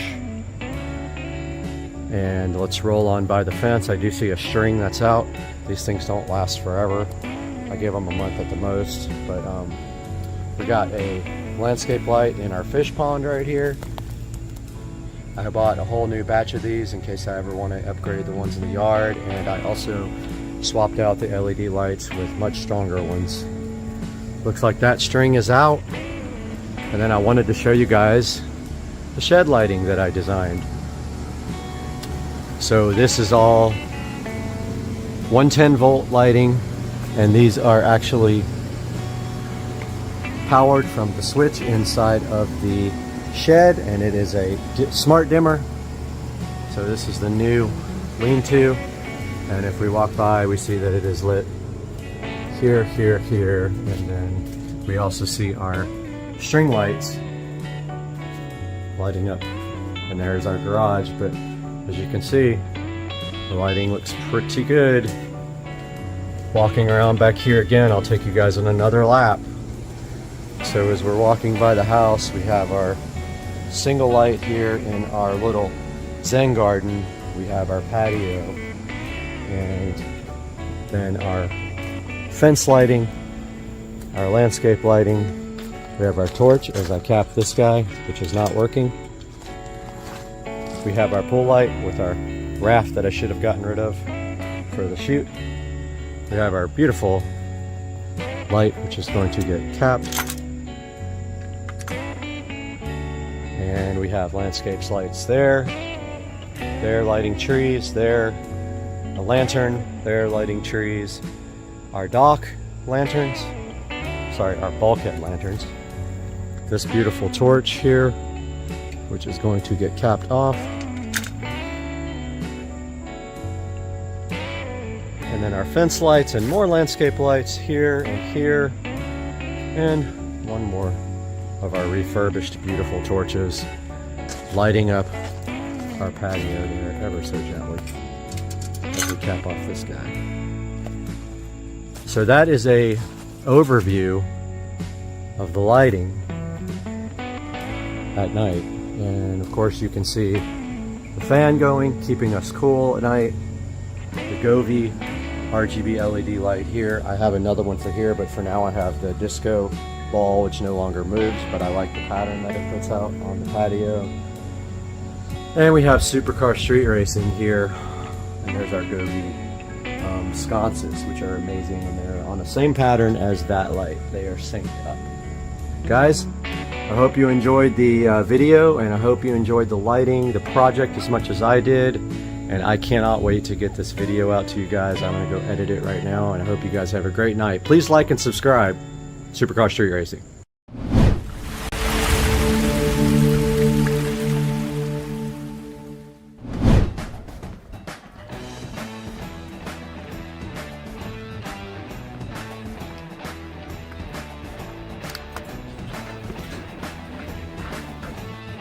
Hello, puppy.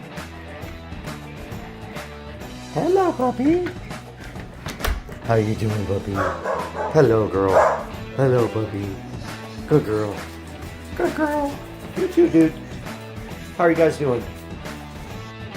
Hey guys, welcome back to the channel. Today we are across the street over at Rich and Trisha's house, and we got Cooper right there, we got Miley right there, and we got Bubba right there. And today we're looking at updating Rich's security system. We have almost everything we need right here on the table to do that. We've got brand new Wise cams. They need power, and there's already Ethernet out there. So we have this 8-port PoE switch as well.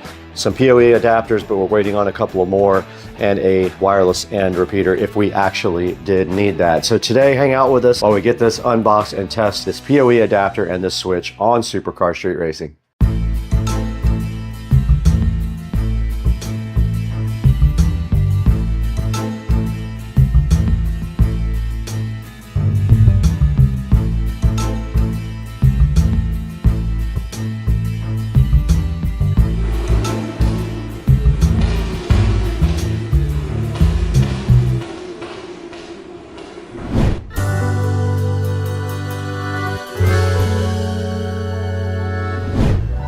We are back on Supercar Street Racing across the street over at Rich and Trisha's house today. So happy to have you with us. Please like and subscribe while you are here. But today we definitely have a mission in front of us. We have everything we need to go ahead and convert Rich over to a modern security system. And in the process, we're going to be removing the old DVR that sits here.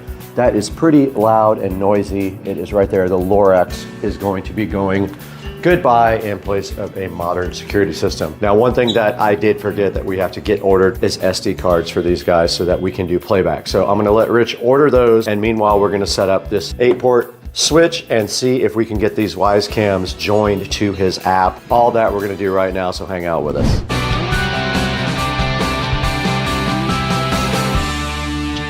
All right, we're back here in front of everything with Rich is hanging out watching this stuff.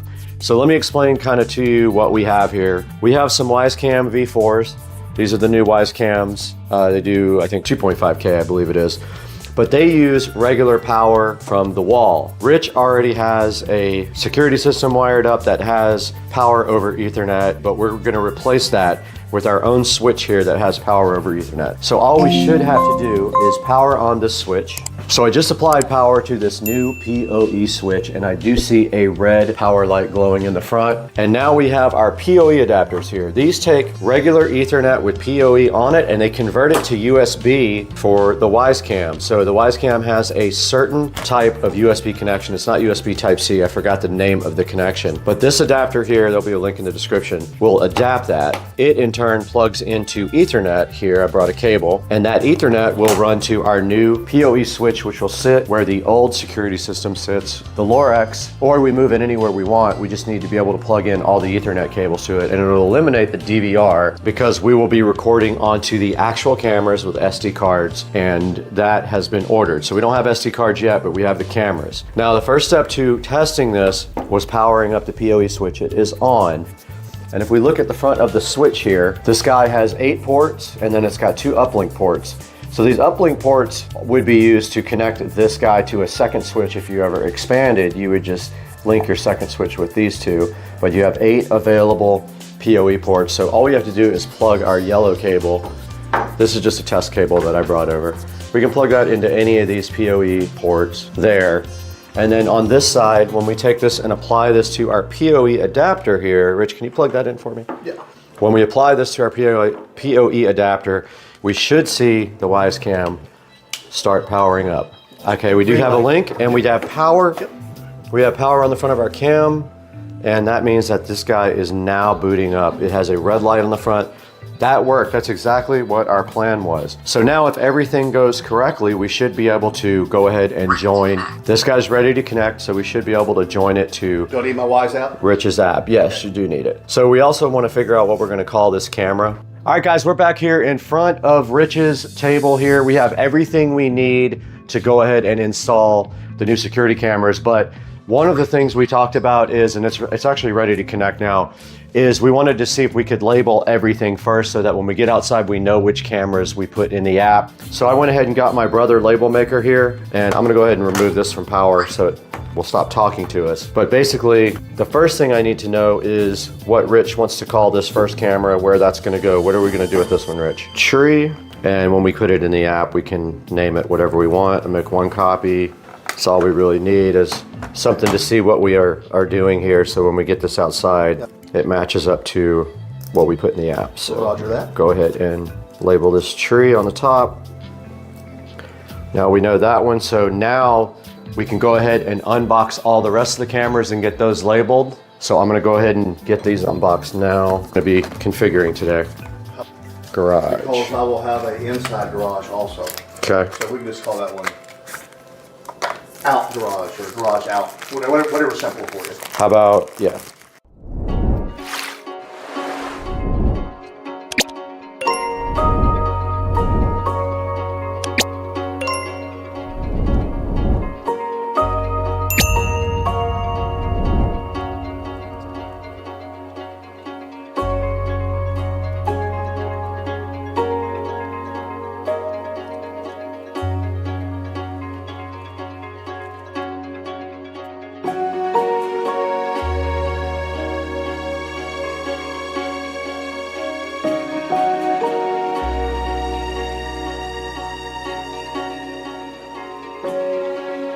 Okay, we're right in front of the Wise app now, and the first thing we have to do is apply power again to this guy. Rich, can you go ahead and power up our camera again? I unplugged it because it was chirping about being ready to set up.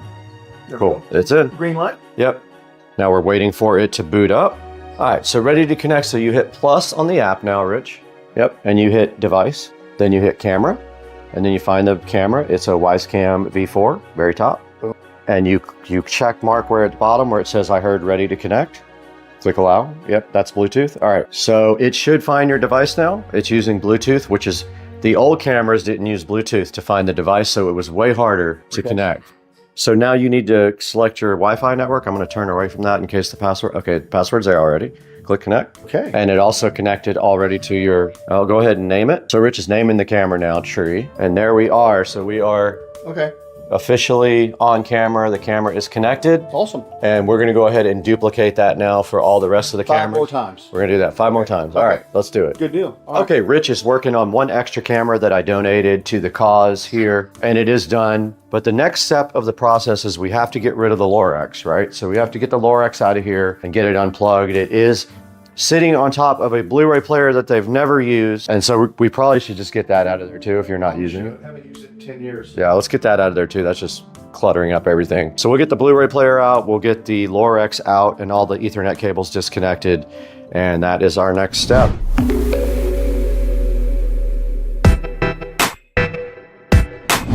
Okay, so we did decide, since Blu-ray was invented in the Stone Age, we would get rid of that. Sorry if you guys actually still have Blu-rays out there, but we got the Comcast box disconnected as well because we're gonna clean in here.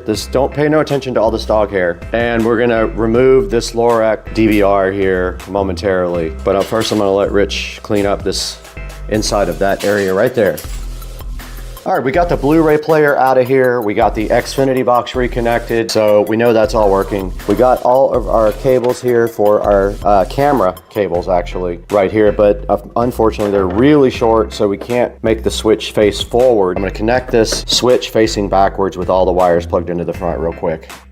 Okay, I did finish getting the switch all connected up. I faced it backwards. All the cables for Ethernet run directly out the back, and then back here in the back, all we have to do is just press down on these cables and tie them up to get them dressed up. But we got rid of that Lorex DVR, which was so noisy and loud, and we replaced it with a newer, more efficient system. All we have to do next is go ahead and get one of these cameras tested out. Let's go ahead and get this camera up here plugged in and make sure that it works.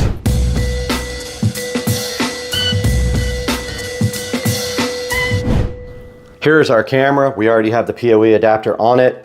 We're gonna put that up there on the shelf now and just make sure that it is working correctly.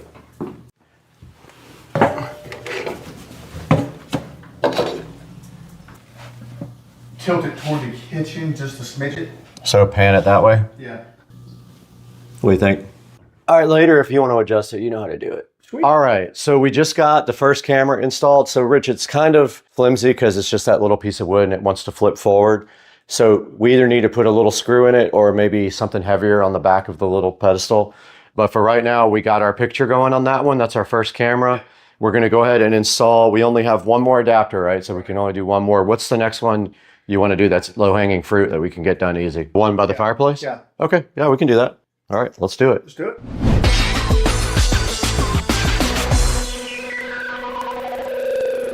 This is a perfect opportunity to talk to you guys about our sponsor for today. Our sponsor is BN Link. They were so kind to reach out to Supercar Street Racing to see if we'd be interested in showing you guys their new 6-outlet surge protected power strip. I do have 3 of these. I will be giving 2 of these away and giving one to my neighbor for his project that we were doing across the street that you guys just saw. He needs a power strip behind the TV. So these BN Link power strips are surge protected. They are 6 outlets. They do also have the child protective thing there where they can spin around. They have a 4-foot power cable. So this comes in a 1-pack, and you can see here the packaging is just a nice white packaging. So let's go ahead and take a look at these guys over on Amazon. And right here on Amazon, you guys can see the BN Link 6 outlet power strip. And it is a surge protector also, and it can handle 600 joules. And it is right now 23% off. It might change by the time this video is published, but you get 6 outlets for $9.99, or if you want this 2 outlet with USB A and C, it will cost you a mere $13.99. As you can see here, it has a 4-foot power cord, and it has 600 joules of surge protection, and it does have a wall mount design. If you look on the back, and you can see right there that it is wall mountable. It's got a space saving design, and when you do plug this guy into a regular outlet, you see how it goes back on a 90-degree angle. That is pretty cool. There's a good look at the back, and you can see the type of screw mounts there, so you can put this on a table or on the wall or whatever you need. So there will be a link down in the description to the BN Link 6 outlet power strip. Go ahead and click that link and get one for yourself. And we want to thank you guys for supporting Supercar Street Racing by buying through our affiliate links and buying from our official sponsors. Now let's get back to the video.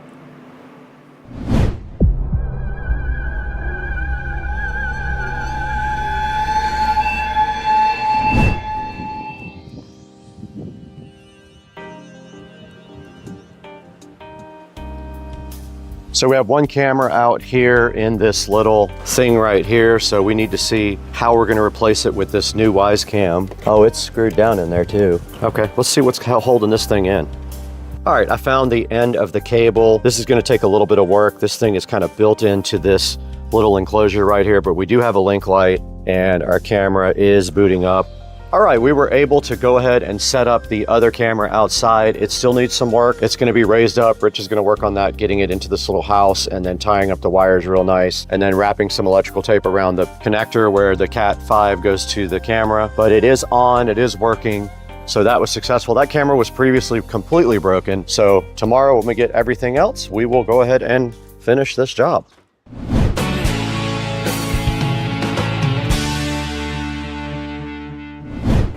All right, guys, we just got back from across the street helping Rich out, and we are currently editing this video, but I wanted to give you guys a little outro here. Thank you so much for supporting the channel. We're doing so great now. We have a lot of subscribers, I think 62,000 at last count, but we're gonna get this video knocked out and we're gonna go help Rich with the rest tomorrow. But all that is left is actually mounting the cameras on the house. No big deal. We take off the old camera, we screw the new camera in and plug it in. Super simple. And then that whole project will be done. But I wanna encourage you guys to check the link in the description. There will be a link to the PoE switch that powers all these Wise Cam, a link to the PoE adapter if you already have Ethernet cable run, and also a link to the sponsor BN Link. Thank you again, BN Link, for all the wonderful things you sent us. And guys, thank you for your support. We could not do this on Supercar Street Racing if it wasn't for you guys and liking and subscribing and buying products through our official product links. So go into the product links, buy anything you want from any of our links. It doesn't have to be the actual product, and we still get just a little bit of money to help out the channel. Guys, that's got to do it for today. We are going to happy hour, me and Rich. So I got to get out of here, guys. I can't stay here anymore. I just have to go. I've got to get out of here. I got to leave. Bye, guys. I got to go. Guys, welcome back to Supercar Street Racing, and we're getting buzz bombed.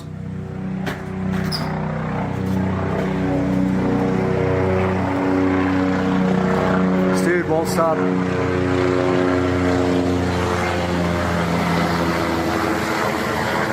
There he goes. I don't know what he's doing. He fly over the house like 50 times, but hey, I sold the golf cart 3 days ago that used to be sitting right here, and I bought something else, but I can't tell you what it is yet. But I did break this out from up on top of the storage area up here, and this is my 4-channel, actually 5-channel power amplifier that I may or may not be using in a new vehicle pretty soon. Check it out, guys. 5-channel Rockville amplifier.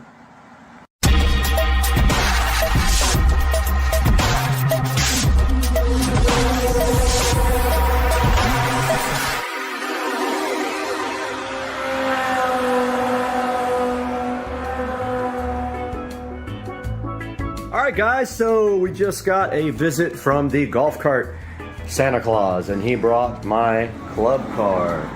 This is a 2014 club car precedent with at least an aftermarket motor, and it might have a controller too, I'm not sure.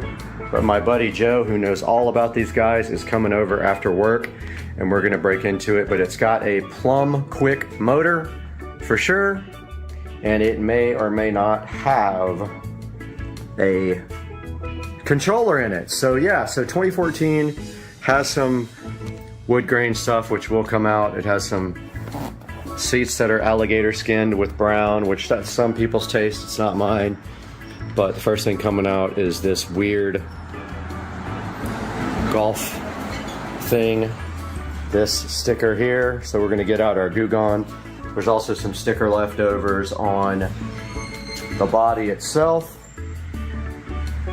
It has the LED light kit, so it has everything. We're gonna get rid of that club car logo and put a Supercar Street Racing logo on there. And it has aftermarket wheel and tire, nice street tires, 215, 40, 12. And this is my club car precedent, ready to do some modifications to it and make it good. But the first thing we are going to do right here, right now, is get this ugly sticker off of the dash right here.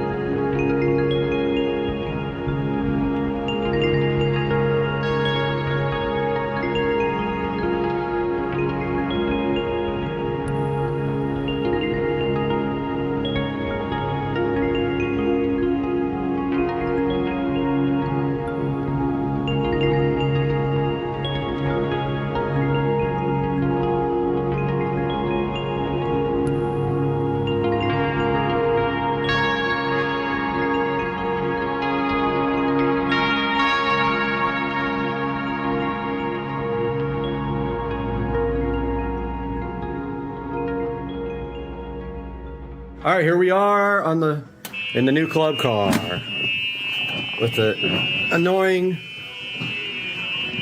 backup sound. So we found out it has a 10 horsepower motor. We don't know about the controller yet. Same lights as yours, I think. Same headlights. You think your neighbor will wreck it? Yeah. He comes over and destroys all my shit. Doesn't care. You tell me from the pickup. That's not bad. Okay, yeah, that does kind of feel like yours. Yeah. How's the steering? It's not bad. This thing rips, dude. It's actually not bad at all. This thing rips. It's not Needs better lights. Yeah, I got the Amazon lights on me. Super bright. Pointing right in the wall. This is tinted. Yeah. This thing rips. Yeah, we definitely need to fix the tires a little bit, but it's not bad. It's not bad. It moves though, huh? Yeah.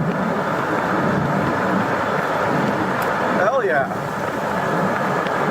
Used to be in a loud car. This is so nice.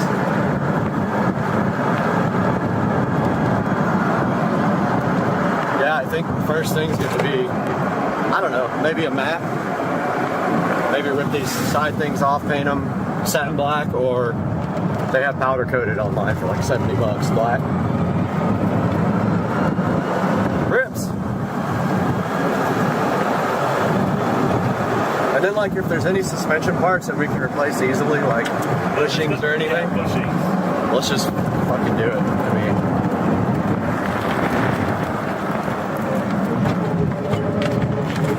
I don't hear any weird clunks or anything like that. That whining, that's the motor. Yours is louder though. Your motor, yours sounds like a jet engine. Man, I like this thing. Needs LEDs in here too, like light up the inside. What's up here?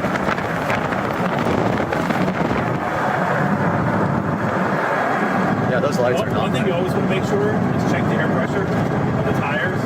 Okay. Low air pressure on a single tire, man, it'll slow you down big time. Oh shit, you're moving now. That's all it is. Wait, look at GPS.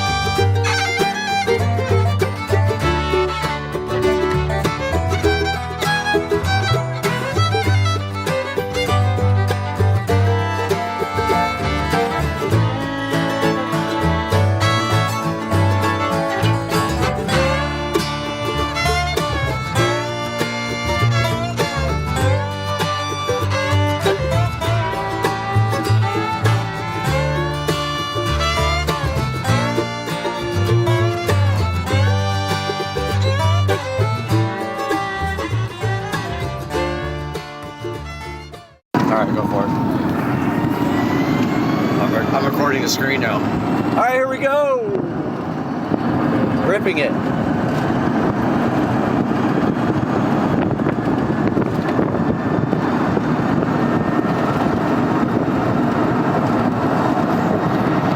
Well, 28. 29.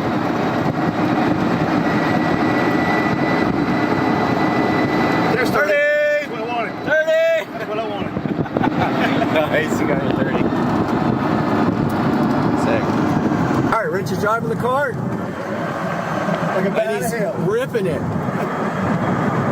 And so 78 miles an hour. 78.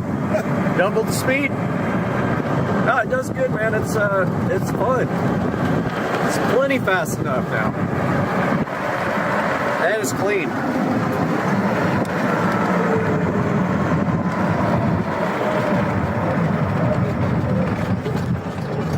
All right. Let's see what it'll do. Let's do it. Here we go. See the floor? Alright. I don't got no GPS while I'm recording, so I'm going to go GPS. Alright guys, welcome back to the channel, and you saw me detail this entire cart, and wow, what can I say? It came out. I know it's hard to see in here. I'll get some better pictures during the day, but I detailed the entire cart from top to bottom. Took me about 3 hours, and it came out absolutely great. I did the wheels and tires as well. I want to get that diamond plate either painted black or get the powder coated ones for it. I don't like the chrome. Want to get new wheels and tires. There is definitely some paint issues. I was thinking about maybe doing a wrap as well. So yeah, the cart came out absolutely fantastic.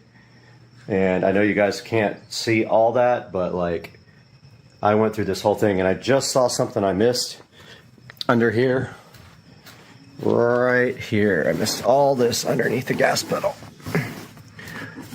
Live cleaning happening now. That's better. All right, now it's good. I had sprayed some Armor All back there and didn't get it up, but I want to get the mat. I want to start modding this thing for the channel, and they make a really nice mat that goes right there for like 150 bucks. We took off the ugly we took off the steering wheel thing, but we didn't clean that. Let's get that polished up real quick. All right, now it is nice and polished up, looks much better, and this cart is ready to start being modified. But I hope you guys enjoyed the brand new addition to the channel, and we'll see you guys next time on Supercar Street Racing. We're getting ready to put in these really cool lights that my brother sent me. Okay, we're getting ready to start this project. We're starting on the corner where our power supply is. Now we're getting ready to get this awesome piece of equipment out.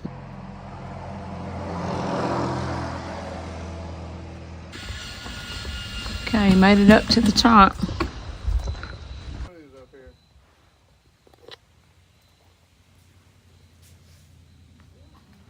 Hey everybody, we're getting ready to put in these really cool lights that my brother sent me.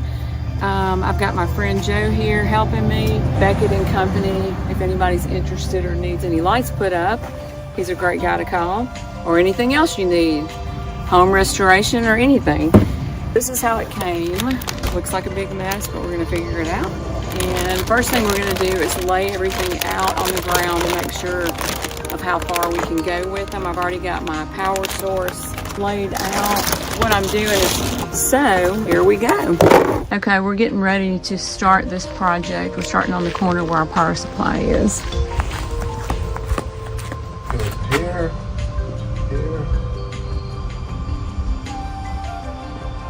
Yeah, I think.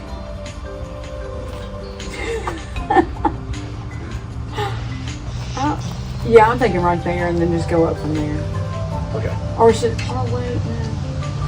Well, that's not going to really show up on the house, is it? Oh, yeah, I'm right.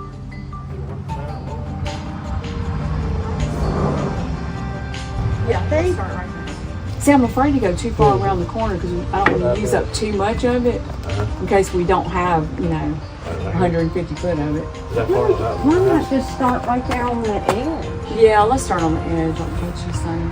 Oh, here? No, I'm Well- talking about up on the. Well, it's got to be on that under part. It's got to be 3 inches from the house. So I can. Yeah, I think that's. Yeah, just do that. Yeah. Well, 3 yeah. inches, that's about 10 inches. Yeah, do about. Yeah, right there.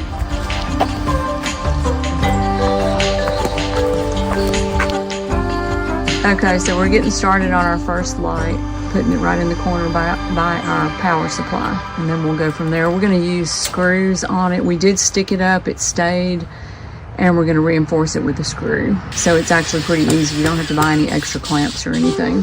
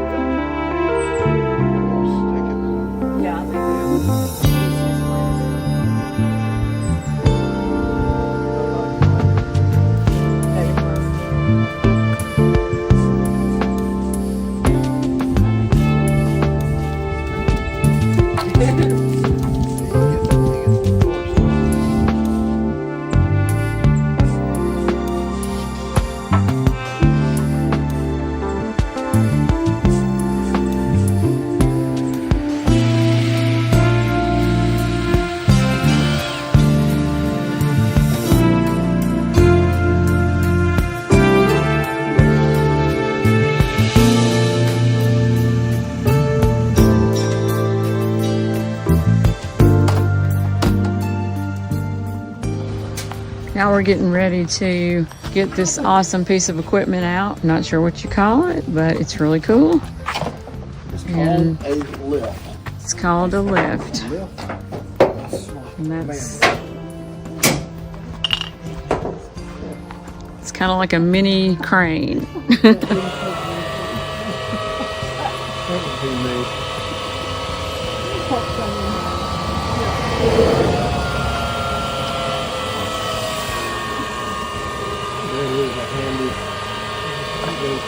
That is the coolest thing I've ever seen. I didn't realize it was going to be on this truck. I thought it was like something that you drove around in. No, it does. I mean, That is super cool. it should, Wow.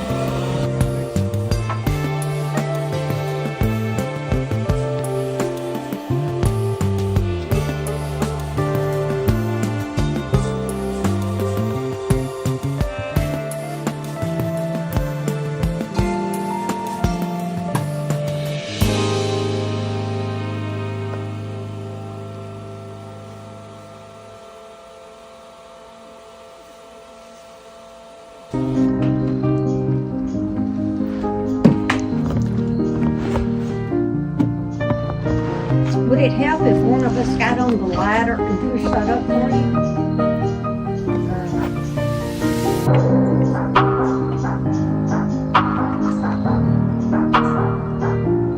the screws going through. It's got a little tab. Oh, okay. So, yeah, pretty cool.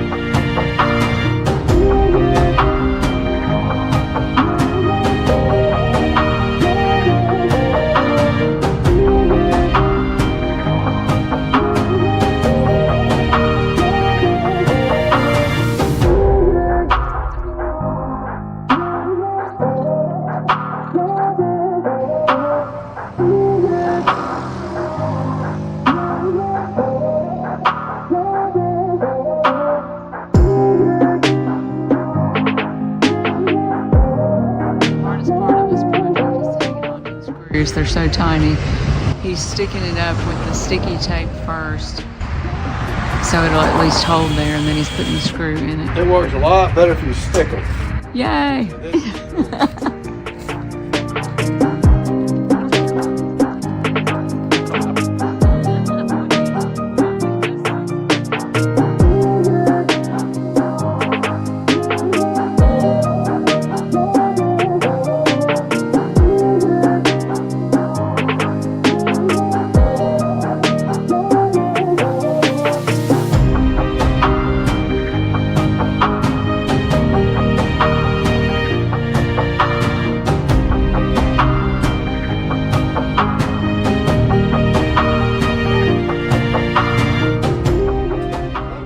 This is the best part of it all. Cal, I can go upstairs and hand them through the window. I can hand them through the window upstairs. You're only getting one more try. Throw it in the plant holder. In the window box. Oh no. Throw it in the window box. Oh no, now it busted open. It busted open. Okay, made it up to the top. Do you need your jacket?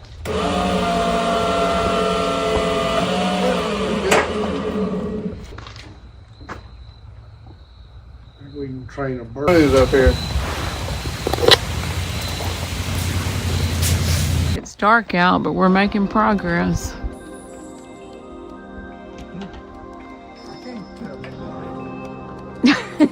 It's light where you are. What color would you like me to put on for you? Pick your poison.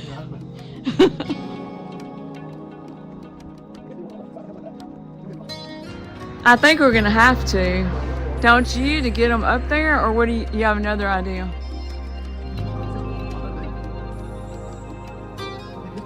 Oh, I see what you're saying.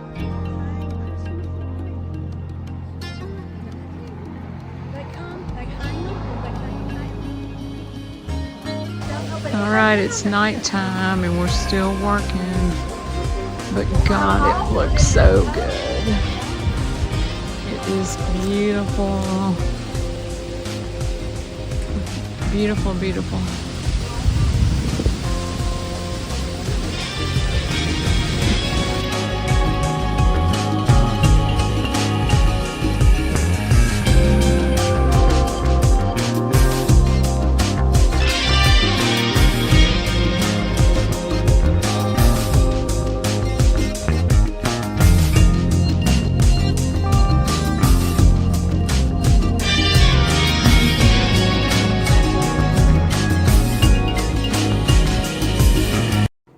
What's going on, everybody? It is Monday and I am so frustrated right now with UPS.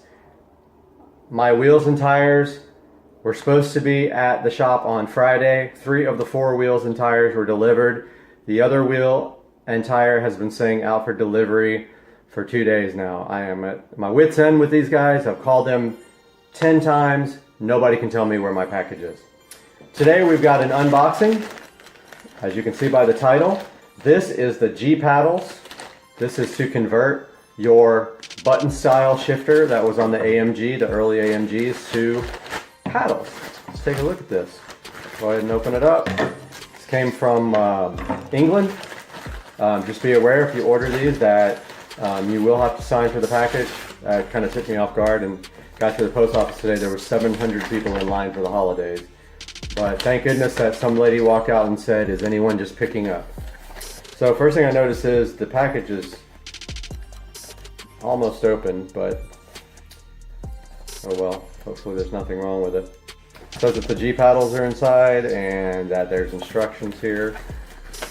Literally was hardly closed at all. Go ahead and get that rest of that open. See what's inside here. Looks like we got some instructions here about that they emailed me, the real instructions. And we've got this other page here.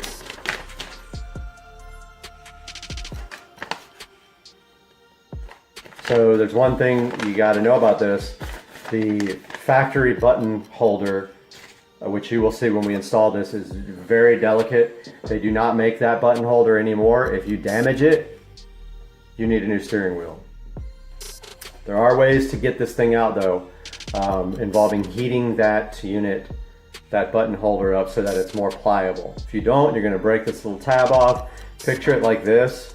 Basically, this is not dirty looking at all, is it? There is a little button holder. The stock button is has 2 tabs on the side like this that fit inside these little round things. Okay. To get that button out, you have to pop those little tabs out. But when you do, most people break off this little circle that covers it. It's almost, I don't even know how to describe it, but the pin goes inside this little half circle that allows it to turn. Most people break that off right there because they just are in too much of a hurry and they don't heat the housing. So inside here we've got this nifty little, I guess it's an air freshener, British flag air freshener. And then inside here we've got G paddles. So they are silver. You can get other colors, but I mean, if you really want other colors, just paint them. That's G paddle number 1. So there's the mechanism. So if you see what I'm saying here, these 2 pins, right there, they fit in 2 little circles that are pivot points. And this part presses the actual button. And this part would be this left side, I believe. So when you pull it towards you, it pushes the button. So that part inside the holder, button holder, that's the part that goes around this pin is what people usually break off. So here is button number 2. I will put the instructions for this with this video. There's button number 2. So it's going to probably be like that, I'm guessing, but the opposite of the way it's facing you. Yep, that side would face you. There's the 2 together. So look for video number 2 of this, which would be installing these beautiful G paddle button replacements. We'll throw these back in here right now.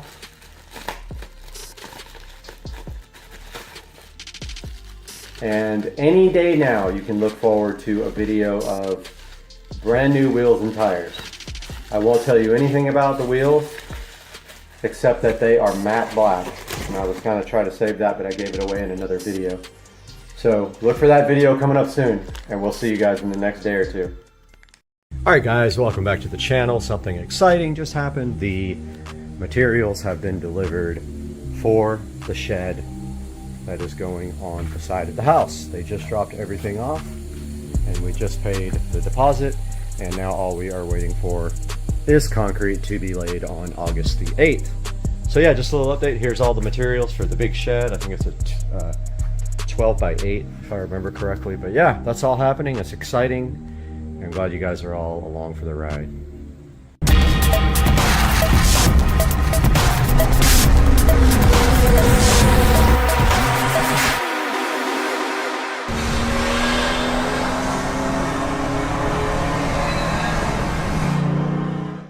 Making a label with my brother label maker, which by the way has a fatal flaw.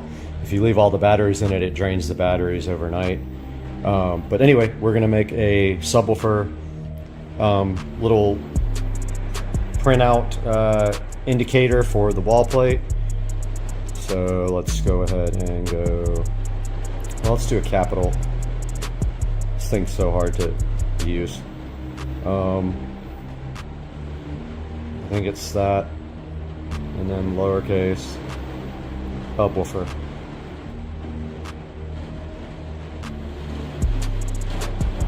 Let's see how that prints. I think it's black. Yeah.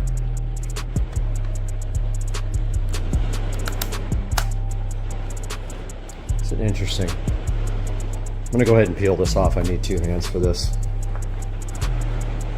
All right, guys, we got our label made for the subwoofer jack with my label maker, and that is looking good. And we're just literally waiting for speaker wire to come in the mail, and then we can start wiring up these speakers where I can get in the attic tomorrow and pull the wiring. Well, they drained my pool to do some more acid washing on the finish because they weren't satisfied with the way it came out, so pool is refilling again. So I'm gonna go grab the other hose so we have 2 hoses going. All right, guys, making delicious keto burgerage. Oh, those are gonna be good. Guess what happened though? The mailman just came and he brought this, what I've been waiting for, package. Boom. There is our speaker wire. There's, what, 200 feet or something, I guess? 100 feet? I don't know, 200 feet, I think, of 14 gauge speaker wire we've been waiting for. I have all of the lengths ready. So right after dinner, we are gonna pull out these lengths, cut them off, mark the wire so that we know where they go. And then we are going to, tomorrow morning, first thing before even daylight, get up in the garage when it's nice and cool and get up in the attic and run these speaker wires. All right, guys, so we got the speaker wire in. We have it measured out and marked. We have a code on each wire so that we know when we pull it into the attic which one is which. When we pull it down through the cap into the speaker wall plate, we'll know which one to connect to which wire. We have front, center, front, both rears. So what we're gonna do now is take these speakers in, hook them up, and then we are going to attempt to throw the wire as close as we can to where we got to put it down the cap so I don't have to drag it through the insulation tomorrow morning. Well, let's get started with this. I have a plan. We have our wire already ready to go, stripped back with my auto strippers here. So what we're going to do now is take this into the attic. We're going to lay this somewhere on the bed, unbundle this wire, and literally throw it towards where it's going to go, and then hopefully get the insulation that is kind of out of reach. I'm going to try to get it, it's just a tiny bit out of reach. Also, that's what this is for. This tool is for getting out the grill. You stick it in there and you just pull straight up like that and the grill comes right off. Dude, where is the insulation?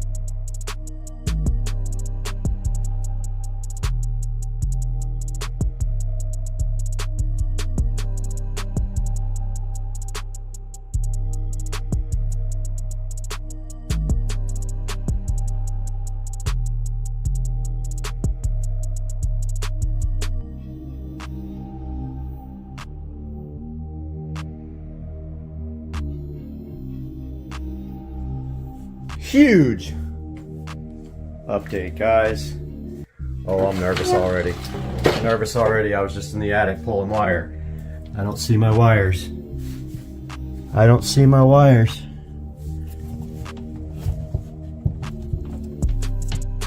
Okay, I see some wires. I gotta pull them through. Okay, as any smart man would, I ran a lot of extra wire and I just wrapped it all up with electrical tape and stuffed it down in here. I'm gonna get this all unwrapped now. This is how I got it down through the wall, and we'll be back.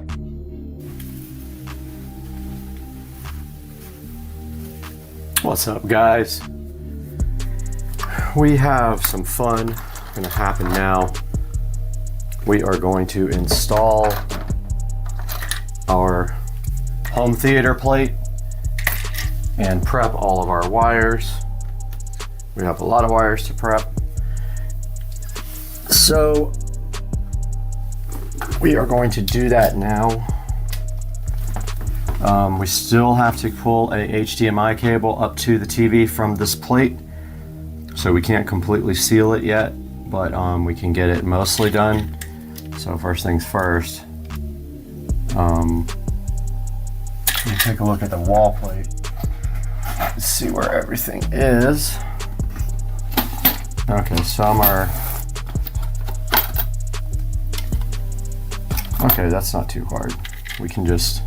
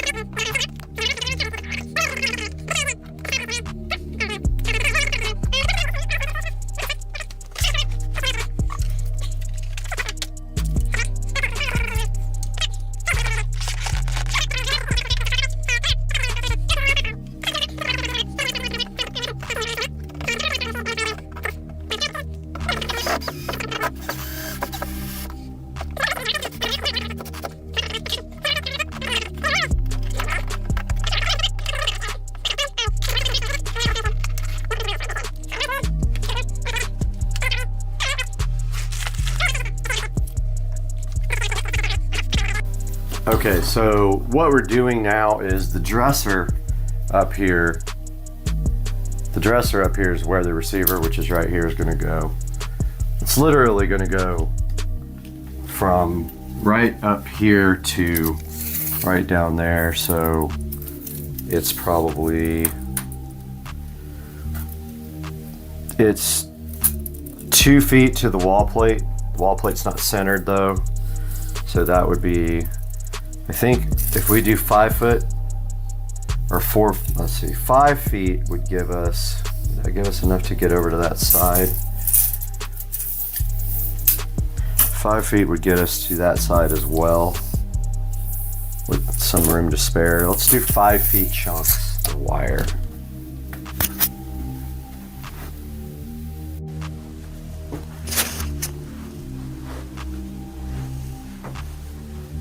I am ready to make some wiring, guys.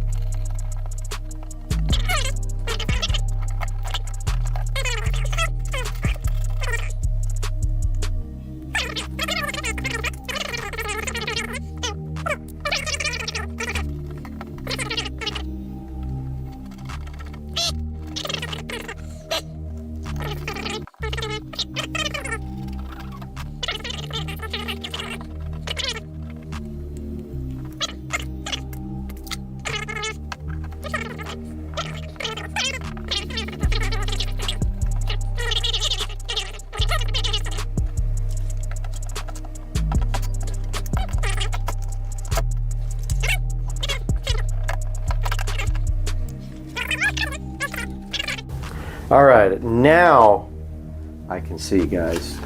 I literally cannot see up close anymore. I have to get glasses soon. Surround right. These things are fun. See, banana clips right there.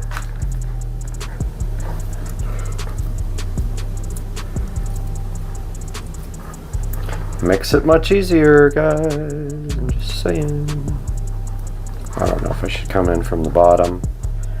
What do you guys do when you hook these up? Do you come from the bottom with one set? Like this? I mean, you can't see the bottom. How do you? Or do you go?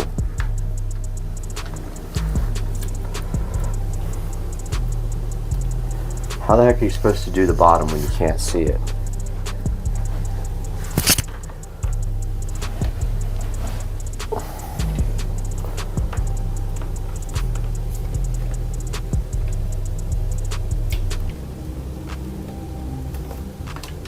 Can't find the hole.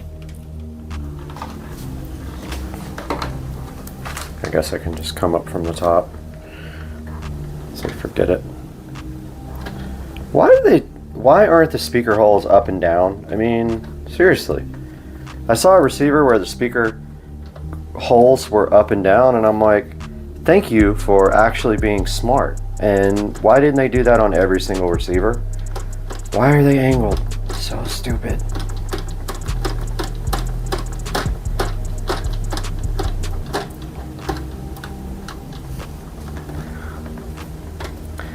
Okay, the first one's in.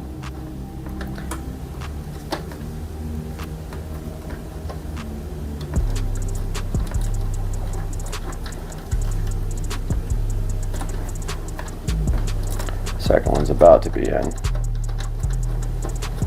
Wish I had like a drill that had an attachment for these, so you could just tighten it down with a drill. Okay, so that is surround right. Next.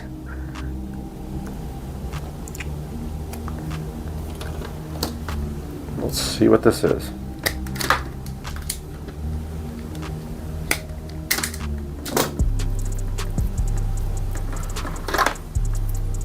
Here's our next one.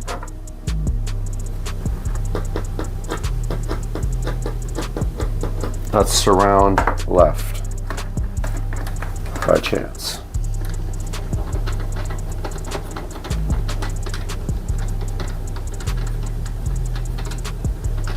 You know what I'm talking about, right, guys? These speaker wire holes should be freaking up and down, not diagonal.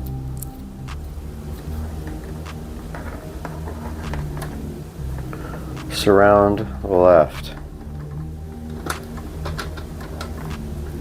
Look how hard this is to get in there.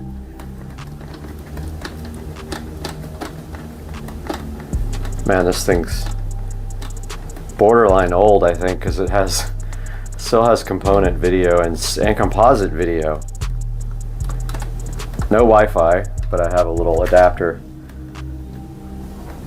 to bring LAN for this. Got the little power line adapter. But yeah, you don't see, they don't put composite video and component video on receivers anymore because there are no components that use it. If you see one with S video, you know you got a really old receiver. They probably don't have HDMI either. Notice here there's a 5-volt output. Never noticed that. There's a wireless LAN adapter available for this guy. Wi-Fi adapter. Hey, no, I had a 5-volt out. That's awesome. Can use that definitely for something.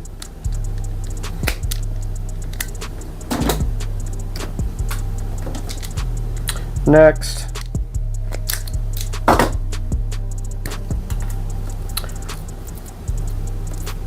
Three more left. Let's see what this is. Front right.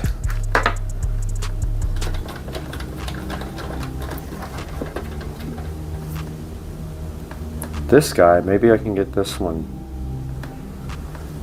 under, since I can actually get to it.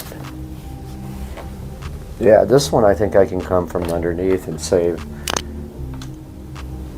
and make some more room for other things. Well, I thought I could.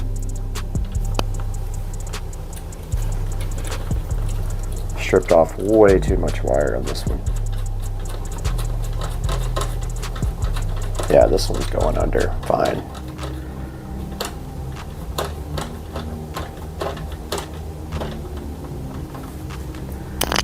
And positive. Did I do it right? Yes, I did. I'm like, am I paying attention to polarity again?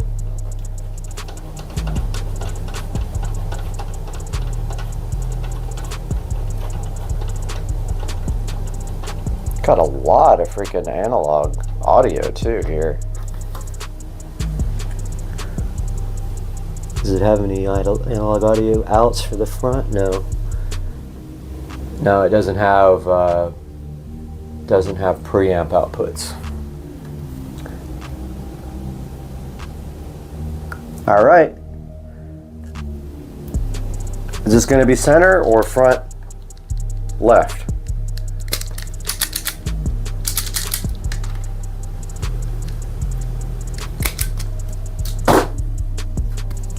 Let's see.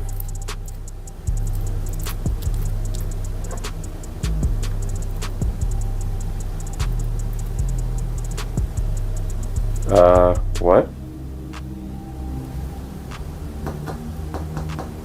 Can't tell. Center.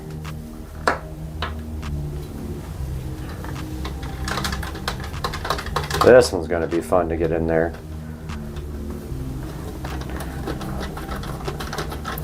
Yeah, this is not going to be a good time.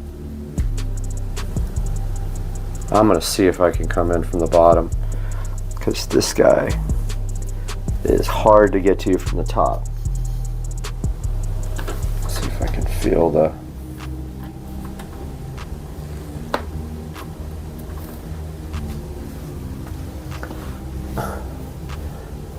This is suckage.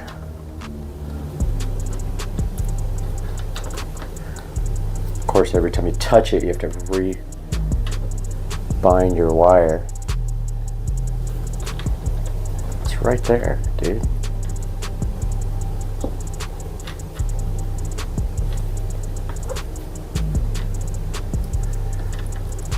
Hey. Got it. Got him. And then I'll do the top for the positive. I would punch myself in the face if I did the polarity wrong on that one.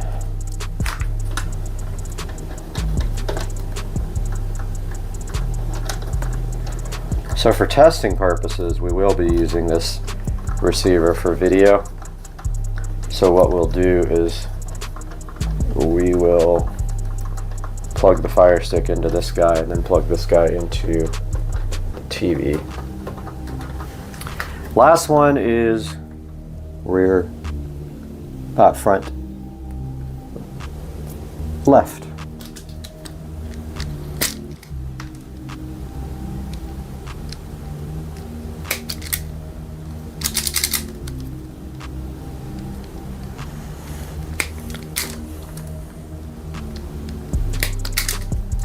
Front left. Let's see if we can get underneath that one. That's another one that's hard to get to.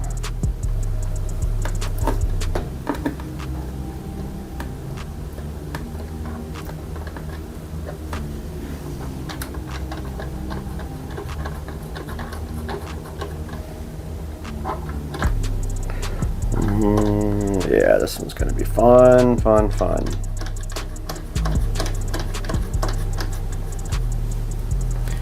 Okay, here we go. That should be right there. There we go. Got lucky on that one.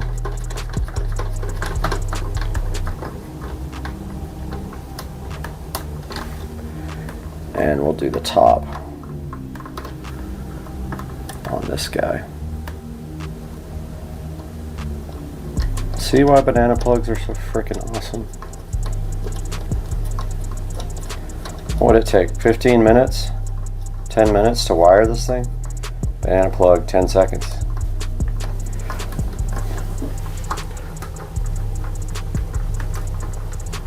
Done. This thing is wired. HDMI. First we need our Fire Stick. Fire Sticks are picky about power, so you may not be able to power it with that. It's 0.6 amps. I don't know if that's enough to power the Fire Stick, so I'm going to put this Fire Stick on its power brick, but number one is do video one in, I guess. Ow, okay, there, that's in there. So we got our Fire Stick there. We'll come out of this guy to the television, and we will go to HDMI. We'll go to input 8 on the TV.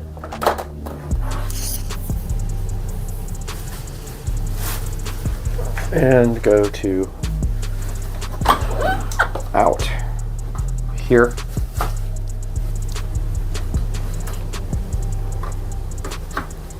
And that's that.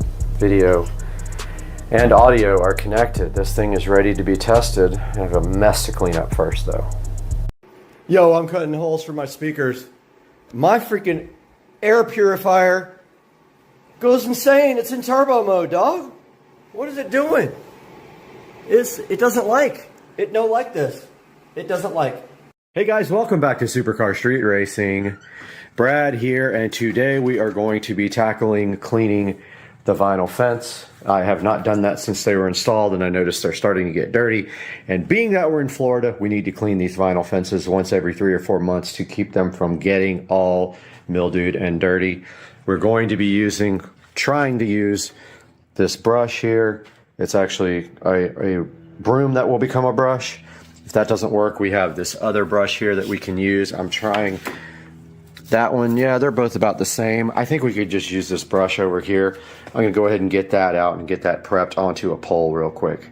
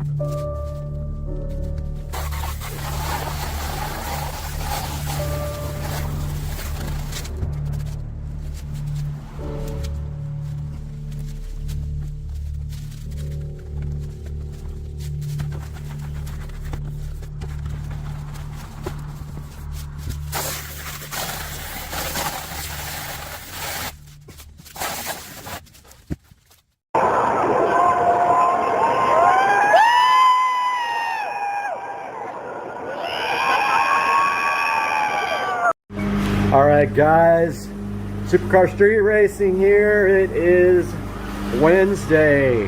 My neighbor's cutting the grass. That's Rich over there.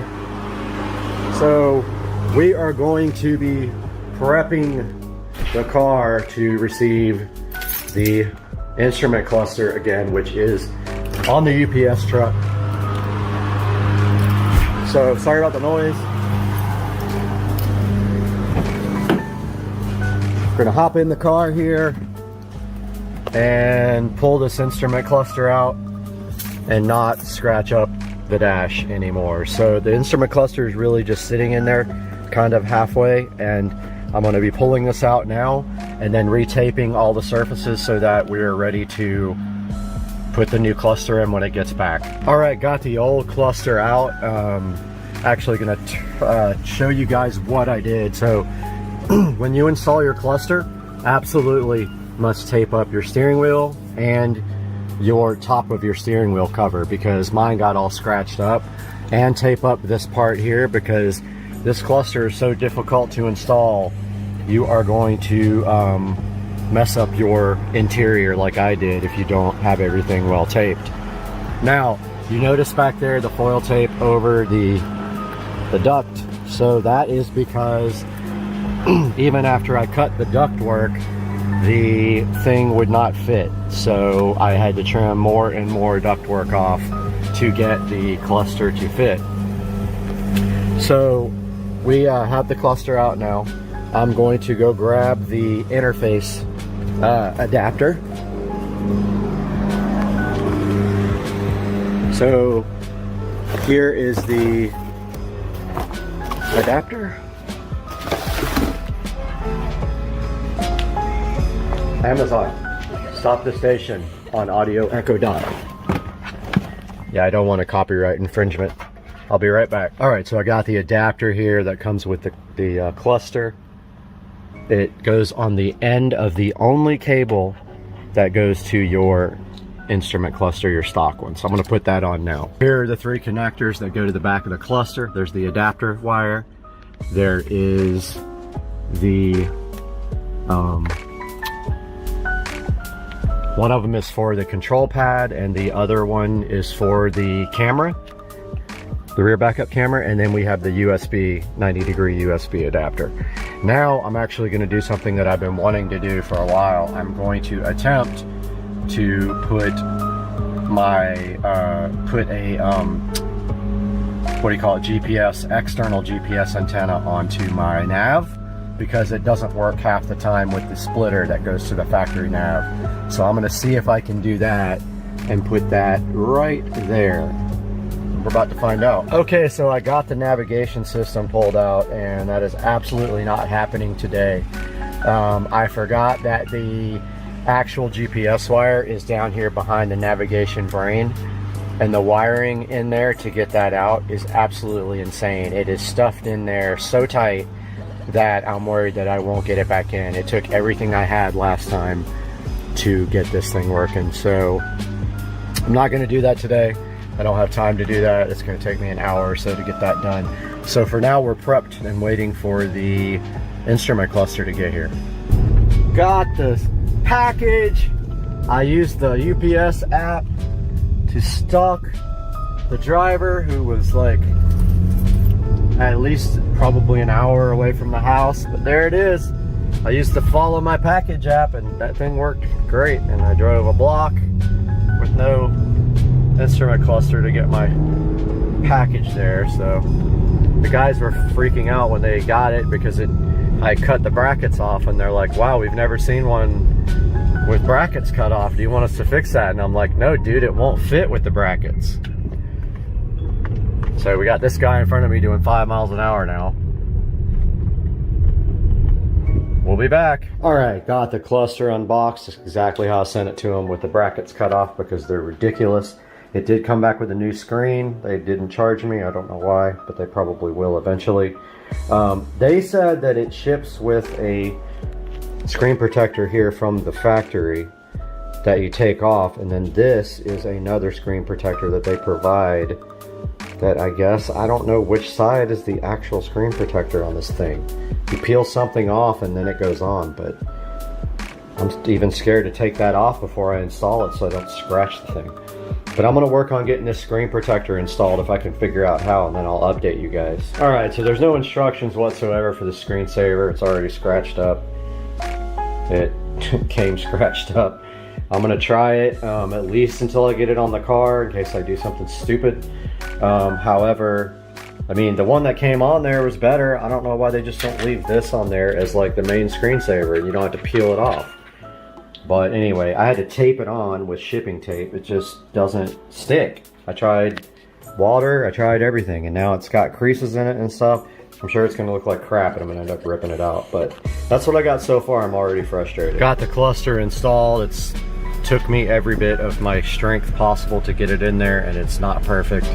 And there's a gap here, you can see. I'm gonna have to fill that in. I think I'm gonna use like caulk right there, black, right in that gap right there to kind of fill in that huge opening, but that's the best it would go. I could not get it to go in any further. So now I'm doing the setup. So you use the push in, it pops the menu up. I'm gonna go down to see what firmware. I've already set the device to let's see. I set it to miles. And temperature I didn't set yet. Okay, it is on Fahrenheit, so then you hit back. Back again. I'm trying to see what firmware this is on. Okay, let's see what vehicle units is on. Okay, let's go to Imperial. Alright, that's good. Okay, that's all of those. I thought the firmware was in here, but I guess... Oh wait, here we go. About... Okay, it's on 2.0.2. And my phone shows that 2.0.2 is the newest firmware. Be right back. I'm going to check on some other things.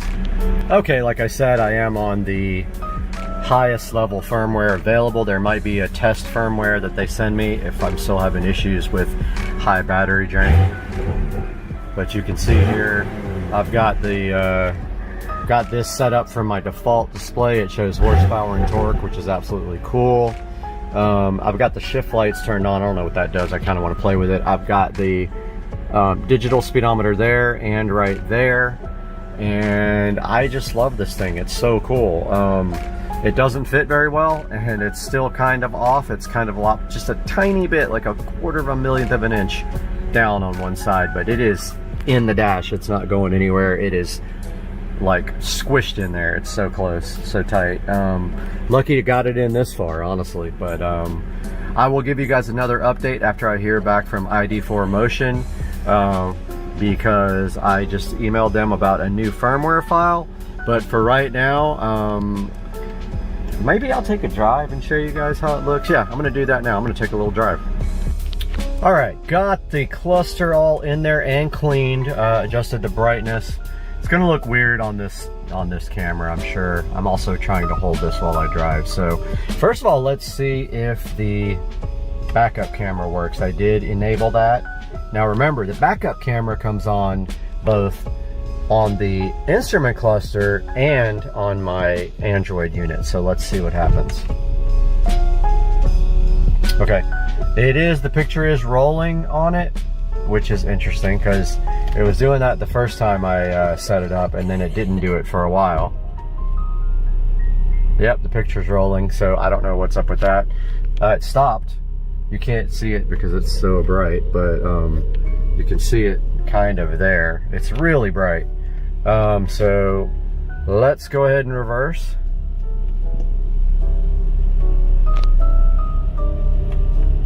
And of course you can't see the gear because we are actually covering it with the camera. So we're going for a little drive here. Let me close my garage. See what happens when I switch to gear. So first impressions, I mean, I've seen it before, but it was scratched. First impressions, it's plenty bright enough. Absolutely can see this during the day. It's probably washed out with the camera phone. Need to invest in some better camera equipment, but there you go.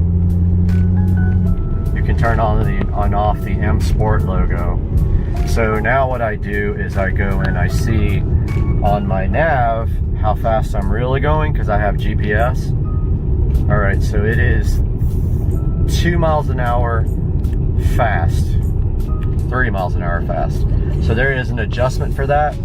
I'll show you guys. I'm gonna put this a little bit closer. Wish I had direct video from this thing. I just don't have that capability. So there is the instrument cluster. Now, of course, you can change the appearance of it. I'm gonna pull over and do that now. So if we go to hold the button down, now I've got the keypad, but it's inside the dash. Go to appearance and themes. And let's go to default and change that to analog. So there's the analog default. I changed the LED color to blue. I like that for the speed.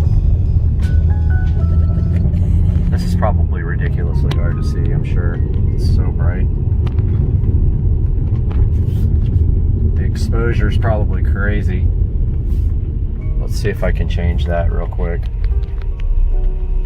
Okay, yeah, I was able to change the exposure.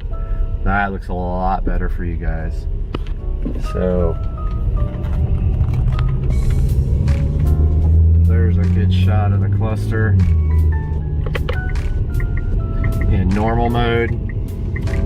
So you can have a default and then you can have it switch to a different skin when you go into sport mode. Let's go back into sport.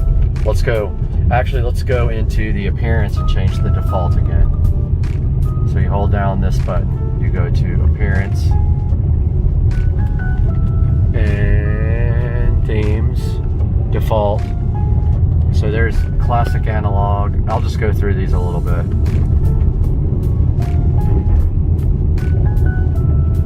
This one's kind of cool. Let's leave it there for now,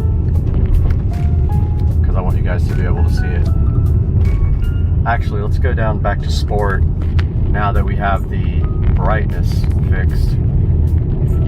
This is blaze.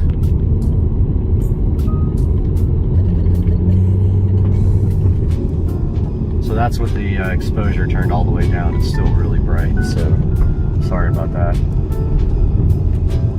So yeah, that's a good look at how these themes look. I absolutely love this cluster. It's such a cool thing. So we are pulling back into the garage now.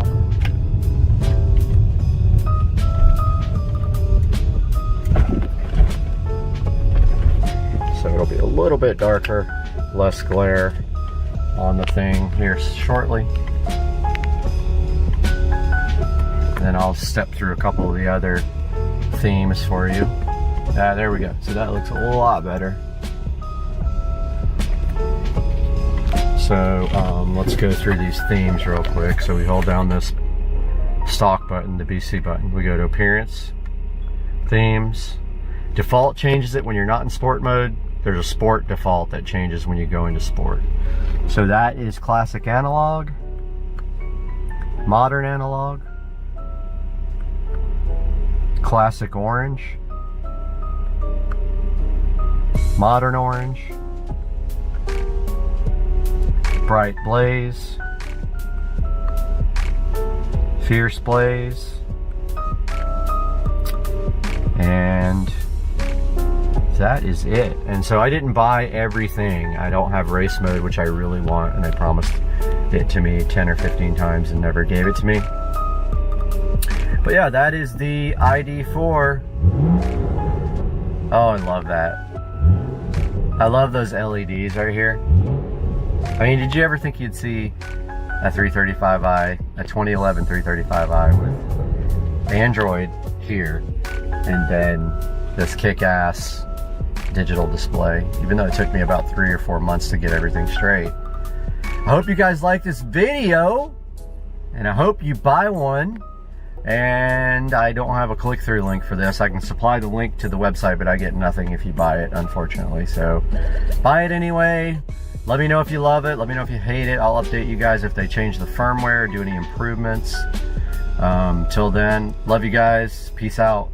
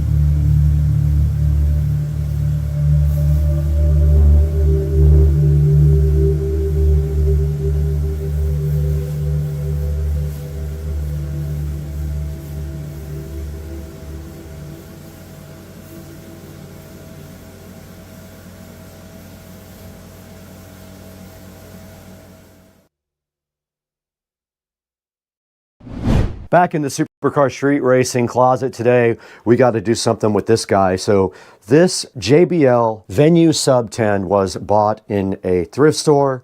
Back when I could get good things in the thrift store, I can no longer find stuff like this anymore, and I don't know why. This thing was in the closet in the hallway. It did eventually die. I'm assuming the amp was bad, so I have a replacement amp for this, and all we have to do today at Supercar Street Racing is go ahead, get this subwoofer out. It is heavy, it's a 10.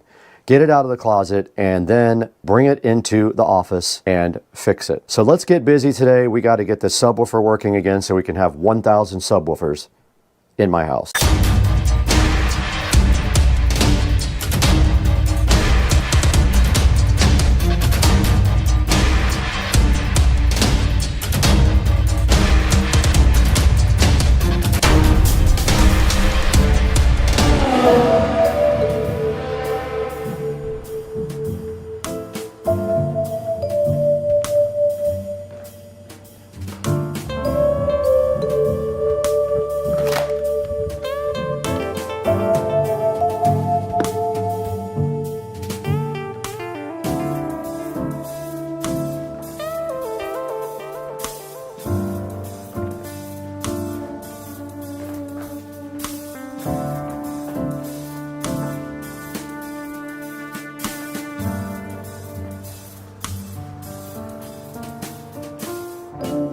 All right, we got the replacement amp for the JBL Venue Sub 10 right here. This fan is loud, so that's what you're hearing. We're gonna go ahead and get this sub taken apart now and replace this amplifier. You can see right here, don't know when this was actually manufactured. I would say this thing's probably 10 years old or more, but let's go ahead and get this done real quick. Got the JBL Venue Sub 10 right here in front of us, looking so fresh and fly, and it is ready to come apart. I think these are the screws to take it out.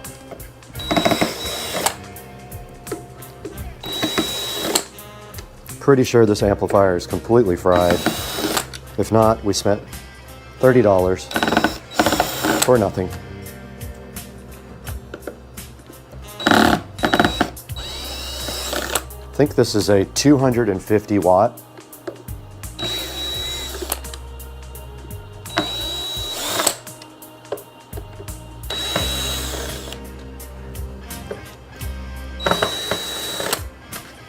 Okay, it's just sealed really well. There's a gasket. Yep. There's a gasket around it to keep it airtight. Wow. That is a short, very difficult to get the wires off the sub. Now looking inside of the Venue, there is the sub. The wire is extremely short, and there's the new pigtail wire. Positive was on the right side. That was the one that was really hard to get off. It is so short. How in the world are you supposed to get that on there? I mean, I guess it will go. I can't get the black one to stay in. It's loose. It's broken. Got him! Got him! It broke. Oh! Whoa! And I have to repair it. Whoa! All right, well, the wire broke, the clip. Okay, I have to cut and splice because the clip broke. So I'm gonna take the black off of this one, and in the meanwhile, give myself a little bit more room.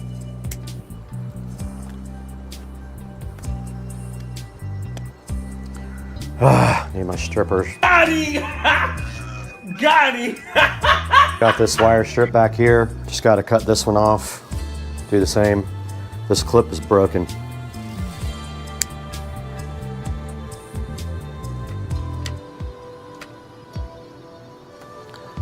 Okay, got it stripped back.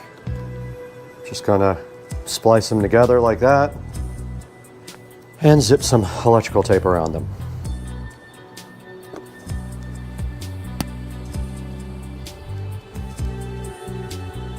No biggie. And now I have more room to actually work. I'm gonna go ahead and plug this guy in.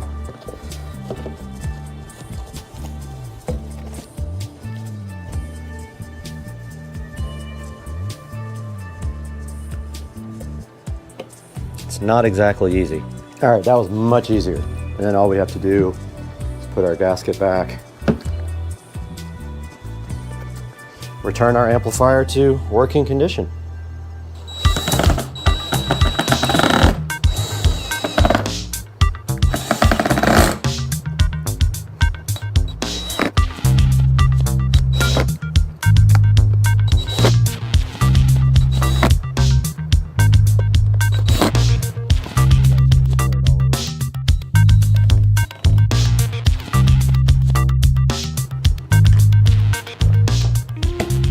Back in the Supercar Street Racing closet now, and we are going to wire up this subwoofer.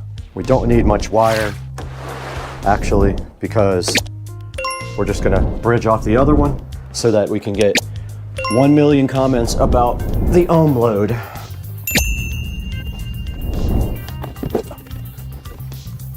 I need my wire strippers, this is crazy.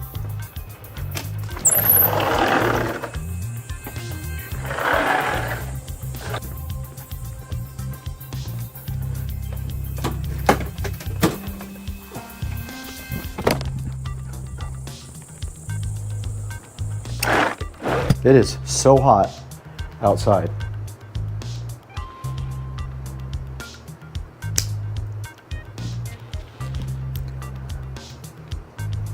We got our wires all stripped back now, so all we have to do is connect this guy up. Should not be difficult, unless the wire won't fit inside of the terminals, but let's see. And we're gonna do positive is going to be the side with the writing on it. Okay, this might be harder than I thought. Got him! Got him!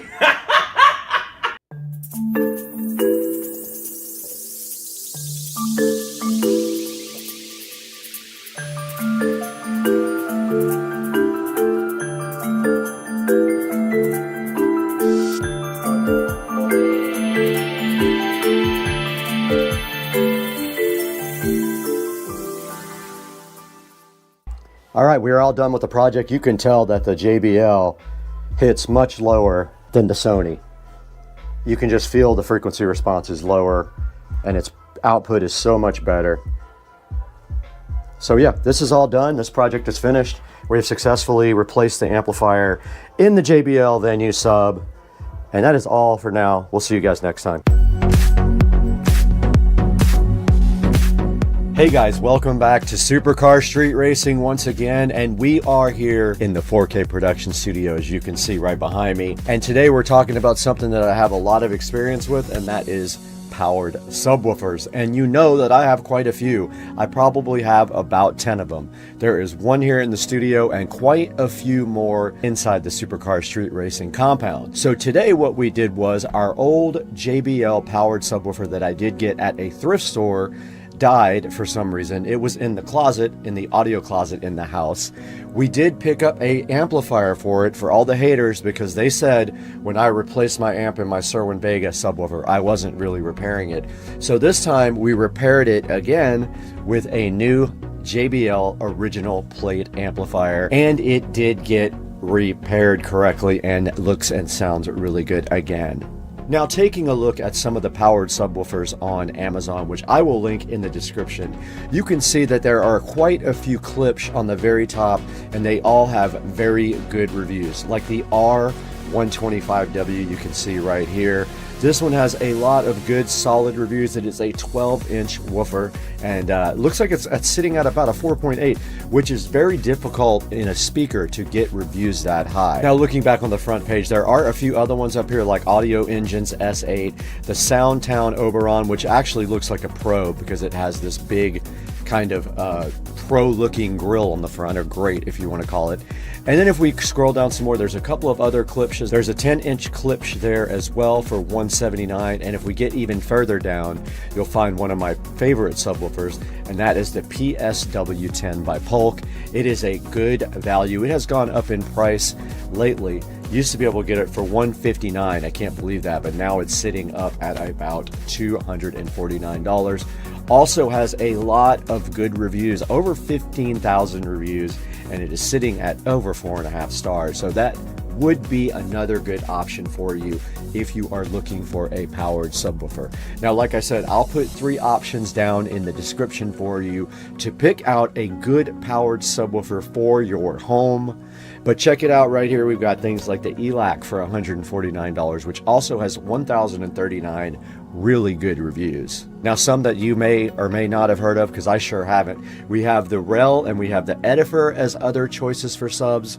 And then if we keep going down, there's some like the Kanto, which I also have not even heard of. So there are a lot of choices out there for a powered subwoofer. I love all my powered subwoofers, so you know what I have. You've seen some in my videos. You can always go back and watch some of those older videos. But for now, we are going to be calling it a day at Supercar Street Racing. We have to go shoot another video for the golf cart of some products that we just got in.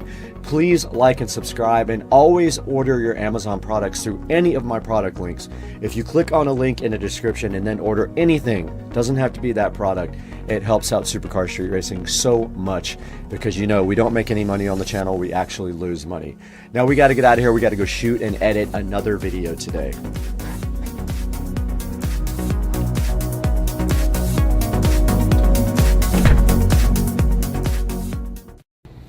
Welcome to Florida, where we had a hurricane. It's completely sunny and pouring down rain in Florida. Yeah, this is Florida. Guys, we have something for the garage remodel project right here that is going to change the absolute game. I am so hyped for this.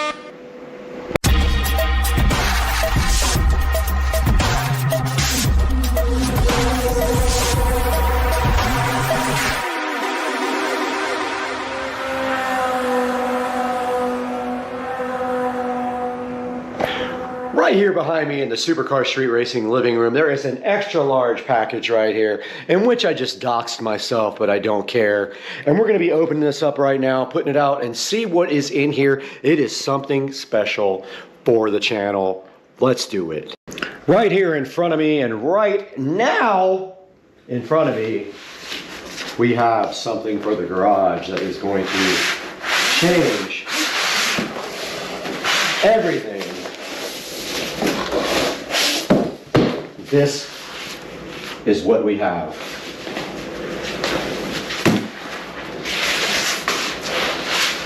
And it is backwards.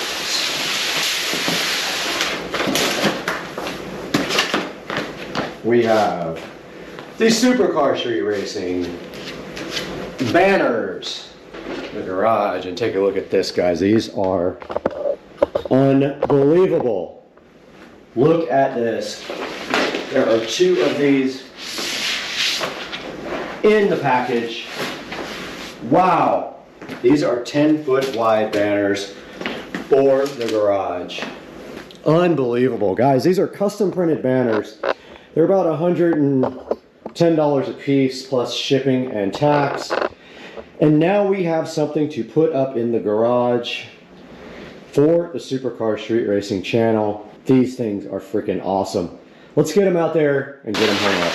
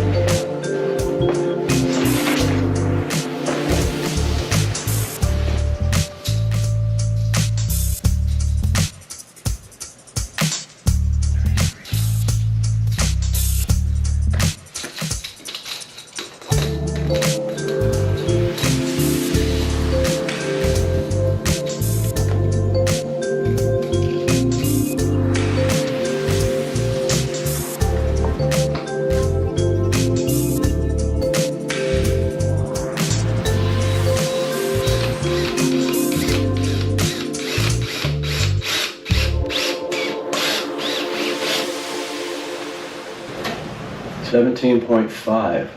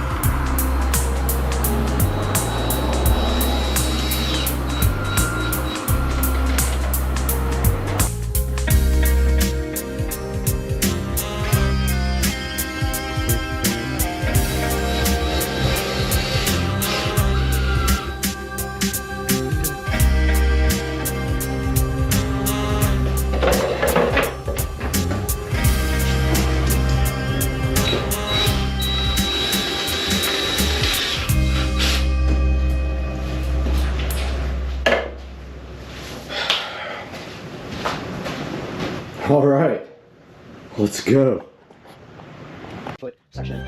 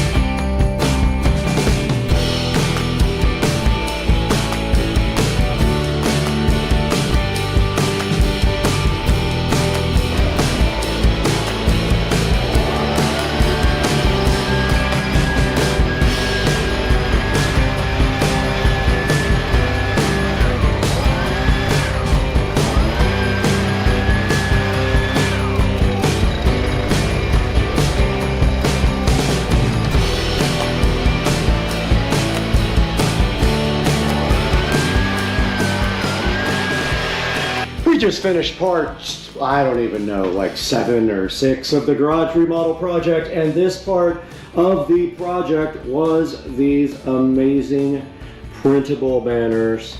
And you can see right here, they look so fly on the wall of the Supercar Street Racing amazing garage. And we have finished this part.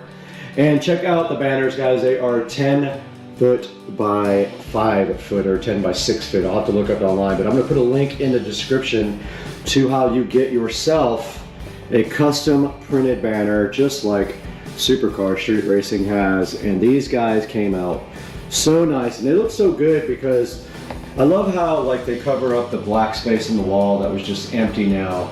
The only thing that would look better maybe is with a TV above them on each side, but I really don't need that. Now if we ever decide to actually go live in the garage and do a podcast or anything like that, we can go ahead and set up right in front of this guy, and we can do our podcast from out in the Supercar Street Racing Garage. Now all there is to this is if you are not a graphic designer, you need to have someone design your background. Now I sent them a PNG file of this background that I created in Photoshop, and I do have a background in graphic design, so that helps me. Once they have your PNG file, they will approve it and then go ahead and send it off to print. And I think this only took about 3 days to get from the order process right to the Supercar Street Racing Garage where it sits right now, looking so fly in front of you. And the next step of this project is this garage door. Now I don't want to reveal too much about what's happening, but let's just say once this garage door is changed out, the look of this thing is going to be so much better. And then we're going to redo the floors, because you can see they have gone through some abuse in the years that I have, since I have painted them. It's been about 2 or 3 years. So I want to get everything out of here and then pressure wash everything and clean it, and then go ahead and put another coat of paint on top of these with more of the sparkles, or get a company to do it. Maybe I can find a company that will work with me and we'll do it and get a sponsorship, but we will see. But that is going to wrap up this part of the garage remodel, and I do have some stuff coming up with this garage door. I am waiting on the paver company to let me know when the materials are going to be here, so they start the garage door and the actual driveway remodel. The driveway is going to be substantially upgraded, guys. I hope you're as hyped as I am. But for now, let's take it to the Supercar Street Racing 4K production studio to check out how you can get one of these for yourself online.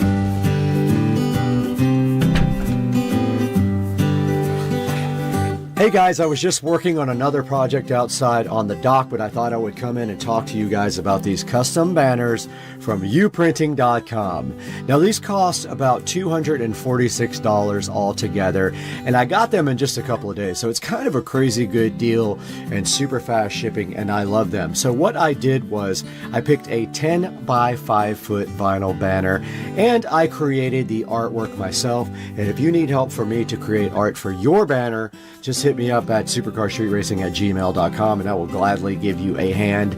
And I love doing this stuff, and it made the garage look so great. And as you can see right here on uprinting.com, that we do have the vinyl banner 10 by 5 order right there, and you can order other sizes as well. If you don't need something that huge like I did for the garage, and I got 2 of them, then you can also order something a lot smaller, which will save you some money.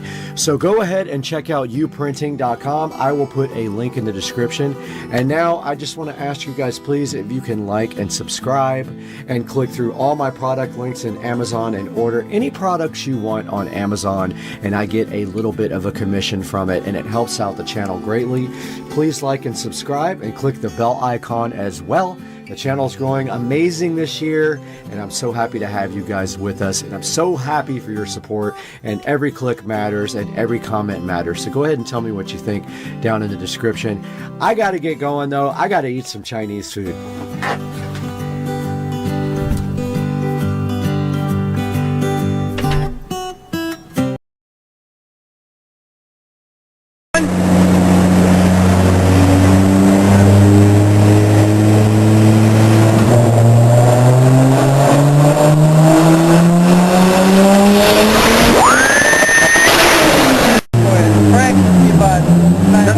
About 9:30.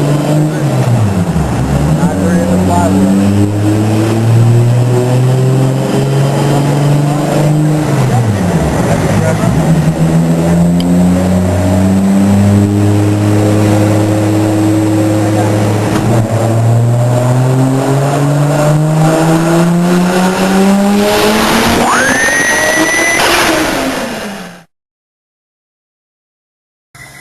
Bubba! It's Rat TV! Cooper! And Cooper! Get it? It's Rat TV, Bubba! And Cooper! And Bubba! Rat TV! Hey guys, welcome back to Mississippi, and we are in the Sister Car Street Racing house with the Keener LED curtain lights. She saw these on the channel and bought some, and so me and Patricia are going to install these today. These are not the ones I have because these also have Wi-Fi. These do Wi-Fi and Bluetooth. Mine only do Bluetooth, so she wanted the ability to control from her phone. Let's get this opened up and see what's inside, because at some point we have to install these outside in that beautiful backyard. Let's open it right up.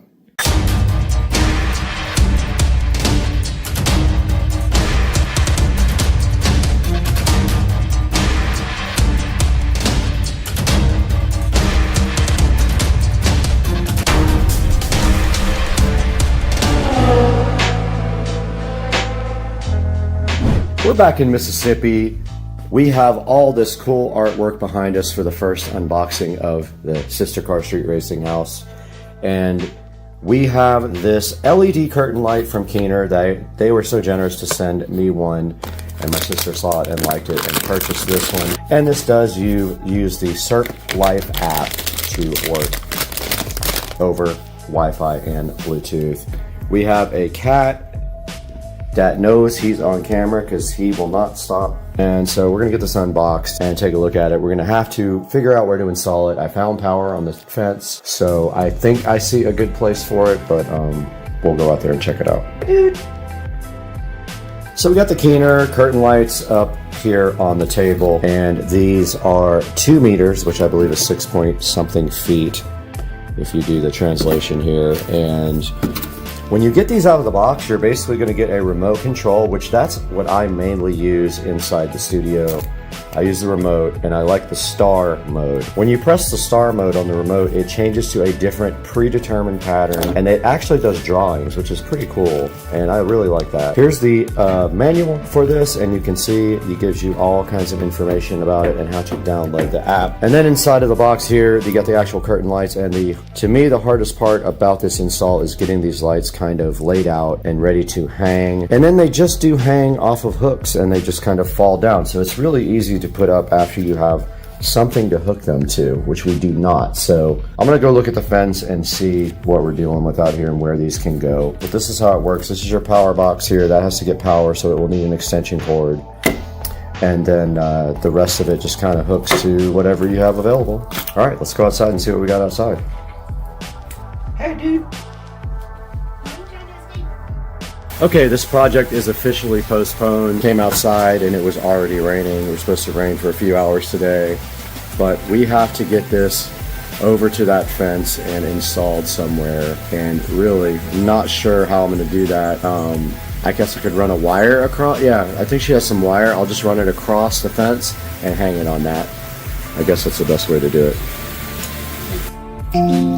Okay, so we're going out to the garage to find something to string the lights on. That's all we need right there. Fishing line. So we're gonna use this fishing line, and it's really close.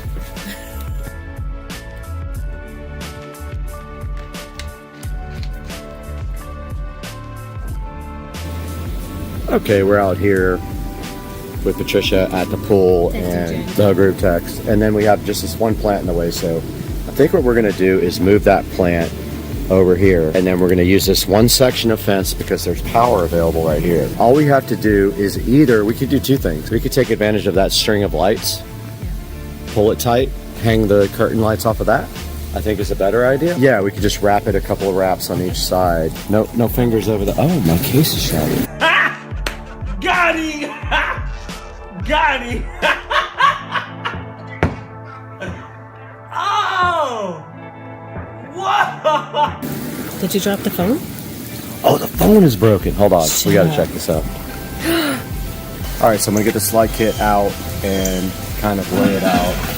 But first I'm gonna make these just a little bit tighter on the lights.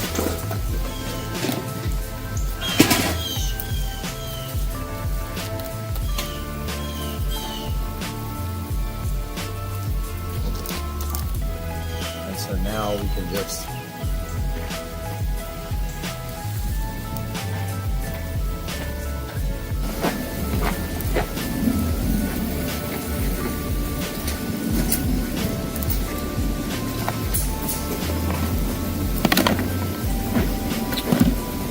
power brick is here, so that has to go to power, either directly or from an extension cord from down there. So that'll be on that side. This is a complete mess when you take it out.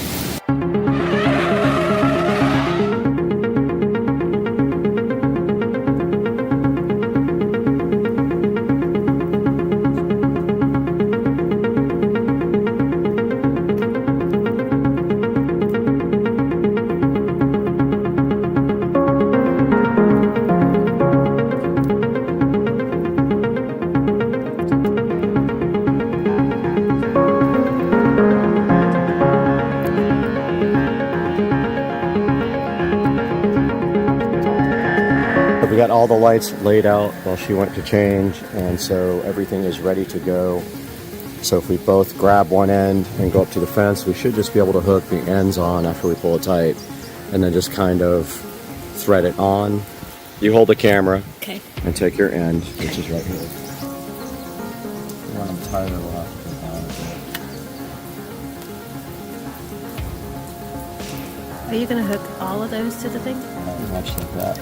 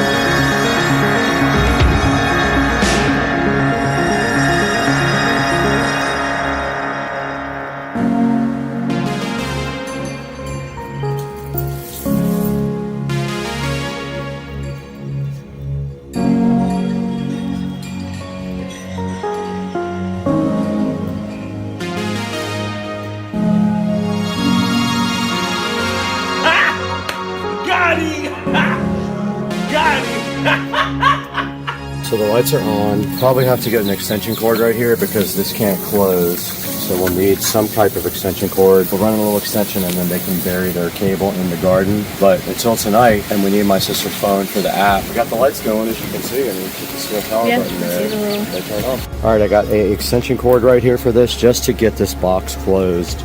We're going to go ahead and install this here. But basically all we're using this for is to close this box. They can tape this up with like electrical tape.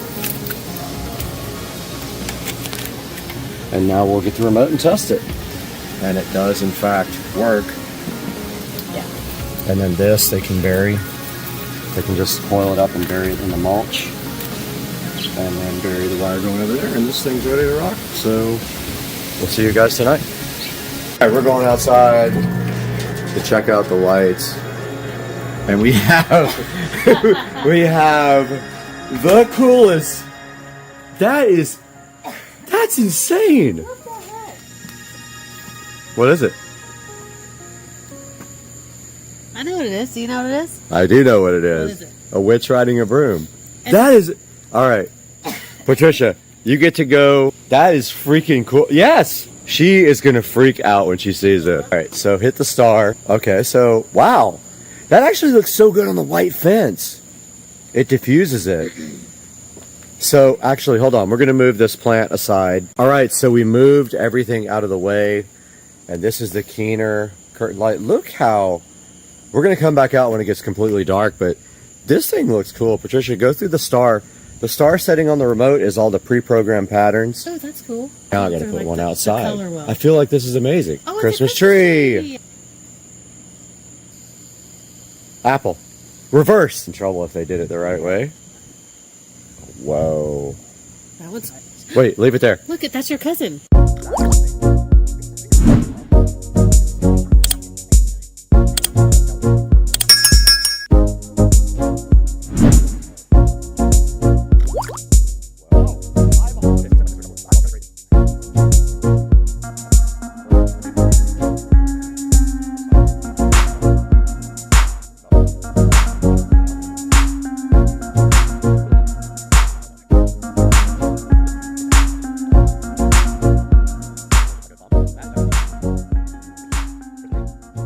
Okay, so we're just going through all the cool patterns, and so this is the star on the remote. If you want to go through the pre-programmed patterns, hearts, that's some kind of something. There are people dancing in this, and it's so weird because we're so close, you can only really see it on the camera.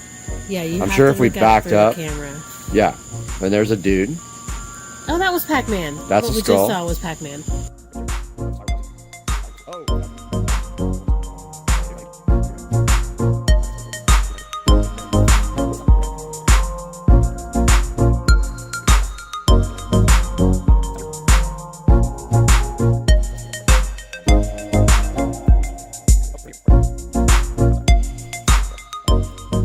Alright guys, I'm getting eaten by all the bugs in Mississippi right now, so we're going to wrap this video up. But as you can see right here, we installed this Keener LED, Bluetooth and Wi-Fi curtain light for my sister on her fence, and it looks so cool reflecting off the fence because the fence is nice and white. And there's so many pre-programmable patterns that there's kind of an, we haven't even gone through them all. We went through them for like 10 minutes and we didn't hit the end. We left the skull. And when you're up close, you can't even tell, but if you step back a little bit, makes such a cool picture. This is amazing. Like, this looks so cool. You guys should definitely look into this through Keener. We'll put a link in the description. Please support, like, subscribe. We'll see you guys on the next one. I gotta get out of here. I'm getting eaten.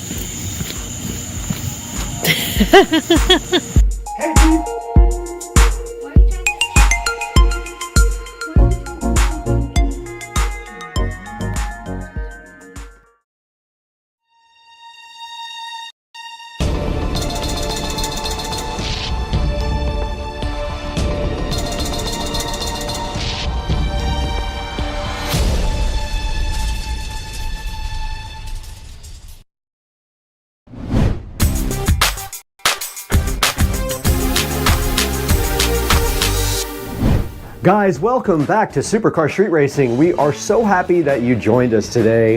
If you're a first-time watcher, or you're a second or third or permanent watcher, we really appreciate your patronage. Please like and subscribe, and today we have something special for you.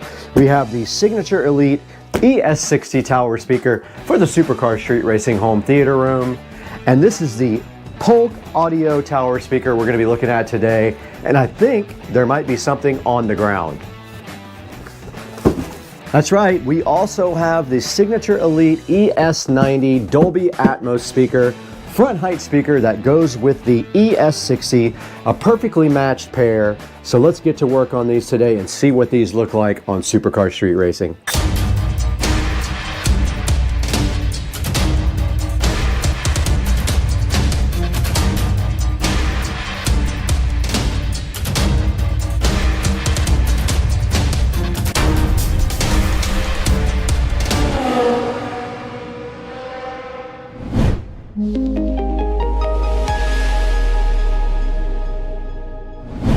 We are back in the Supercar Street Racing awesome home theater room today with some upgrades. You saw before that we upgraded our receiver to the Marantz Cinema 50, which is a super high-end upgrade for Supercar Street Racing Studio right here that you see in this room. And now today in front of me, we do have the Polk Audio Signature Elite series. We have the ES90 Dolby Atmos speakers up here on top. They match the ES60 on the bottom here, the Signature Elite tower speakers. These are a huge upgrade for the room. It will also add Atmos front height speakers to the Supercar Street Racing Theater. And these are awesome speakers and will replace the old JBL monitors that I've had for about 20 years. It's about time we got something new in here. We need some updated technology, and we got it right here inside both of these boxes to take a look at.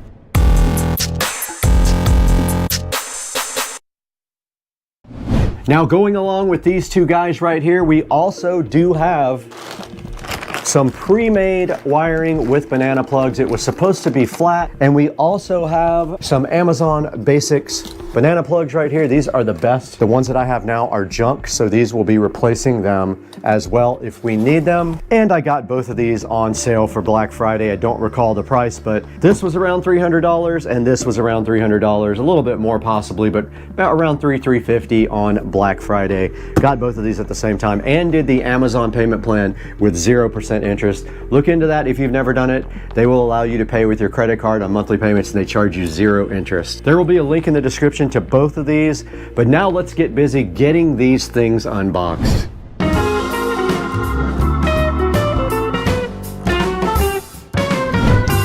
All right, first on the chopping block to be unboxed today is the ES90 Signature Elite Dolby Atmos speaker here. None of these are sponsored. I did pay full price for these from Amazon, so please help me out by ordering a set in the description and giving me a few dollars back to make my money back from this purchase.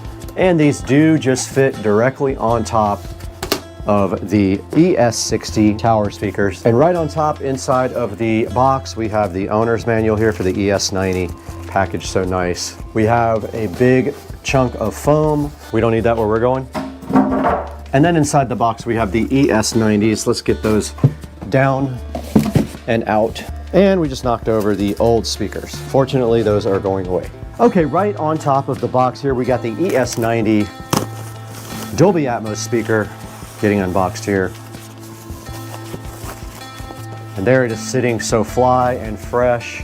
And it is angled and molded for the Polk Audio ES60. It has a angled back here, as you can see. It has a cutout to sit straight on top of these. But that is a look at the ES90 Dolby Atmos height speakers. There's the way it looks with the Polk Audio badge up. This guy does feature a Terraline tweeter and a mica polypropylene woofer for a two-way experience on Dolby Atmos. So these sit just like this on top of these tower speakers, and the sound does go up to height. And then they do have speaker connectors right on the back for you. So yeah, these are the Polk Audio height Atmos speakers. Now let's get this tower speaker unboxed.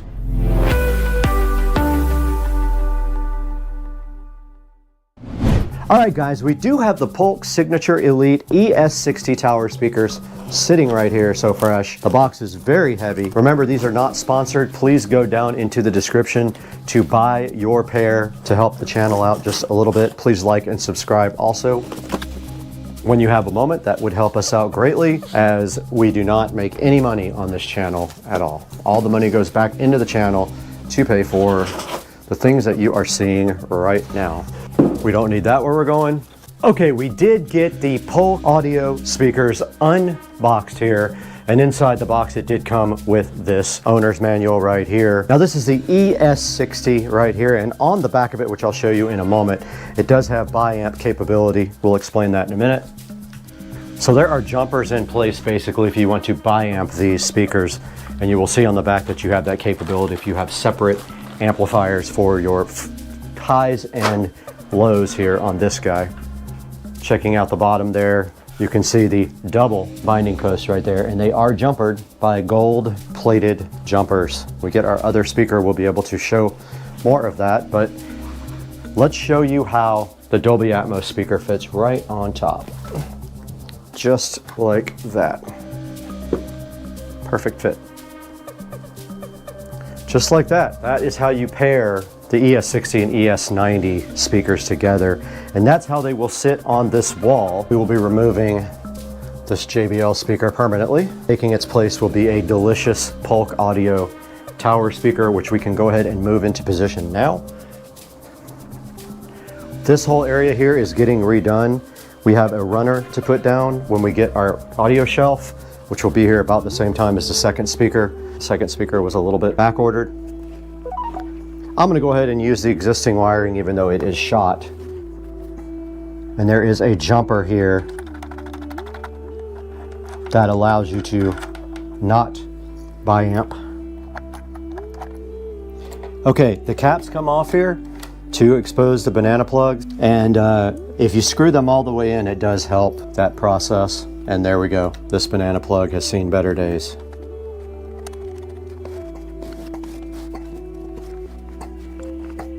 all this wiring will be replaced. But for now, we got our pre-made connectors here for our front height speakers. These are the same way. They have caps over the banana plugs.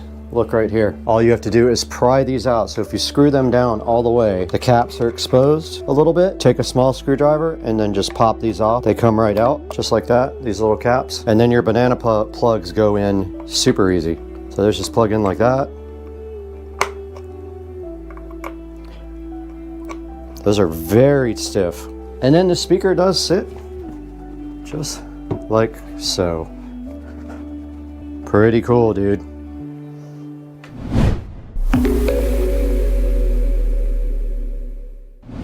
Okay, while we're waiting for our other tower speaker to come in, we can go ahead and put this Atmos speaker on our JBL over here. I'm gonna go ahead and hook up the Atmos front height speakers.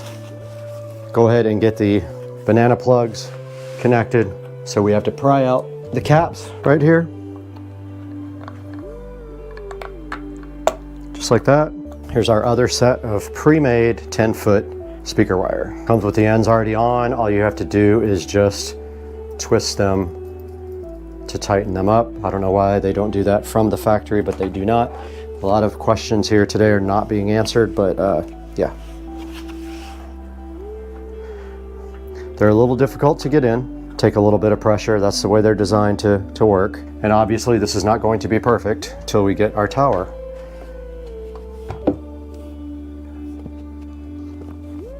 And then we'll go through our setup and figure out how we connect these.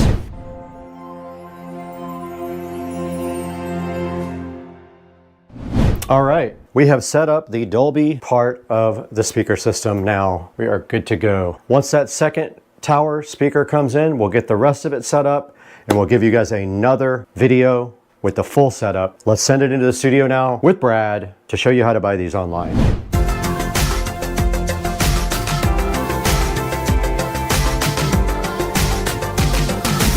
Okay guys, we are in the Supercar Street Racing office now, editing the latest video. I wanted to drop in here instead of in the studio so I could go ahead and show you guys what we ordered. Now these are the ES60s. You can see right here they have three 6.5-inch woofers there, and then they also have a tweeter up top. These are bi-ampable, and if you look right here, it says they have a 2.5-way cascading crossover, a Terraline tweeter, and three 6.5-inch woofers for the tower speakers on the ES60s here. And if we go to the next tab here, we have the ES90 height speakers. These guys right here have a nice set of drivers, two-way, a 1-inch Terraline dome tweeter, and a 5.25-inch mica fortified polypropylene mid-range woofer with 75% more surface area than typical 4-inch drivers do. And then I also did order the center channel, the ES35 here, which has six of them. Now count it, 6 3-inch woofers, and it does have a 1-inch Terraline tweeter as well, and they are slimline. And so these are all actually on the way right now.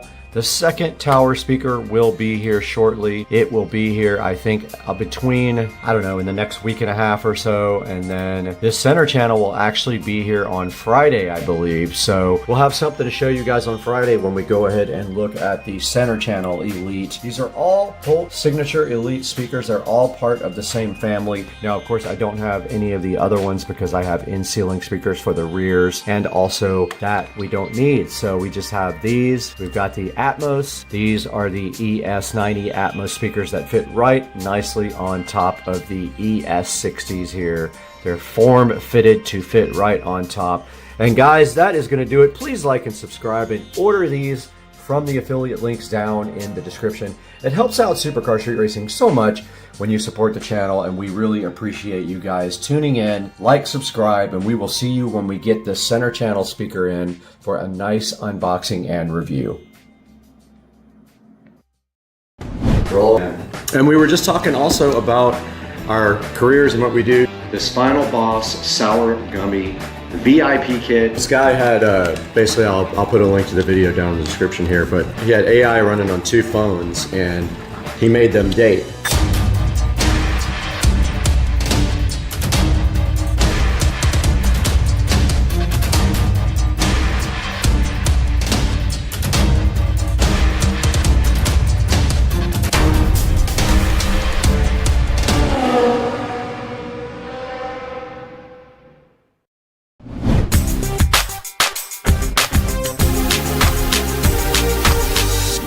Hey guys, welcome to the podcast. I never thought that we would finally get together and do a podcast, but we have the crew here today in Supercar Street Racing living room. On my left here, we got Jared. You guys all know Jared from the videos on the channel where he built that Lego play button that's sitting right behind. And actually, that probably should have been in the shot somewhere. And then we got Todd. This is my neighbor, Todd. We met the other day. He is a supporter of the channel and noticed that we live in the same neighborhood, which is crazy. So Todd's over here. You guys all know Joe. He's on the channel all the time. So we're doing this podcast. We want to come to you guys and show you this Final Boss Sour Gummy VIP kit that is sponsored. So Final Boss sent us this VIP sponsored sour candy kit to check out. And I just thought it would be cool. We could get together and kind of talk about things and then try each one. What do you guys think? Yeah, I like it. A little sampling. So the first thing that we kind of wanted to just touch on was like one of the commonalities that we have. We don't have this with Jared, but we have all golf cart stuff going on. So you want to talk a little bit about how you got into golf carts maybe and what makes you stay into that area?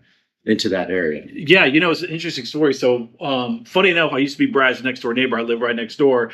And at the time, my ex-wife and I were just together. We were engaged. And I had a friend of mine that had a golf cart, a little gas golf cart that he wanted to sell.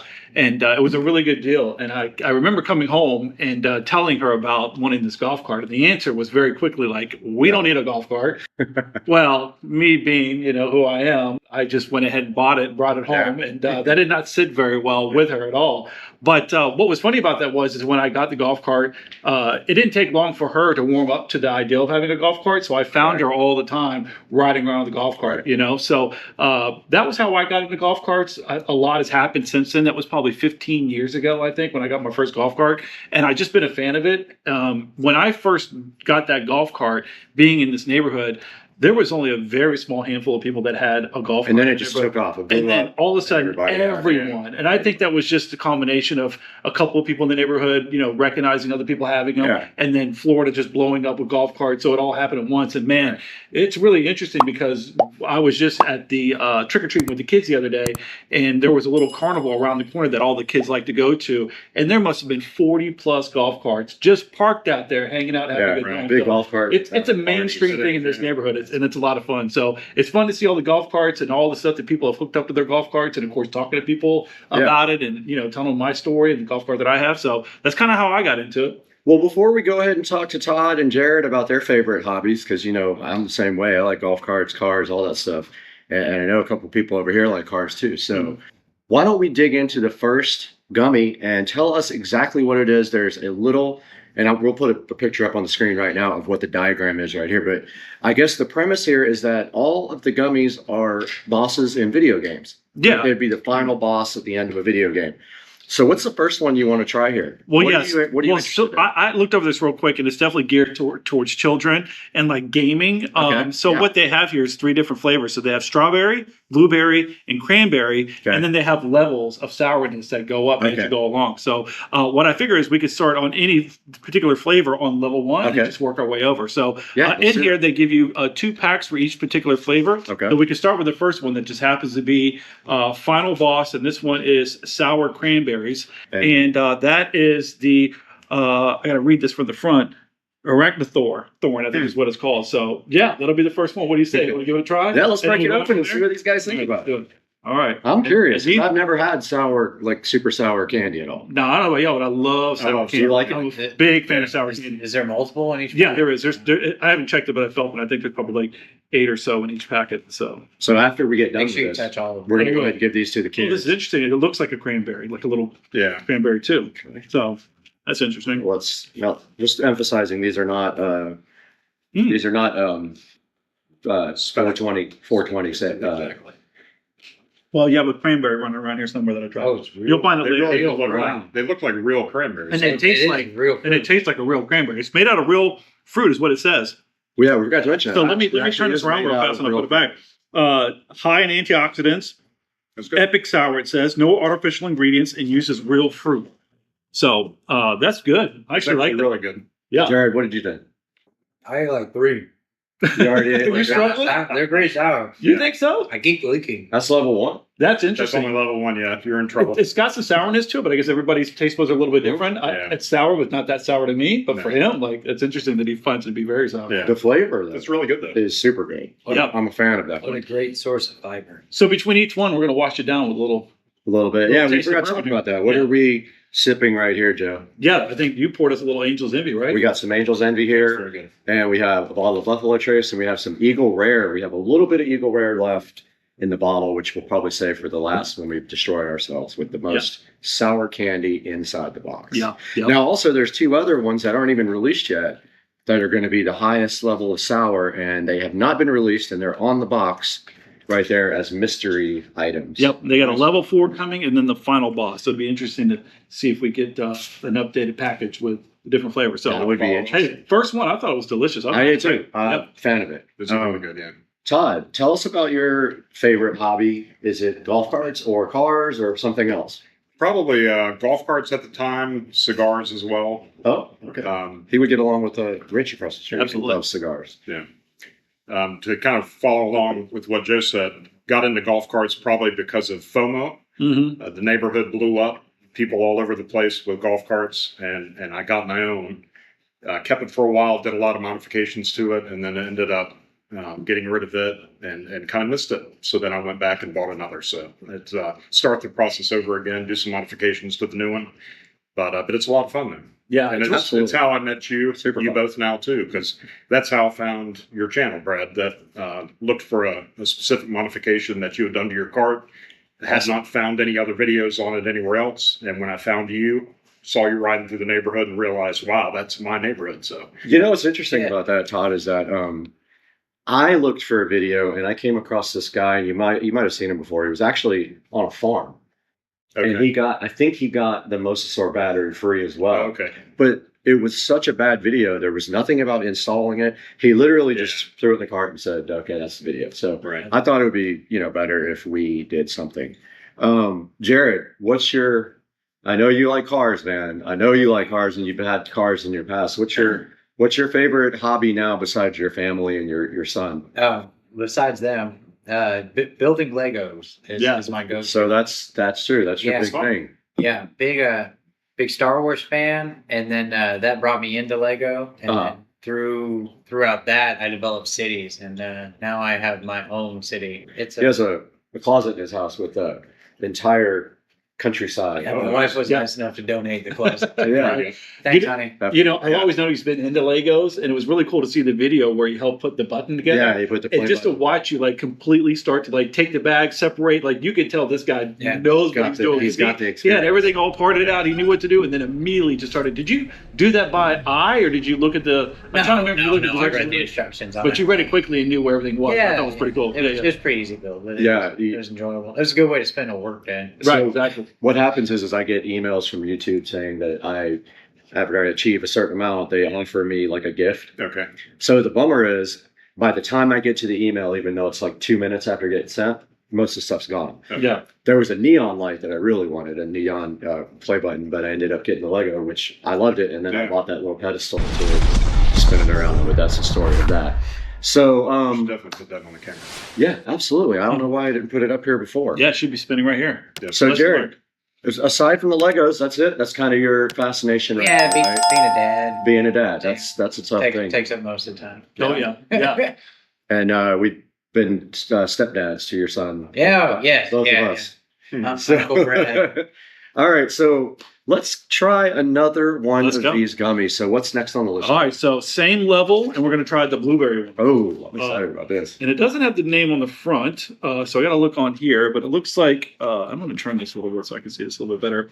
Lordsworth is what we're doing. So Right. yeah, Lordsworth. It's a pig. big old pig. It looks It's a like. pig. Yeah, And then actually, there's a lobster as the next one, which is Are they from video games that we would know, or is it something? I think so. I mean, I could be wrong. I think it's Minecraft. is it? Is it See, I Minecraft? don't even know that. I'm assuming.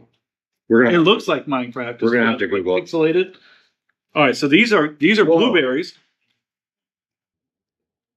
Man, These are it puckers you up though, doesn't it? That one's more sour than the cranberry one, for sure. For sure. Very much. And even though it's the But lowest good. level, so good. I love these. I think these are the actual fruit, right? Yeah. Yeah, it says made with So real made with real fruit. I fruit. don't know if it's real fruit, It's but not I think a concoction. see, it says It says made with real fruit. uses real fruit. Uses Yeah. real fruit. Okay. Those actually look like dehydrated blueberries. It does. It does. So good too. Those are good. How would you rate that, Joe, on a scale of 1 to 10 Well- on sour level? Well, I would probably give it a 2.5, maybe We'll a see. 3. We'll see what We'll that see what scale rises, is. right? Yeah, but like great flavor, like really Jared, good. how sour? Those are sour. I don't know. It's hard to You Those are sour, man. This is Tom, gonna be a how roll. sour is that on a scale from 1 to 10. To be honest, I think I have a different, set of taste buds maybe, but it's probably about as sour as the first set. So it's It interesting. really didn't go up in scale for me. I wonder if Well, it's the same if scale. having that pandemic thing that we're not going to say the name of Yeah, right. is affecting anyone's taste that had it. Because I wonder if it was different before that. No, I don't No? think so. I don't have any side effects. Like talking about I- hot food, I eat tons of extraordinarily hot food before. Do it today, and nothing's changed. Okay. Well, that was actually pretty good. Yeah, I like that one. So I kind of just want to introduce everybody and what they do in their regular life. We won't get too specific and give out job locations or anything, but Jared, what do you do every day? I bartend for a living. You bartend. Yeah. I guess we are your biggest customers. Yeah. We're there. That's a great question. Favorite. Maybe not the best. There's a group. There's a good group. Yeah. We go probably. We'll bring you next time we go. We probably go if we can. We go every Saturday and Sunday and sit with him and have breakfast at Broken Egg. Yeah. Have a lot of drinks and the drinks keep flowing, and then we don't drink and drive home. We Uber. Yeah, so we met Jared. How long ago now has it been? A little over a it's been year. A little over a year. A year. Yeah. I've been at my same spot for going on 4 years now, and I've been in the industry for 15. Mhm. Yeah. So all the fun stuff from food running to where I am now. I got tricked into managing. Mm-hmm. Yeah, don't do that. huh? Over that. But it's a great gig for you, right? It's done very well for you financially. It's from what I understand, right? Yeah. And just like anything, it takes time. Yeah. Developing relationships is number one, and Mhm. then also like just being consistent. Yeah. You got a pretty good regular base of people that come. Yeah. It's A lot of regulars. and you'll find them everywhere, which is great. And there's always good people that help pass the time. Yeah. So you mentioned a little while ago that you, I know from talking to you that you're into vehicles. You like cars, right? And you're used to I've crashed be more. You crash a lot of Crashed cars. You're into crashing them. Yeah. Okay, all right, that's fair. Yeah. But would you say that that's a passion of yours, to own a fast car or drive fast or anything like that? No, I wouldn't call it a passion. Okay. It's who doesn't want to go fast? Mhm. Right? You know? Yeah. I think it's a True. man thing. We did that it. We did it last one. night. Yeah. In the Tesla. Yeah. Or the other night, whatever night it was. All right, so I'm going to go ahead now and move on to this next liquid, and it is Buffalo Trace. I'm going to go ahead and pour myself a little I'll Buffalo take a little Trace. bit. I just finished this one off, which by the way was really good. But Yeah. I'm going to kick it up a notch. No, Put it don't in do it? I'm that. going to put it in it. Oh, So I'm going to see what this tastes like with a little bit of the blueberry. It's actually spider. we'll just do a regular pour here. It's a cranberry. You sure would That's you the wouldn't like cranberry, a the first one. Is that the first one? sour? Yeah. right. Okay, so that's the pig. That's the blueberry. What's this next one we got? Yeah, so we already did this one. So, all right, on to the next one, because I know we're going to be put for time here, so we don't try to keep on track here. This is the strawberry, and this one is Beaster. Okay, let's see what I love strawberry stuff, so this is going to be my favorite one, I think. Maybe not as we go up this scale to the death scale, but I think that I'm going to like this flavor. Let's start with strawberry next. So, what's the name of this one? Beaster. Oh, Beaster. As soon as it hits your tongue, sour. Oh, these are huge, too. It's the coating. Oh, they're sticky. Yeah. Oh, yeah. Wow. Flavor's good. Really good. I do have an apple here. They are sticky. So, guys, I just wanted to touch briefly. We talked about what Jared does. Todd, we have something interesting in common. We both do IT work, We do. right? Oh, interesting. I didn't know. So you do developing? I do. I'm a ECTL developer, which basically just means you take data from any location, any database, do things with it, customize it for the customer, whoever that customer may be, and then land it somewhere where they can use it. That sounds very complicated to me. No. I'm not good at It takes some skill and takes some people skills to work with people to draw out what they need. Right. But outside of that, though, it's a good job. I feel like I would never be able to do that. I don't think I'm that talented, but I do firewall engineering for rep policies and troubleshoot problems with connectivity into the network and out of the network. So that's what I do every day. What do you do? Yeah, so it's interesting because I kind of work a little bit in the world of both databases and with firewall security. I work in a large call center organization. It's a global one. My specifics is third-party collections, first-party work as well. Okay, yeah. So we call, on behalf of very large, what we call original creditors, which could be your large phone carrier services, automobile manufacturers, things of that nature. And we call up the consumers that, have gone delinquent, and we try to get them on the phone to hopefully get them to, repay their debt or get them back in good standing. And on a large scale, though, like on a massive scale, where we work with very big clients and responsible for billions upon billions of dollars in inventory that we house. Okay. So yeah. And you've been doing this for a long time. I have been for a really long time. Yeah. I think I'm coming up on 20 years.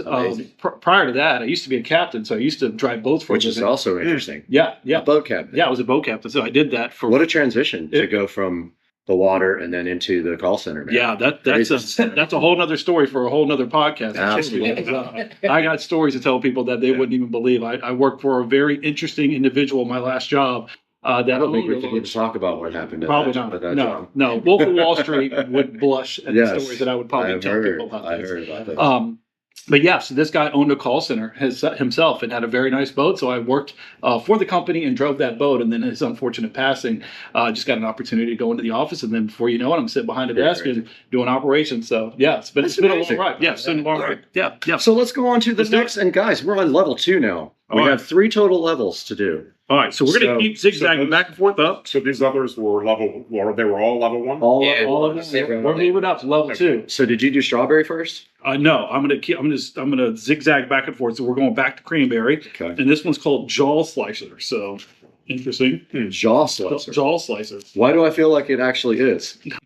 I can't wait to see. If level 1 had him drooling, what is level 2 jaw slicer? Just wanted to mention when we took the strawberry out, it was kind of sticky. It was, yeah. It says on the box to put it in the freezer for a few minutes if it gets sticky, and it'll go right back to. Oh well, okay. I didn't mind it at all. All right, so same look as the other one, right? I guess it just steps up in sourness, so it should taste roughly the same. Just we're gonna be a little sticky. What's your go-to candy? Like for a movie? My go-to candy? Reese's Peanut Butter Cups is my favorite candy. And that's the only thing I really like. Unfortunately, it's another thing we have in common. A weakness for that I have. So we just had trick-or-treating. So my kids today came home after being gone for a couple of days, and they spread out all their stuff and over the table, and they're separating them all now. And they know, because I put a side little bucket just for me. Yeah. And they know Reese's Peanut Butter Cups go right in there for me. It's my favorite. Put it in the fridge and then let them get a little cool. Yeah.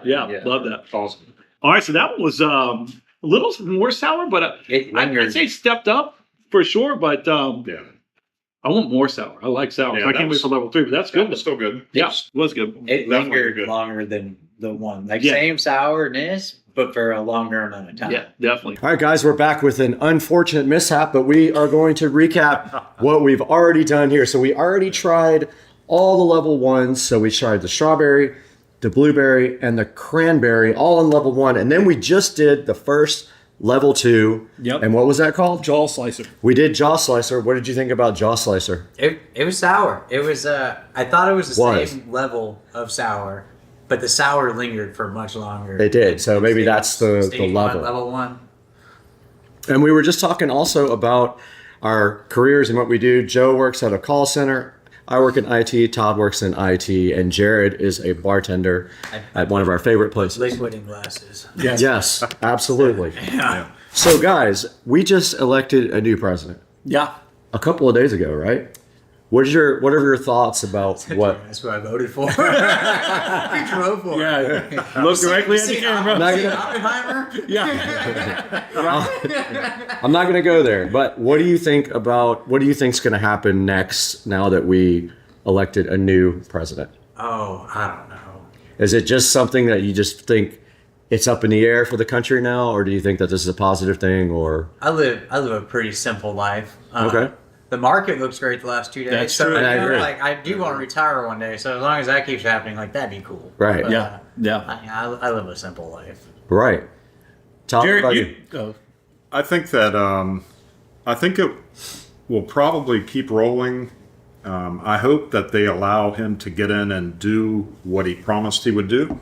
Right. Because if you look at the first term that he served, I think before he was even inaugurated, there was someone in the opposite party that had come out and said something to the effect of "let the impeachment proceedings begin." I'm paraphrasing, of course, but so maybe the results could have been maybe a lot better had he had the opportunity to just roll with it and do whatever he felt. And that way, at the end of 4 years, we all do what we're supposed to do and do our civic duty and vote. I just hope he gets the chance to do what he says he's going to do. I agree. Joe, what do you think? Yeah, I think I'd piggyback off that. I mean, he definitely had a lot of headwind against him, going into his first 4 years. I think in this particular situation, we still have to see whether or not he gets control of the House. But the fact that, obviously he's president, he's got the Senate, that's already been secured.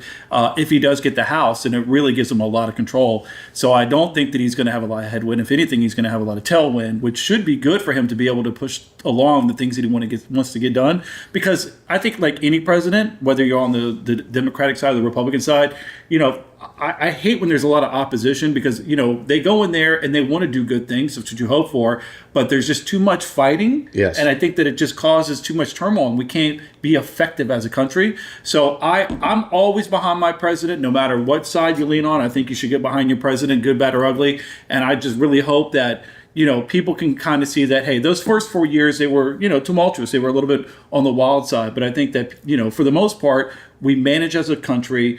Wars were not out of control. And I really think that this 4 years, hopefully people can kind of take a step back, realize that, we need to give him the reins that he needs to run this country. And let's hope that we make good strides.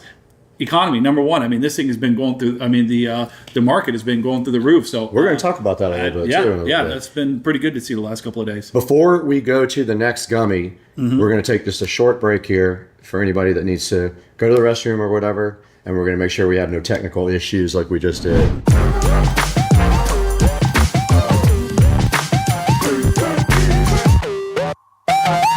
All right, so we're back. We just took a short break and we are back with Jared, Todd, Brad, and Joe podcast, which had a little technical problem, but hopefully we're on the right track now. And we are on level 2 and we are at what gummy? We are going to try the blueberry level 2 Chelsea. And Chelsea looks like a shellfish. It does. It a lobster. Lobster or maybe a crawfish. Crayfish, depending on. Crawfish. Mudbug. Yeah. All right. Let's see. Blueberry. I did feel like the blueberry one was the most sour the first Same time. look. Okay. Or maybe it's not mine. You almost feel the sourness on the actual fruit. Woo! That one had some more sour. Whoa! That was good. Yo! That's sour. Yeah. Oh. That one's super He's sour. struggling with it. All right, well, scale of 1 to 10, the sour level. Yeah, more sour, definitely. I think it's kicking up a notch. That's probably a 5 in my opinion. book. Yeah, it's probably the first one was like a 2, 2.5 to me. This was probably like a 4, 4.5 maybe. Jared, Yeah, what do you sour. think about the sour level? That's probably not great. Pucker factor, It Todd. definitely has a kick. More of a kick than Wow. the first, for sure. Definitely. And the interesting thing is these have melted into my bourbon, Oh, and now it's sour blueberry bourbon. Very good. Oh, okay. The stuff off the surface Yeah. melted. Okay, gotcha. The powdery Yep. goodness. So let's talk a little bit about sports, man, because our home team has been having some problems here lately. well, it depends on if you're talking college or Let's talk NFL. about professional sports Okay, first. yeah. So how are the Jaguars doing? They're terrible. They're not awful. doing that great, are they, guys? I mean, I'm born and raised in Jacksonville, Florida, multiple generations, and we were really excited to get the Jaguars. But man, it has just been a long road to be a Jaguars fan. We've had some ups and downs. We've made it pretty far, in the playoffs. But Not this year. here we are, with one of the second most expensive player in the NFL. Yeah, our and we quarterback, can't- Trevor we Lawrence, can't win a game. and we can't get nothing going. It's Jared- just amazing to me. Jared is a Texas fan. Yeah. So he can't comment on the Jaguars. Well, he knows the struggle And- too. Then Oh yeah, we're living it this season. I took our bye week as a win week for me. Oh. It's a rough year.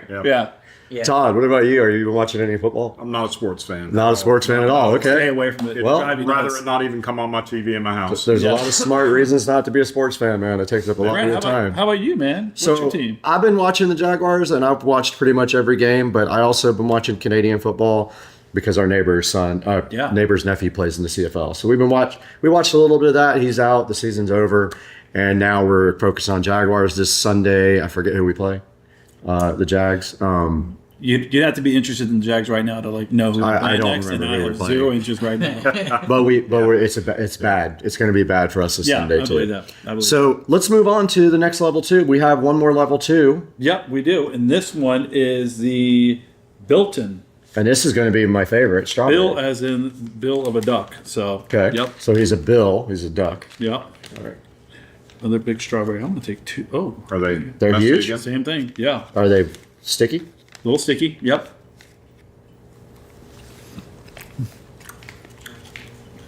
Yo, These look not great. so sour. Definitely more sour. Those are the best ones, man. Those are good. Those are the best so far. That's my favorite. I like that better than the strawberry from the other level. Jared, what do you got going on over here? He's got a whole pie over here. Is that for He's later? eating them the whole time. He's taking 4 out at a time. Yeah. He eats one and then he puts the rest in. Yeah, that was sticky. That definitely has a little more kick. That's good. Dude, that's But again, probably a 7 on Probably the the best scale. flavor though. I think So they got the good. best flavor of strawberry. It's really, Okay, really good. Jared, what do you think? You like it? Trying to chew. it's feel it right here. That's it. Yeah. Oh yeah, Yeah. for sure. That's intense. Mm-hmm. That's a That's a good lot. stuff. Yeah. That's about a 7 on my I'll bunker. say the one thing that I like is like the flavors are really good. Flavors They are awesome. taste exactly like the real fruit. Like, Kids are it's gonna good. love these. Yeah, I agree They're gonna completely. love it big time for sure. Guys, did you know that we caught a rocket out of midair a couple of weeks ago? Yeah. They did that. So, Pretty impressive. did you get to see this rocket catch? SpaceX, yeah. The replay. Yeah. I wasn't there. Yeah. I was watching it live. It was kind of the craziest thing I've ever seen. Todd, did you see this? No, I normally stay on top of that stuff, but no, I didn't. So basically, I don't know how much you know about Starship, but it's the next generation fully reusable rocket. They're going to reuse the upper stage and the lower stage. And part of that reusability was originally going to be landing both stages. And they decided that why would they land it when they can catch it with the tower that they launched it with? So they have these two things called chopsticks. They look like arms. Oh, wow. That's what they use to stack the rocket when they take the upper stage and stick it on the bottom stage. Mm-hmm.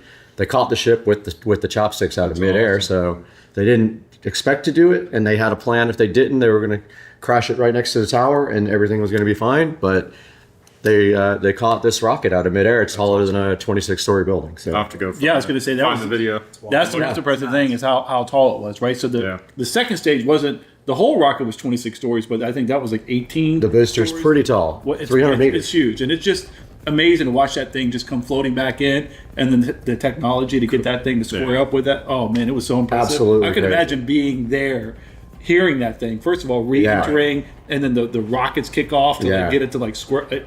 Impressive. So one of the problems with the space industry right now is the regulation. That's why they're talking about making Elon Musk the efficiency control person in the government and appointing him to handle government spending. The point being that if you're spending people's money, you should be fired if you're not doing it the right way. So Elon wants to change that, and if people are spending our money crazy with buying $10,000 parts that are $5 parts, they're going to be fired. But that's something that we have to look forward to.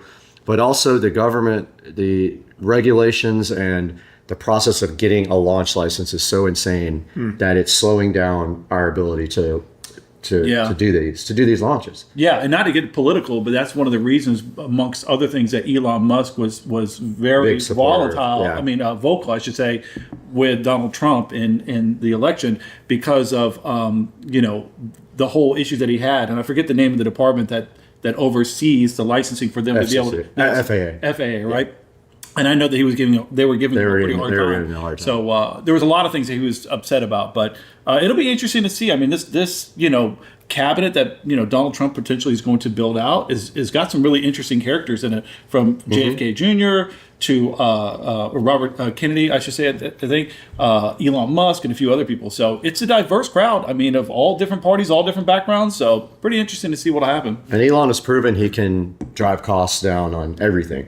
And one of the things about the Starship that the government doesn't understand and know how to do is they reiterate and then they fly again, and then they reiterate and they fly again. They don't have to wait for approval from anybody to make changes to the rocket and fly again and test. And if they fail, they make changes and they fly as fast as they can again. And that's kind of what is driving the success of SpaceX. Well, it's private, right? It's not NASA. It's private. The biggest thing. Exactly.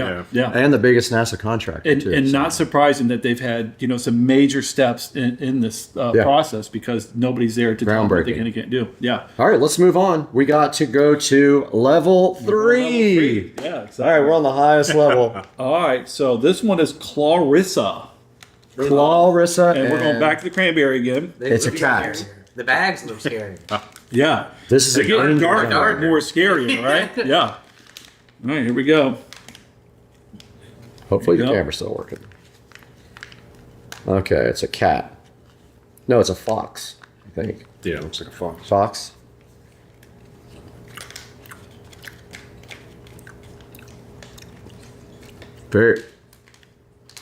It's very sour. It's very sour. That's There's not a ton of flavor. I guess it's not sweet, The strawberry one's kind of sweet when you... Well, cranberry is naturally a little bit sour. A little bit sour. So there's not a ton of flavor. It's good. Very, very sour. By far, I think that's the most sour one. Yeah, I agree. Is this acid reflux inducing? I'm hoping so. Todd, what did you think about the cranberry, the Clarissa? It's funny to hit the point where the acidic flavors have probably surpassed the sweet stuff. So now it's just like you get a big blast of the sour. Yes, it's kind of good. I mean, it's different, but it's good. Jared, are you still chewing it? Or are you working on it? Yep. I think he's having trouble with this one. That's awful. I didn't think it was bad. No, it's not bad. It's very sour. Very sour. It stings. Yeah. It does sting. It does sting in a good way. I love it. Sour candy is my favorite thing in the world. So, yeah, really, really good. Guys, we're going to take a short break again for the restroom, and we'll be right back.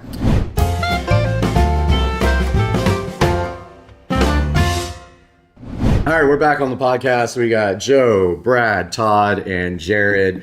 We are currently drinking Buffalo Trace. Todd is empty almost, which is a crime. Yeah.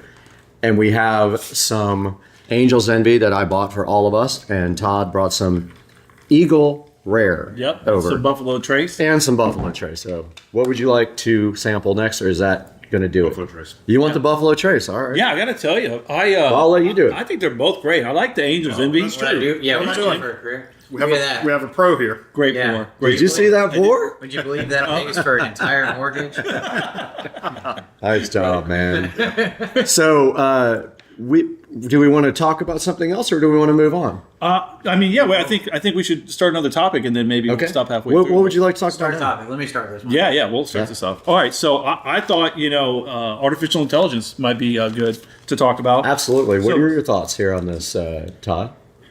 I watched all the Terminator movies. Okay. Yeah. So you feel like that's... I'm not saying I'm against it, because I've found some things that I've used some of the artificial intelligence stuff for that are kind of interesting. Okay. But I also think move forward with caution probably is a good thing. I think that's a good idea. Joe, what do you think? You use it every day. Yeah, in a couple of different ways. But, it's really interesting. I wrote something for our company a couple of years ago about artificial intelligence and my thoughts on it. And I'm really apprehensive, right? I think it could be the best thing that ever happened. It could be utopia, or it could be the demise of us as, a human race. Very scary to think. And you're already seeing things. Brad and I, we had chuckled the other day at a video that you sent me. Maybe you talk a little bit about it, about the two artificial, I don't know what you would call them, right? They were just humans. This guy had basically. I'll put a link to the video down in the description here. But he had AI running on 2 phones, and he made them date. Really? So they go on a date and they have sex and all that stuff. Oh wow! Just like they talk to each other the whole time, and they like build a garden together. And then The Sims. yeah, and then in the next video, he told them that he wanted them to invent a new language that they could communicate more efficiently in. And they started making sounds instead of talking, and they were making clicks and pops and stuff to talk to each other. It's insane. I'm gonna have to watch the video then. Yeah. That sounds. Where's the right here, the sticky thing? Was it this one? Yeah, that's yours. All right, so we got to talk about this one, right? Yeah, it looks. Yeah, which one is this? Yeah, that was that was Connie. Okay. Looks like a rat or something. I'm not sure what it is. Looks like Splinter almost. Oh, it is a rat. I think it's a rat. Yeah, but good, sour though. So good. Yeah. I think the blueberry still has a good flavor. It's not the acidicness isn't overpowering yet on that. So you guys, I know you do a lot of day trading, right? So tell us a little bit about your current theories about doing day trading in this market when we just had 2 of the biggest days in the stock market of all time. 2 great days. Sadly, I've been so busy with work that it's hard to find time to dabble in it. And I'm always a little bit nervous, especially right around the time that, the election's happening. So I kind of pull back a little bit because everything's a little volatile. But one of the things that's really interesting now is that all these videos that I watch, there's no doubt in my mind that we are not competing against one another for day trades. Against people that are just like-minded or, establishments that might do this on a grander scale. We're competing against AI, which is really funny because I think that when you look at this AI is taking things into consideration that we would never, right? Emotional parts of it that we don't really deal with. And I have to be very careful because I truly think that they probably can do things or understand things that can drive you to make decisions about your stock that isn't beneficial for you. And I fear that the days of being able to go in as an individual and just have fun in doing it might be over. I don't know. I get more nervous by the day that I have no control over it, and that I can try to have control, but there's just things that if you're day trading, it's a little dangerous. It's one thing to hold on to it. You got a good company, makes money, it grows, long-term conservative. But like if you're trying to do stuff like, Jared and I do, and you're getting in and out and having fun with it, it's a little scary, Yeah. Do you do any stock trading at all? I do a lot of trading, not day trading. Yeah. Okay. I do. Right. I'm in my investment app probably an hour to 2 hours a day. Oh, nice. Watch it very closely. Have some companies that I read everything I can read about, but nice. Okay. Haven't got into the single day buy it and sell it yet. Well, these guys have a constant day trading text stream going, so I know that they're already doing it. But Jared, tell us a little bit about your thoughts about day trading now compared to 2 days ago for the election. I like working really hard to break even. Sometimes that's the way it is. Yeah, that's pretty much where I'm at. It's definitely a hobby. I'm in it for the long haul too, but I don't know. I catch myself trading on emotion right now, and I don't can be dangerous, but it just happens. But I'm a big option guy, and I take really, really short-term options. Like I said, I work really hard to break even. Yeah. I find him and mine, our conversation a lot like gambling. Like I'm always 100%. I'm always quick to tell him about all the stuff that I won, but I'm pretty quiet about the times that I get pretty hard. All right.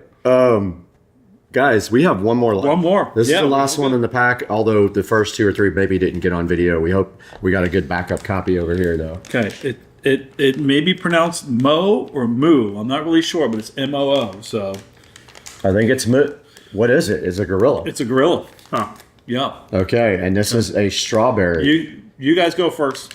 I've been. Todd, you go first. This is the messy one. Yep. This is strawberry, and this is probably going to be amazing. Is anybody else to the point where their mouth is salivating before they even get to it? And excitement to eat it? Yeah, I don't know if that's the term. There's an emotion, but I don't think that's it. I think they're amazing.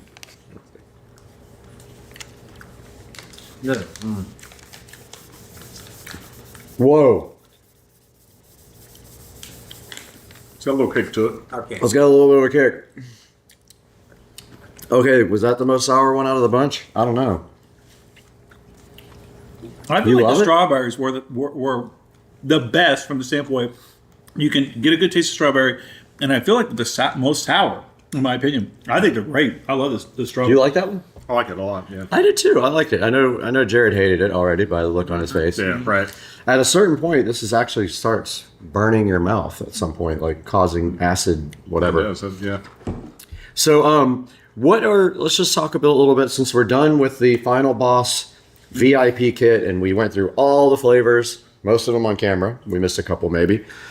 What are your future plans looking like now for your own self? What are you going to be doing here in the next couple months? Yeah, it's interesting. So one of the things that I deal with a lot is that I've got two kids that obviously are very active. One's in cheerleading, the other one's in baseball. Yeah. Carter's baseball keeps me very busy, so we're kind of in prime time for our fall season. So a lot of what I do is just running around and doing travel with them. Sometimes we go out of state, sometimes we stay close by. But it's a lot of baseball is what I deal with right now. And I love it. I was very athletic when I was a kid. I wasn't in a position financially, my parents allowed me to play a lot of sports. So I live vicariously through my son, and it's a lot of fun to watch him grow, But now it's costing me all the money because I have to pay for everything, right? Yeah, it's expensive. Yeah. Jared, what are you going to be doing here for the next couple of months? Just the same thing you're doing now, or you have any plans? Yeah. Any exciting plans? You just went on vacation though, so Yeah. So it's Christmas, big. yeah, true. We're You're gonna have to be not a big family, but a close family. right. Yeah, absolutely. Hanging out around the house. No, some stuff. Todd, We're such homebodies. you got any big plans? Your wife's gone, so you're Probably looking for. You're on your hall pass. House shopping a little bit. But, Yeah. Outside of that, though, probably just some home improvements that constantly try to do a little something here or there to improve it. That's awesome, man. Well, we're going to be doing some projects, and hopefully you're going to be around for them, and we can get you involved. Yeah. And we kind of want to do this on a regular basis, and we want to find other people that want to sponsor us. And Final Boss sour gummy candies was, in my opinion, amazing. I'll put a link in the description to these for you guys. These are getting donated to the kids now, so the kids are going to get to try them. And they'll let us know later on what they thought about it. Absolutely. Yeah. All right, we're going to wrap this up, guys. Thanks for watching. And thank you guys for coming around and doing this cool podcast. And Glad to be here. let's all get drunk. Yeah. Love it. Yeah. Awesome. Perfect. Part of my hand. Engage. Yeah, that's Brad's fault. All right. We're doing the taco challenge with Tutricia. Am I recording? I am. Ready? You got 5 seconds. Go, Brad. 2, 3, go.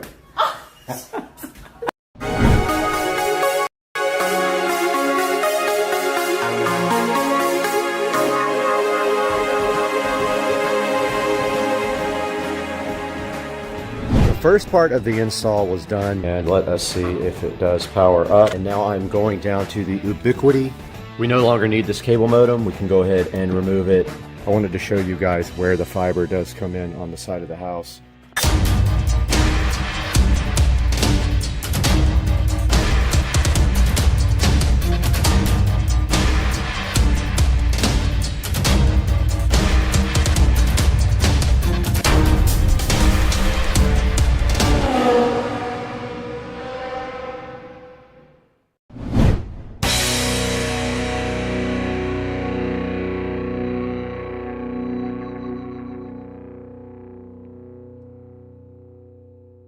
All right, guys, we are outside and we are prepping now for our IQ Fiber install. The first part of the install was done about a month ago, and you can see right there where they put their access point in the neighbor's yard there with that big green cover. I'm glad it's not in my yard. But today they are here prepping for putting the box on the side of the house. And I just wanted to let you guys know, if you are expecting nothing to be done to your yard, you are wrong. They will be digging your yard up twice. Once to get the main fiber pulled through your whole neighborhood, And then the second time they come through, they are going to put the fiber to your house. And you can see they're really good at not breaking your cables. You can see TV cables there and other cables. Before they leave, they'll make sure everything works properly. And you can see here with all of these pavers, they could not put a drop on the side of the house right here because they don't do paver stuff. They're going to be actually doing the drop on this side of the house over here. They have already dug through the yard here, so they have the grass dug up right there. You can see they're going to go through my garden. They're going to put the drop right here on the side of the house. It's going to go right there, right? So it's going to be inside of that little trench right there, and they're going to put it right here. They're going to go straight up through the side of the house right there, and then inside of the house, they will come to my demarc area where I will assist them in getting fiber run. But for now, they were actually working on tunneling across the driveway. They have their machines out here. I think their machine broke, and they had to go get a belt put on it. But they are going to be running tubing. They already did it. So they have the hole already bored all the way across the driveway. They go underneath it. And then they go like right here, and you can see their pipe right there. And that is their machine that does the burrowing. It goes straight under the driveway. Pretty crazy, guys. That is the first step, or the first 2 steps of getting fiber installed at your house. And this is going to be 5 gigs compared to what I have at Comcast with 2. And it's asymmetric as well. So we're waiting for them to come back, and we'll see them in a few minutes.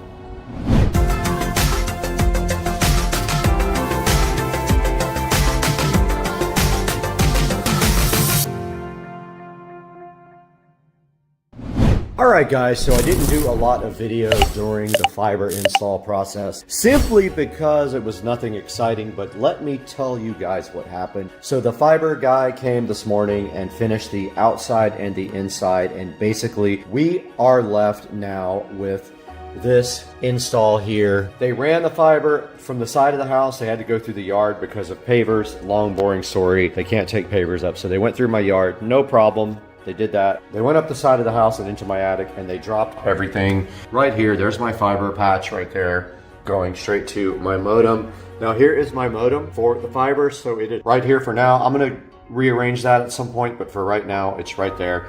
And then on top of that, my Eero device is sitting so fresh and fly. Now here's the thing. So I want to explain to you guys that this is 5 gig fiber, right? So my maximum speed is going to be 5 gigs, but let's think about this path. Coming in from the WAN side, so our WAN port, IQ Fiber, it is that green connector right there, is 5 gigs.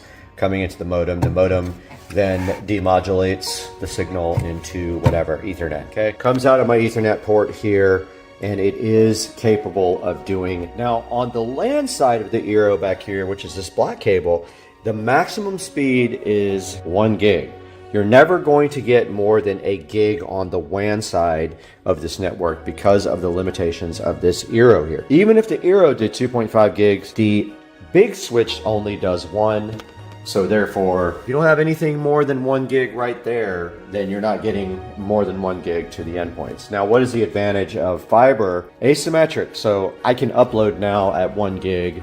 And also, we won't saturate the 5 gig links ever because we just won't. If we ever want to be as fast as the fiber, we're going to have to get some faster networking gear. And that's going to mean a bigger switch there. Also bigger, if your computers don't have the network cards to support it, you'll need a bigger network card as well. We have 5 gigs there on the fiber. We have 2.5 out of the fiber to the Eero. We have 1 out of the Eero to the switch. However, we do have 2.5 from our NAS to our computers for editing. So we do still have that, but we're just not going to get 2.5 to the internet at all. Why? Even though we have a 2.5 gig switch here, we can't use it because the router needs to be 2.5. I think that the Eero 7 does 2.5G on the LAN side.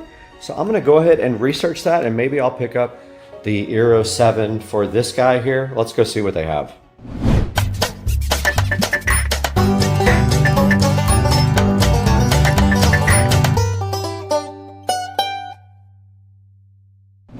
Alright guys, we are in the Supercar Street Racing living room and actually in the dining room here with the Eero 7 Max. We're going to get this guy unboxed today. We have a project to get out the Eero 6 and then get our internet upgraded. We're going to get this over and replace the Eero 6 and try to uplink at 10 gigs on IQ Fiber.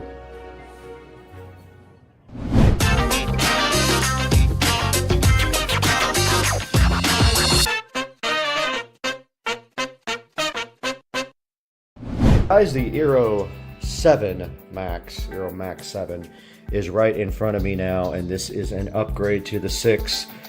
And it has two 10 gig ports and two 2.5 gig ports, as you can see there. Tri-band and wireless up to 4.3 gigabits per second. And let's go ahead and get this unboxed.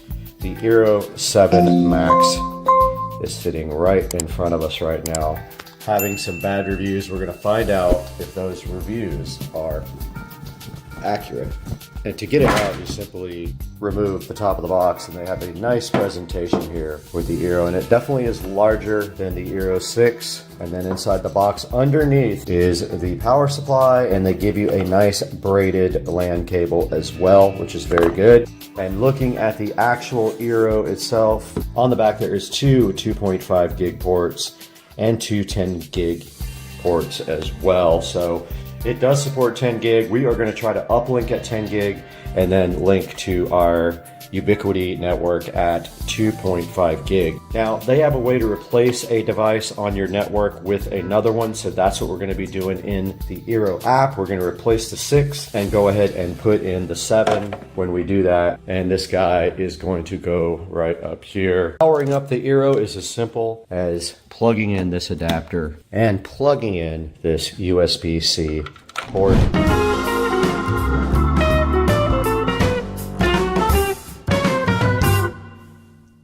All right, so I have the new Eero here. I have the modem off, or the ONT is called, off for the internet. And actually we have plenty of room on here now. New power brick in, get it some power. So now we have a flashing white light. We're waiting for that to go blue is the deal. Once we have a blue light, we will go back to where we were. Okay, our light turned blue. Let's get back into the app now.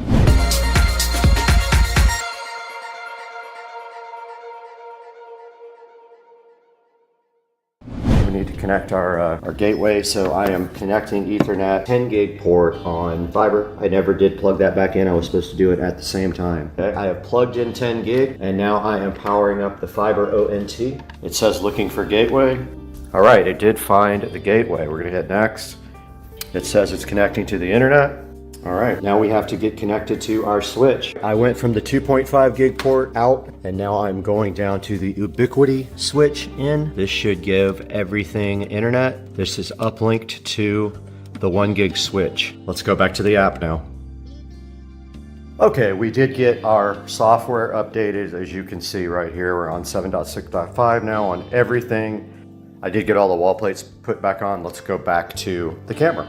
We no longer need this cable modem. We can go ahead and remove it. Right in front of the Eero 7 Max, everything is hooked up. I just realized we can backfeed a couple things with our extra ports on the back of the Eero 7. That means we actually have extra ports to feed 2.5 to other things like the wired Eeros. There's one in the studio that has to be hooked up to the 2.5 gig switch there. There is one in the theater room that can be backhauled from this guy as well. The audio closet down here, which needs a label, so I'm gonna go ahead and label that now.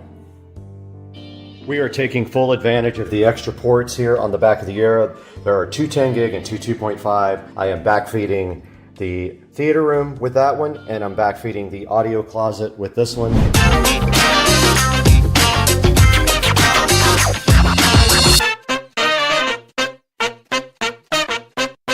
All right, we are out here. I'm trying not to be super loud because my neighbors are all asleep. It's early, but I wanted to show you guys where the fiber does come in on the side of the house. So it comes in right here from in the yard through my garden. They could not go over my pavers. They didn't want to do that. And there is the demarc. Fiber goes up my house. They could have done a better job of tucking the wire up there. I'll probably do that, but it goes up to the attic right there. The fiber did run through the yard just like that, all the way under the driveway to their box, which is located in my neighbor's yard.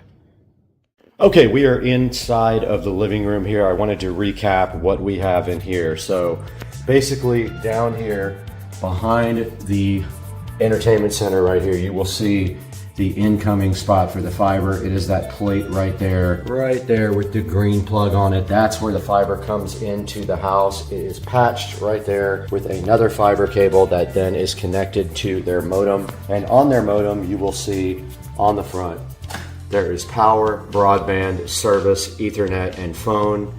A phone is not being used. And on the back, all you have is a fiber input, a Ethernet jack, a phone jack, and a reset button, and where the power goes in right there. It has a small power brick. It does get very warm, so if you have a concern about cooling, make sure you have adequate ventilation wherever you put this. For example, if you put it in a closet, it is rather warm. And do not stack it with other devices either. I am actually going to move it down when I redo this whole area, and I might get another different entertainment system here, like a shelf like I have back there. But for now, I wanted to get in here and show you guys the actual equipment and what you can expect from the fiber. I do not use their Wi-Fi equipment. I am using my Eero Wi-Fi 7 there. I'm not using their stuff at all. The installer was amazing. He did a lot of extra things for me, and I was really appreciative. He helped me fix a few cables and run a couple of extra Cat 6 cables. Love those guys. Give them the highest possible rating.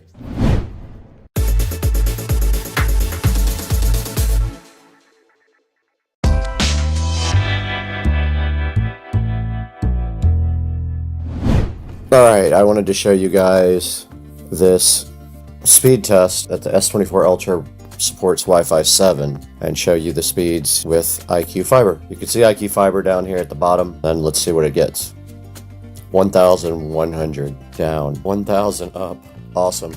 Alright guys, I just wanted to take you guys through this a little bit in front of the computer to show you what is going on with IQ Fiber, and to end this video about IQ Fiber install. If you had any questions, you can also put them down in the comments section or email me as well.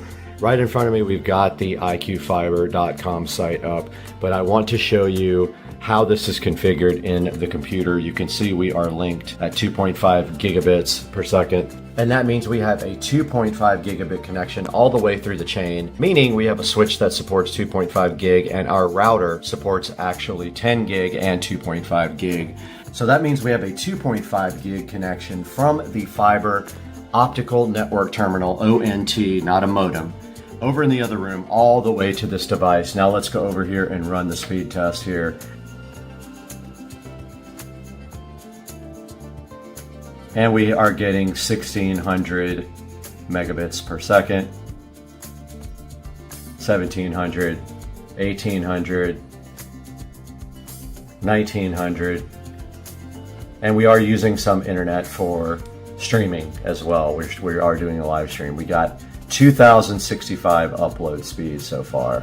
This is limited by the 2.5 gig connection. If we had a 10 gig switch and a 10 gig connection, we would probably see 5,000 each way. Let's close that and let you get a good look at IQ Fiber connections hardwired at 2.5 gig. Guys, go up to the IQ Fiber site if you're in Jacksonville or anywhere that has service now.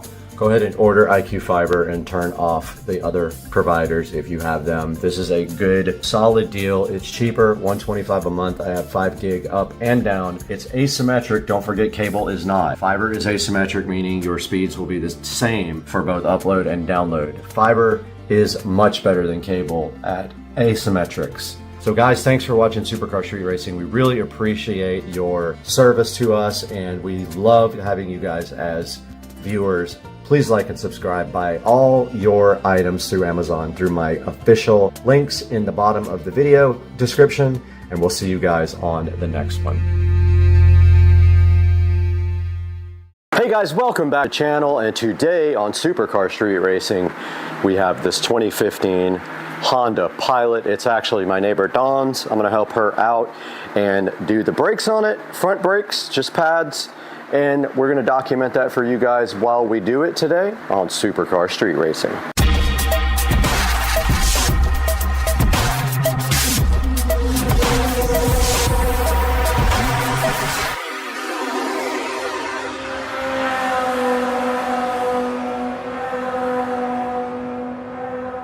Alright, welcome back guys to Supercar Street Racing, and the first thing we need to do is get this thing up in the air after we loosen the lug nuts. I'm going to see if I have a socket for this and use my socket wrench for it, my socket, automatic socket gun, whatever it's called. So let's do that now. Let's go find it.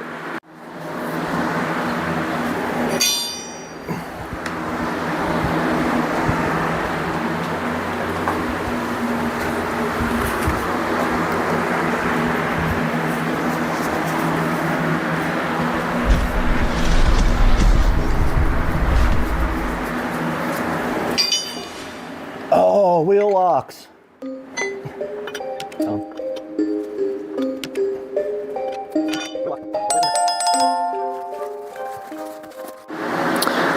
No joke, it took me about 45 minutes to get the glove box open. It was completely stuck. So I have the wheel lock now, and we can work.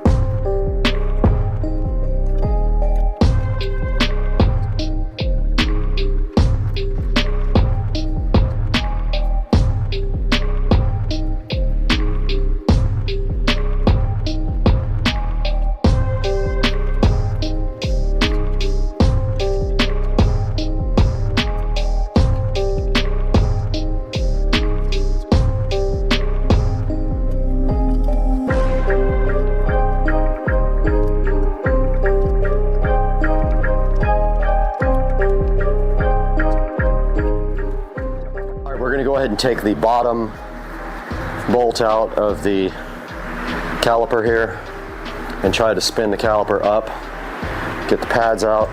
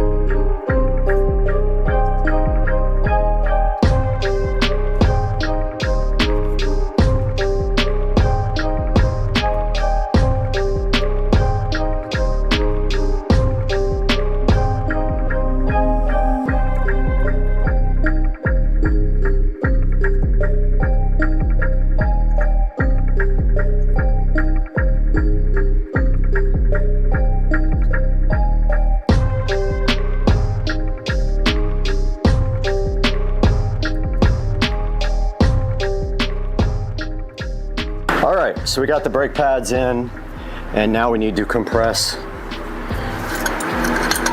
the caliper. So we'll just use this C-clamp to do that.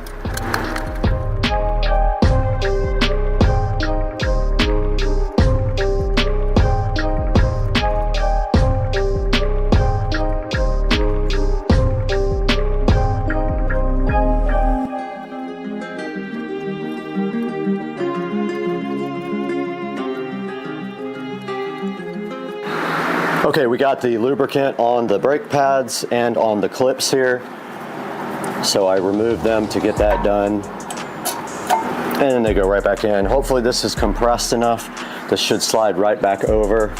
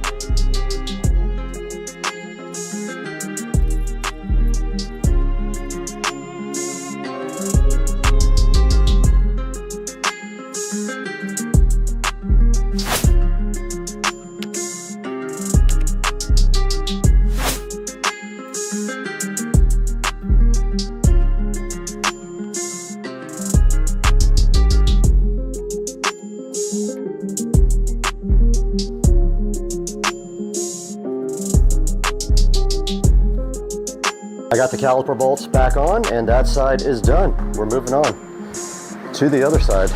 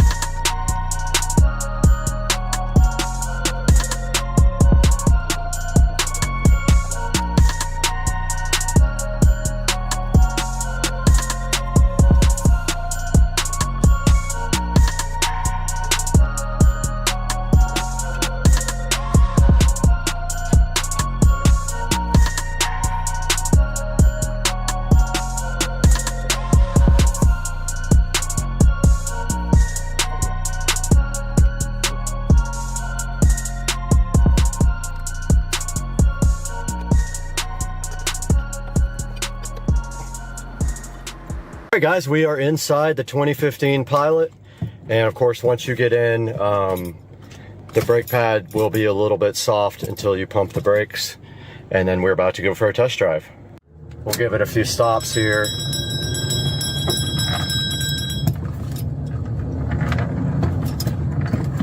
Made one clicking sound the first time I put the brakes on, but it feels fine.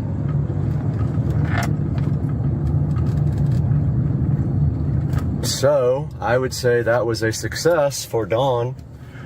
It was a really cool person and wanted to help her out, so figured I'd do her brakes for her. Now I'm gonna vacuum out her car as well and wipe it down, so she gets a nice clean car. And so let's get this thing back to the house and get it vacuumed. What do you think, guys? Do something nice for Dawn. Maybe she'll have a good night. She's hungover because we did tequila shots last night, all night. So let's get this thing in here and get it vacuumed out. But first, let's clean up a little bit.